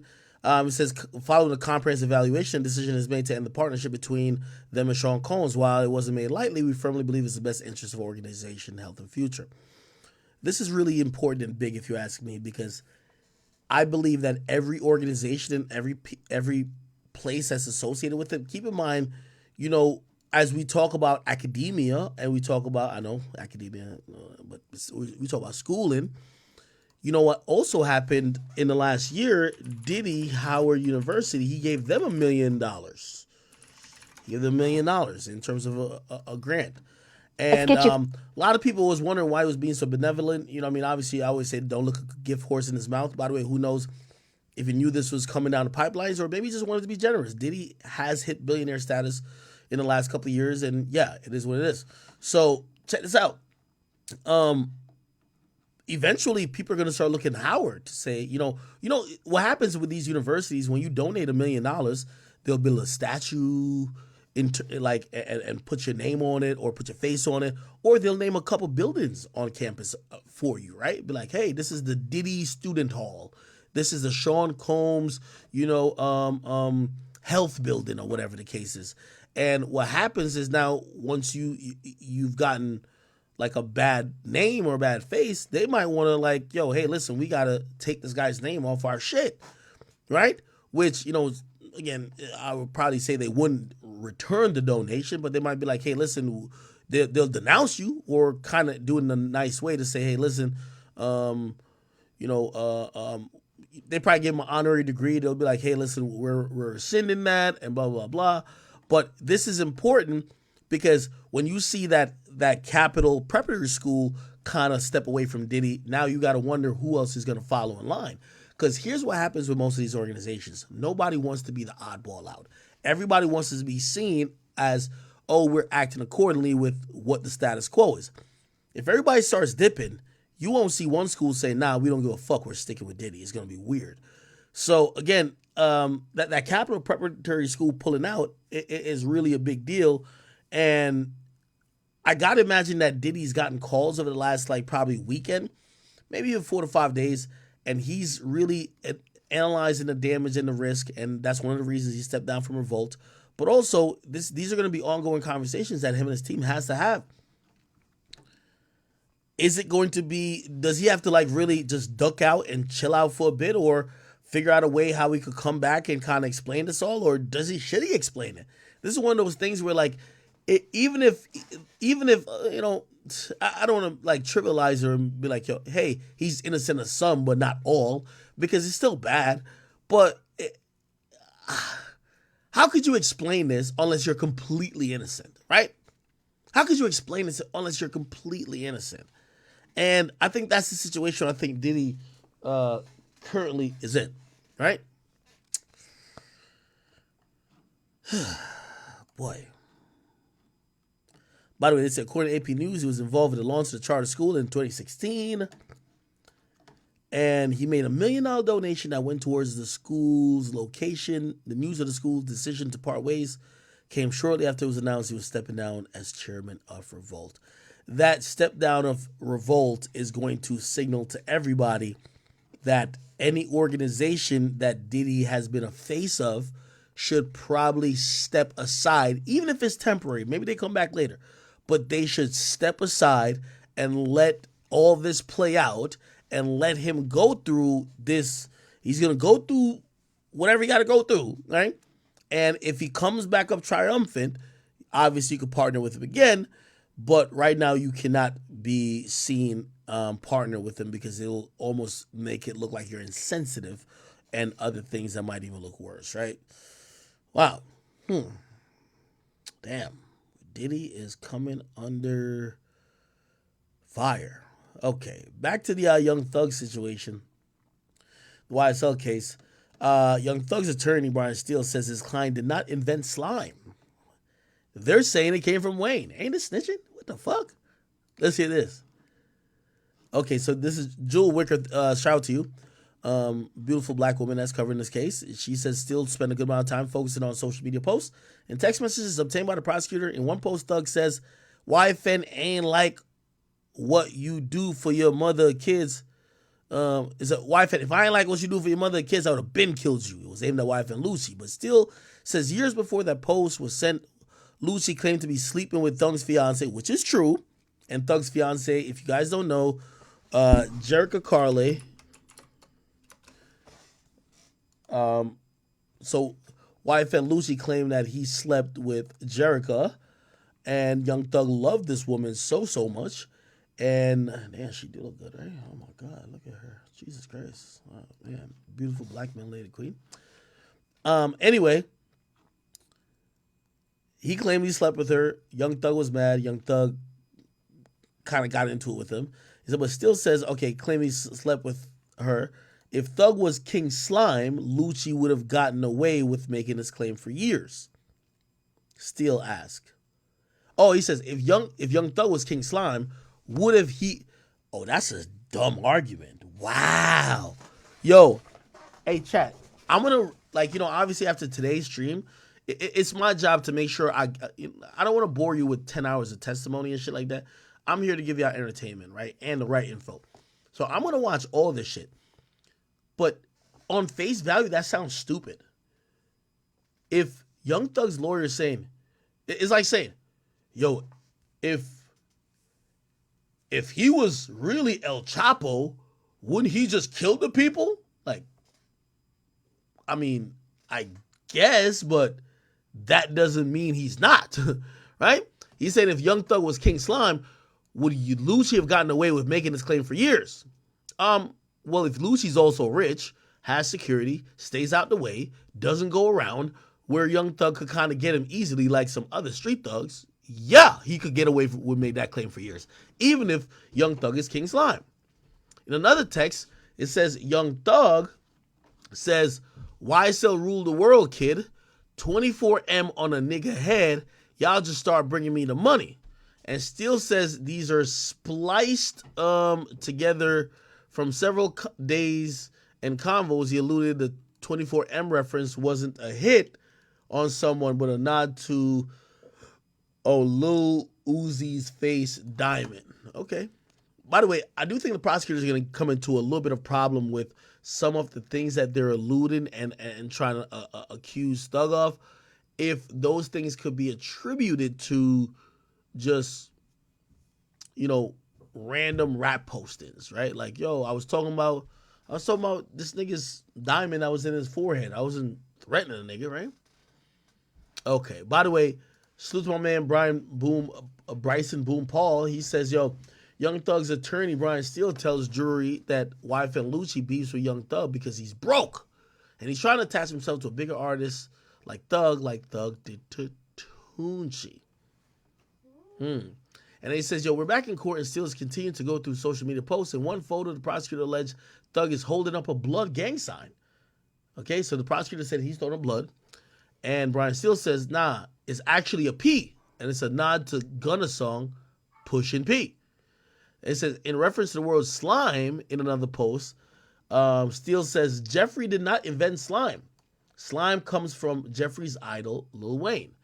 By the way, that sounds good, and this is why I'm saying it's sounding weak on. By the way, this whole case, depending on how you look at it, could look weak on both sides. You could be like, "Oh my God, they're relying on lyrics." It's weak on the prosecutor's side, but also what we're gonna have to say is, okay, you're gonna say, "Oh no, he's just throwing P to support his friend that has a song called Pushin' P."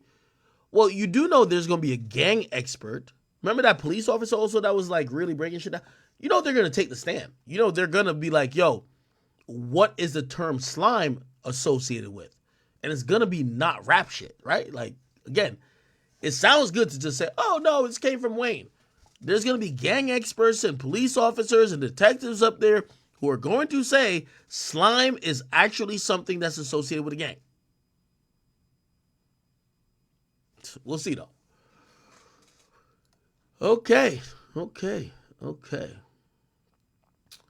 Let's see if we can find some more interesting pieces of information. Let's go back to Law and Crimes. Law and Crimes.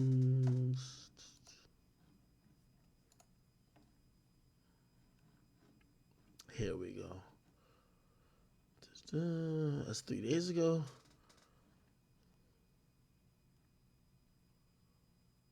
No, that's mistrial shit. Okay. All right. We'll kind of, let me see. We'll kind of just get into this live stream. Here we go.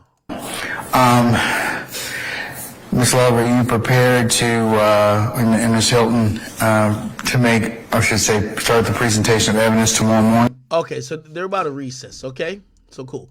Ooh, oh, look at this part. Look at this part. He shot his mommy, so he no longer mentioned me. And obviously, that is at Wife and Lucci. Give me a second. I'm going to pull this bitch back up. Okay. Let me listen to some of these guys. You know, as a former prosecutor, both of you, not anybody can just be a gang expert because the courts are going to qualify them. The prosecutor is going to tear them apart, or the defense is going to tear them apart. So they have to have some level of extensive knowledge about gangs, gang activity. Yeah, and I always like to fill this in when you look at the evidence rules, right? Because that's like the Bible as to what gets into evidence in a courtroom. An expert doesn't have to necessarily be a part of anything. They just have to have a specialized knowledge that's recognized by the court that gives them more knowledge than the average Ken, they call it, or average understanding of an individual. And it's up to the jury to make a decision as to whether or not that training and experience they have is worthy of belief or not worthy of belief. So you will see, it's a great question, because you will see attorneys cross-examine an expert to say, well, you were never in a gang, or you didn't do this, or you really don't have practical knowledge, you have book knowledge. So they get admitted as an expert. The 8th of January, Kenneth Copeland is shooting. Sometimes a B, this one using X. Shoot. It's on his right chest area, and it's a B, and it's colored red. Jeffrey doesn't run away from the fact that he knows people who are in gangs from all sorts of gangs. He promotes himself through these people. He talks with these people. Just like Jeffrey, you will find out, talks to heads of industries. He talks with everybody. He doesn't believe he's above anybody. It doesn't mean the fact that he talks with, or I talk with, or you talk with, or the prosecutor in the YSL criminal street gang and did engage directly or indirectly. By the way, chat, it's clear that Brian Steele is going to be the main lead attorney, and that's going to be really important.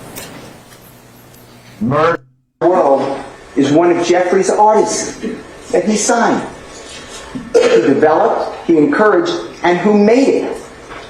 This person had a supposed, maybe it's real, supposed $24 million pink diamond and had it surgically implanted into his forehead. Yo, this trial is going to be a fucking mess. There is a photograph next to YSL Rule the World kid, 24M on an N's head, there's a photograph. If you click on it, it is the rapper with the surgically implanted pink diamond in his forehead. The police bury this. The prosecution buries this. I will show it to you. Now, the evidence will show, they may say, oh, it's on. We made a mistake. There's no mistakes here. This is a big deal. This is a bill of indictment in Fulton County, Georgia in 2023. Your Honor, argument. That is misrepresenting. You will learn. You will see it. It has nothing to do with put a contract on someone's life.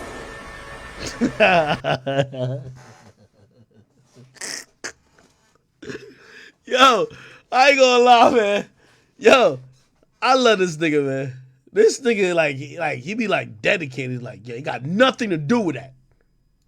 That's the evidence that's coming at you. Y'all start, bring me the money. Y'all, and stop playing with me. Okay, and here we go. This is first time state stopping the defense's opening statement helped or hurt them? Well, I think it. So people in the typical car I drive for lyrics. Before Jeffrey, after Jeffrey. Because you're not going to get experts from different jurisdictions, from different types of teachings, from different learnings, from different thoughts. Your 5 gang experts in this case from the District Attorney's Office of Fulton County all work together in the City of Atlanta Police Department. Those are your 5 gang experts. They teach each other. They talk to each other. They decide what the rules are. None of them gave a report. It's just they know it because they are control years, because that's something called a statute of limitations. The Honorable Court will charge you on that. But that's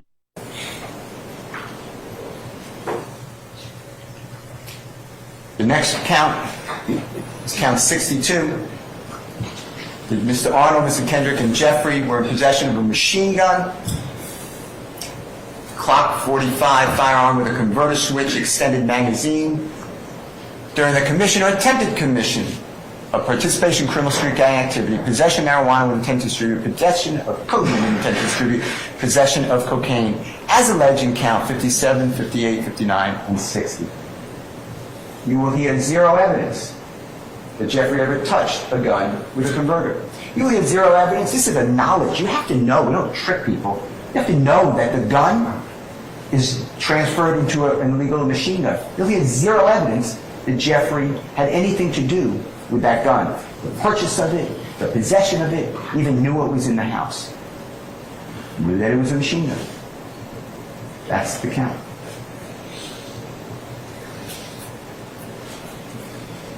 Ladies and gentlemen, that was the indictment against Jeffrey Luna. That was everything. I saw Jeffrey Williams at the McDonald's on Cleveland Avenue. Saw him with this is about to murder a nut. All these other people. And then I followed him to his home at 8 o'clock at night. There are videos at the McDonald's. They don't have any video. They never bother to get any video. We even try. But we have phone records. And phone records can show that they're not GPS. This is not like you're within 5 feet of this area. All right. There Forehead. There is a photograph next to YSL Rule the World Kid, 24M on an N's head. There's a photograph. If you click this is them talking about Uzi. it is the rapper with the surgically implanted pink diamond in his forehead. The police bury this. The prosecution buries this. I will show it to you. Now, The evidence will show. They may say, oh, it's on. We may say, there's no mistakes here. This is a big deal. This is a bill of indictment in Fulton County, Georgia in 2023. Your Honor, argument. I sustain the objection. That is misrepresenting. You will learn. You will see it. It has nothing to do with put a contract on someone's life. That's the evidence that's coming at you. You'll start bringing me the money. Y'all, and stop playing with me. When you read, this is a long chat. These people are struggling. Trontavious Stevens is struggling. He's sharing a home with other people. They're trying to pay rent. They're working jobs. These are hard jobs to work. They're trying to save money, trying to eat, trying to take care of their kids. And Trontavious Stevens is in the chat saying, I paid the rent last month. Jeffrey doesn't live with these people. He's just included in the chat. He's hardly on these chats. And Trontavious Stevens is complaining. And he's saying, give me the money for the rent. We got to pay the rent. I paid it last month. Everyone's supposed to put the money on the stove, in the kitchen. No, I'm doing what you said you do. We live together.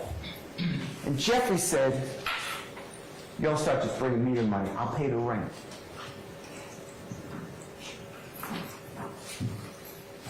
Y'all stop playing. That's the overdose.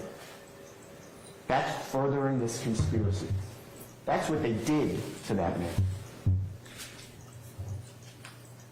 The next overt act is May 13th of 2021. This is the chat. It's again, these are the personal conversation not supposed to be seen. These are not released on social media. It's like a wiretap. This is supposed to be between these people. And it's Mr. Martinez Arnold, who, by the way, is a Crip. He's in YSL.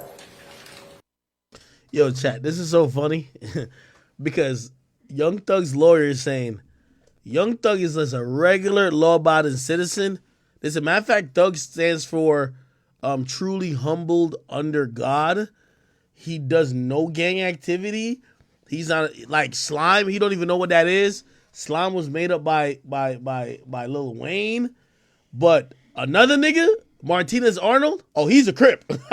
He's a Crip. He's a Crip. Crips are blue, but that's why it's a hybrid gang. Everything moves to make it fit Jeffrey. Now it's a YSL gang that's hybrid.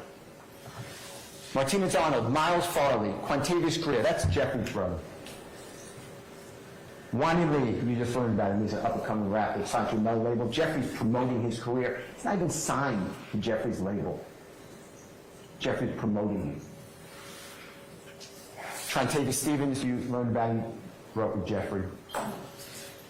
Antonio Sumlin and Jeffrey. And it's May 13, 2021. And Jeffrey wrote, y'all ain't beat him up or shot him yet. Y'all ends getting soft. Well, that sounds bad. But what you will learn is the conversation was about Trontavious Stevens complaining to another person who's in that chat. That other person tried to sleep with Trontavious Stevens' girlfriend. And the other person told Trontavious Stevens' girlfriend, Trontavious Stevens is cheating on you with another girl. And Trontavious Stevens and this other man are leveling each other over this chat. And they're going back and forth, and and this goes on a long time. Hey, chat, if you paying a lawyer millions of dollars, man, you want your lawyer to lie like this. This is how I want my lawyer to lie. Who, Akademiks? Man, that nigga never ate a cheeseburger in his life. What is you talking about? Wait, Akademiks? Bro, that nigga don't eat no oxtail, no curry goat, no jerk chicken, no, like, he don't eat none of that. Like, what you talking about right now? Feel me? That's what my lawyer got to say.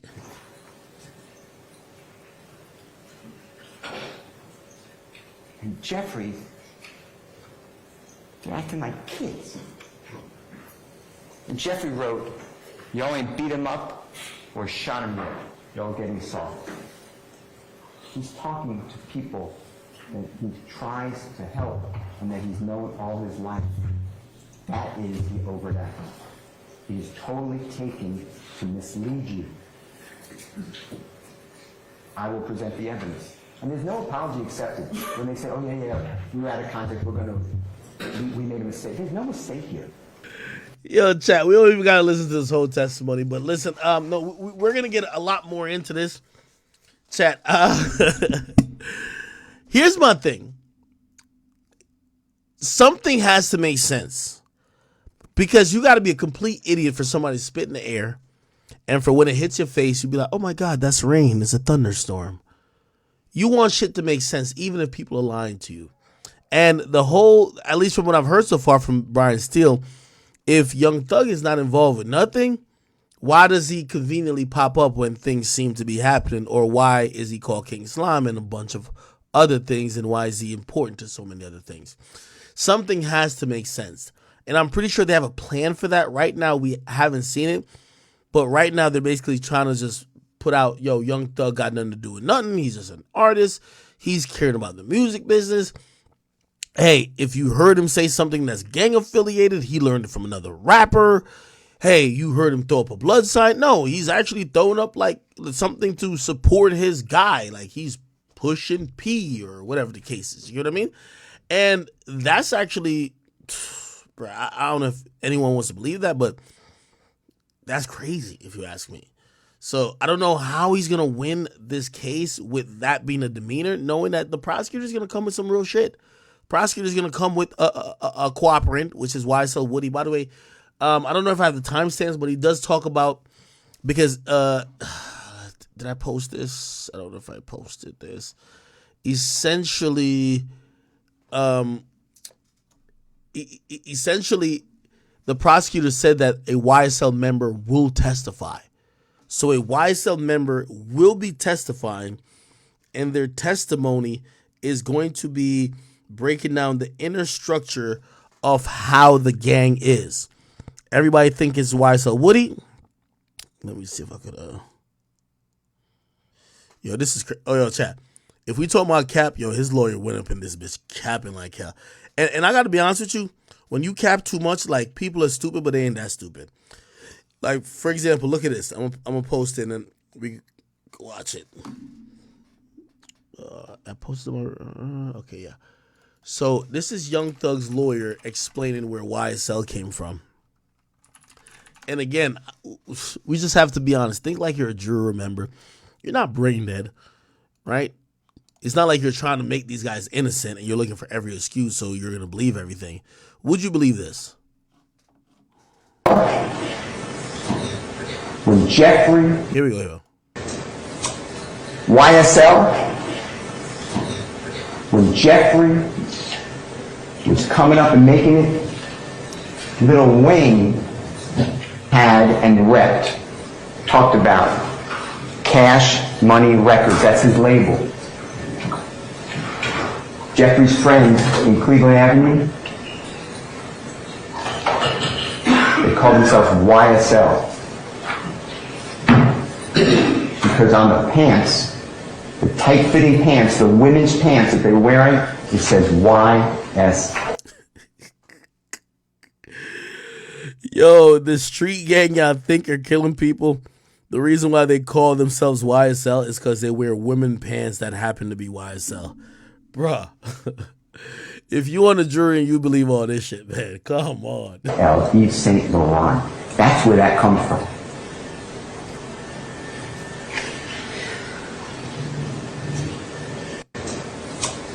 YSL,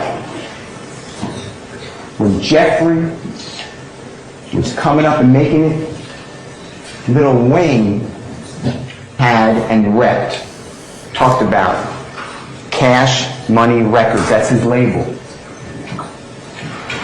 Jeffrey's friends in Cleveland Avenue, they call themselves YSL. Because on the pants, the tight-fitting pants, the women's pants that they're wearing, it says YSL, Yves Saint Laurent. That's where that comes from.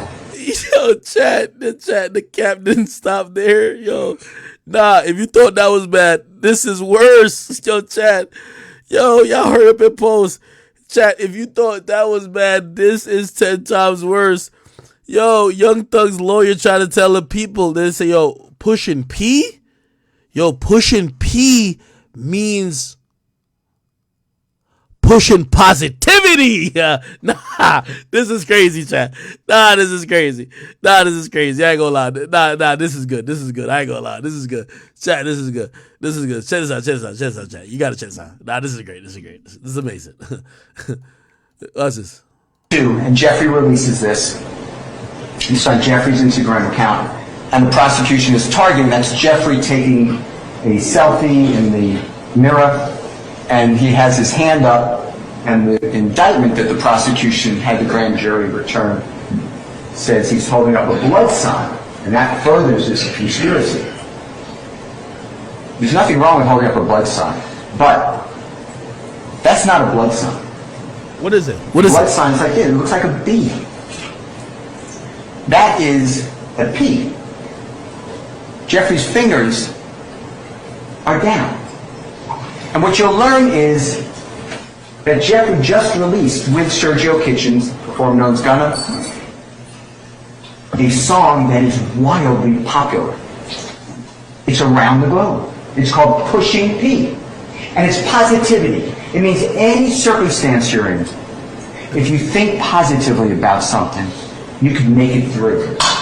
You're pushing positivity. You're pushing P. Jeffrey is showing the P. It's not a P. But that became, from the district attorney's office in Fulton County, from the City of Atlanta Police Department, a reason that furthers this supposed conspiracy. Yo, chat. I'm done. Yo, he not pushing P. Yo, pushing P means he's pushing positivity. Nah, chat, this is too good. That's the evidence that they're showing you. 2022. Chat. Hold on. Nah, I ain't gonna lie to you. Yo, their entire strategy is, let's just cap it up. Hold on. Let me see if I can find another one. Let me see if I can find one. Nah, this is good. This is too fucking good. So, Young Thug, the Thug means truly humbled under God. YSL means Yves Saint Laurent, but it's the clothing line, but for the women's brand, because the niggas that's on Bleevin' Ave like wearing women's clothing. And wait, pushing P? It's pushing positivity. Nah, this is good. Nah, this is too fucking good, chat. Nah, this is too good. This is too good. I'm wondering who talked about... Yo, who talked about this strategy before they went with it? Hold on. I'm about to also post the start of his statement. Here we go. Nah, this is crazy, chat. This is crazy. Holy. Chat, how's it looking so...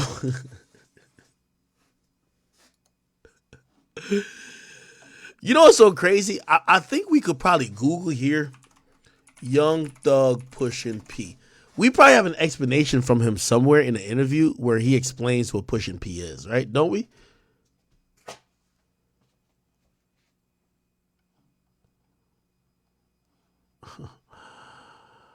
Oh my sweet Jesus. Somebody says, you said the lawyer is a Hall of Fame defendant? Thug did not okay this. Look, Gunna pushing P with Young Thug. Polo G, Quavo, 1000 Band Phony, and Lotto at Jewelry Unlimited. Wait. Hold on. This is all the prosecutor got to do. They said it's pushing positivity. Let's see what Gunna claimed to us. That's P. But like fucking your partner like main bitch, that ain't P. That ain't P. Is that I'm having peas right here? Is that fucking your partner main bitch? Is that pee? That ain't pee. Never see. No sir. That ain't pee. That ain't. We push a pee. That ain't pee. You see a lady at the door, bro. Hold the door for the lady, bro. That's pee, bro. We push a pee. You feel me? I ain't too tough arguing with my partner about no money. Like we ain't going back and forth. That ain't pee. Arguing with your partner about money and doing little suck shit like that, like trying to act richer than your partner, like that ain't pee. That ain't pee. That ain't pee. We're not doing that. We pushing peas, like we pushing. Imagine if Gunna show up to court and be like, and just start snitching, be like, nigga, fuck out of here. Pushing P and pushing positivity. Keeping it P is keeping it player. P. You feel me? Like niggas ain't really P, bro. Like you can be kicking P, like if you in some shit and it's rented, like that's kicking P. You feel me? You kicking P. But when you buy this shit and you own it, like you really pushing P, like you spending your hard earns, like you pushing it, like I'm standing on this shit, like I'm spending millions on this shit, like I'm pushing P. So you gotta know like the pushing P, like you gotta know the pushing P of it. You feel me? Like I ain't gonna lie, man. Yo, chat. Hey. Yo, my analysis of, I think it's like day 2 or day 3 right now. My analysis of this opening statement, yo, Brian Steele, I love you, brother. But yeah, they gave you a hard task, nigga. You can't cap this one out. Bro, only a fucking idiot gonna believe that Young Thug, the thug meant. Yo, you gotta realize, you have to defend not only him calling himself Young Thug, him rapping, yo, I shot at his mommy so he don't mention me. Let me see if I can find that I could probably find that lyric. Let me see. I think they might have mentioned it. Here we go. And holding up his fingers, his YSL, until we're dead and pale. That's the overdose. That's driving this conspiracy. The next is August 8th of 2019. Here's a picture of Gunna and images on the internet. Children singing songs, sliding. People say, "What's up, slide? What's up, slime?" That's what's being criminalized. That's the overnight. The next one becomes lyrics.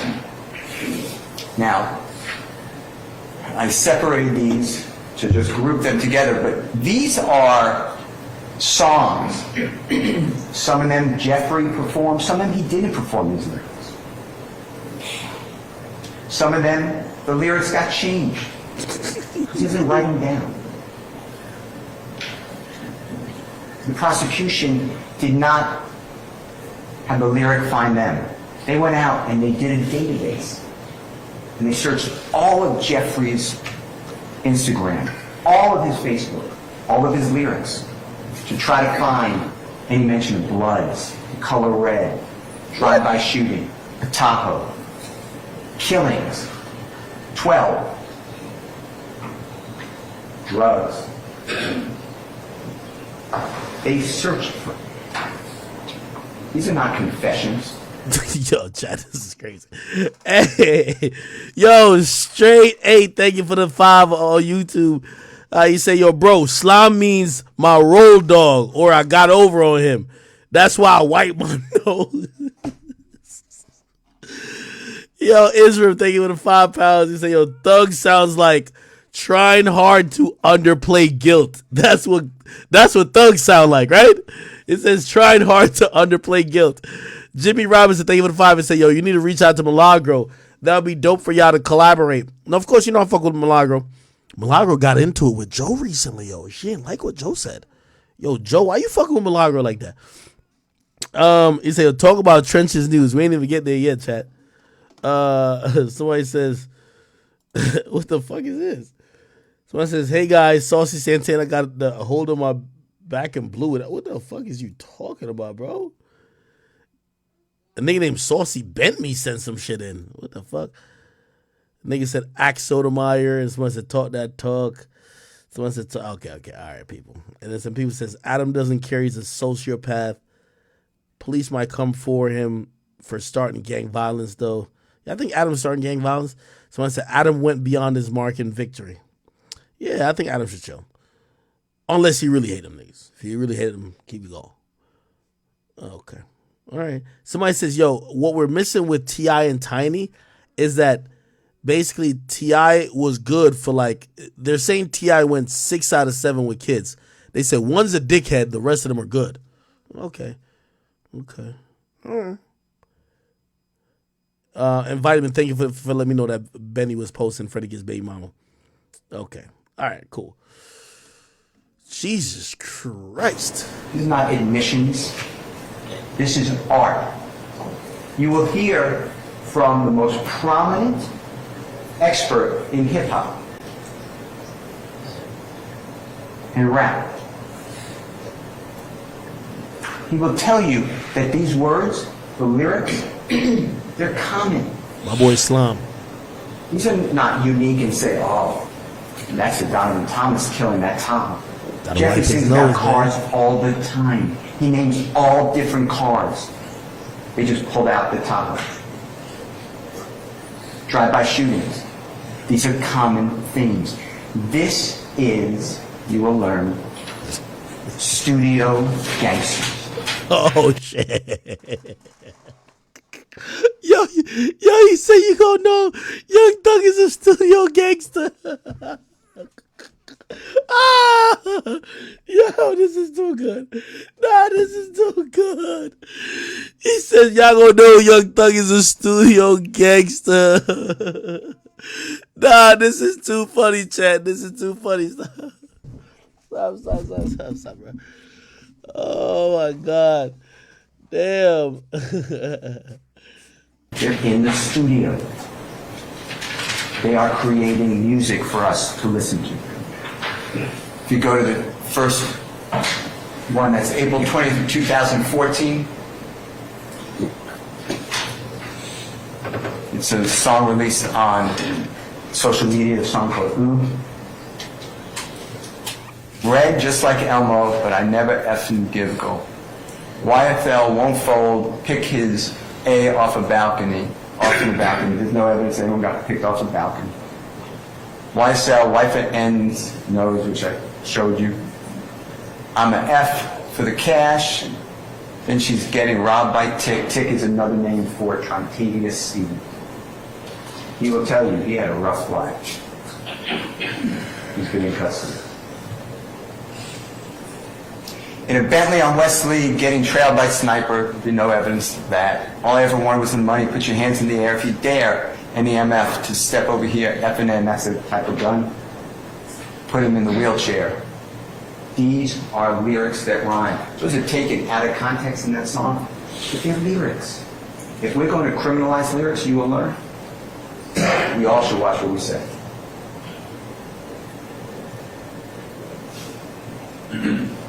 You will learn that Bruce Springsteen sings about going out west, driving with a gun on his passenger's lap. They're going to kill everything in sight. Nobody prosecutes that. But rap lyrics, you'll find out is prosecuted. Next one. March 25, 2016. Jeff released a song on YouTube. It's called Slime, S-H-I. Hey, this slime, S-H-I. Hey, YSL, H-H-I. Hey, killing 12, that means police, S-H-I. Hey, flick a jail, S-H-I. Hey, cooking white brick, that would be like making crack cocaine. I'm not new at this, hey. I'm so true to this, hey. I done put a whole slime on 100 licks. Slime or get slimed. I'm the VIP and I got that pistol on my hip. You praying that you live, I'm praying that I hit. FF the police. The high speed. Yo, chat. Unfortunately, I'm gonna have to cut the stream a little bit abrupt. Damn, I know I didn't even get the 5-hour mark. I ain't gonna promise, but I'm gonna come back tonight. I gotta go shoot a podcast with a new signee. This is a teaser. The new signee to the Academy. So I gotta go shoot a podcast with a new signee to the Academy. So I need like 2 hours to go shoot that. Then I'll be back. I still got a few topics I didn't touch on at all. The Dirk Kanye shit, the Trenches new shit, Nardo Wick, Blueface, and King Von's sister, and the Meek and Trippy shit. So I do got a bunch of topics to come back and address, but I do have a schedule today, unfortunately, which means I got to go shoot a podcast with a new signee, and yeah, I'm so sorry. Okay, so somebody saying coming back. I'm definitely coming back. That's a fact. I'm coming back even if it's late night. I'm coming back. Who y'all think I signed? Let me see if y'all got it. Spam who you think I signed. Who you think I signed to the Academy? Who you think I signed to the Academy?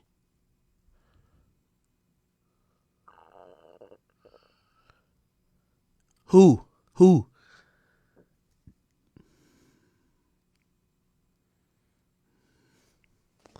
Some of y'all got it, some of y'all don't. Hey, you're going to see the episode soon. Hey, I'm going to come back. I'm going to deal with all this because I missed yesterday. I'm so upset I missed yesterday, so I got to get back on track. Only way I get back on track is if I stream tonight. So I'll get back on tonight. I don't care if it's late. If you're not on late tonight with me, you'll be able to catch the second half of the stream tomorrow. But I appreciate you guys for tuning in, at least for the first half of the stream. There's some crash out, there's some good topics, but we still got about 4 or 5 topics to get to. Yo, let me go I gotta go shower and go get this podcast in. And I'm excited about this because, again, the Academy, the vision is coming true. You know, obviously we got the Chat Nigga, podcast, which, the comment section, we got that going on. Obviously, I do what I do, but obviously we were trying to just get more and more content in the mix that you guys can enjoy, all right? Love you guys. I'm going to see you guys in a few hours. Yeah. Peace.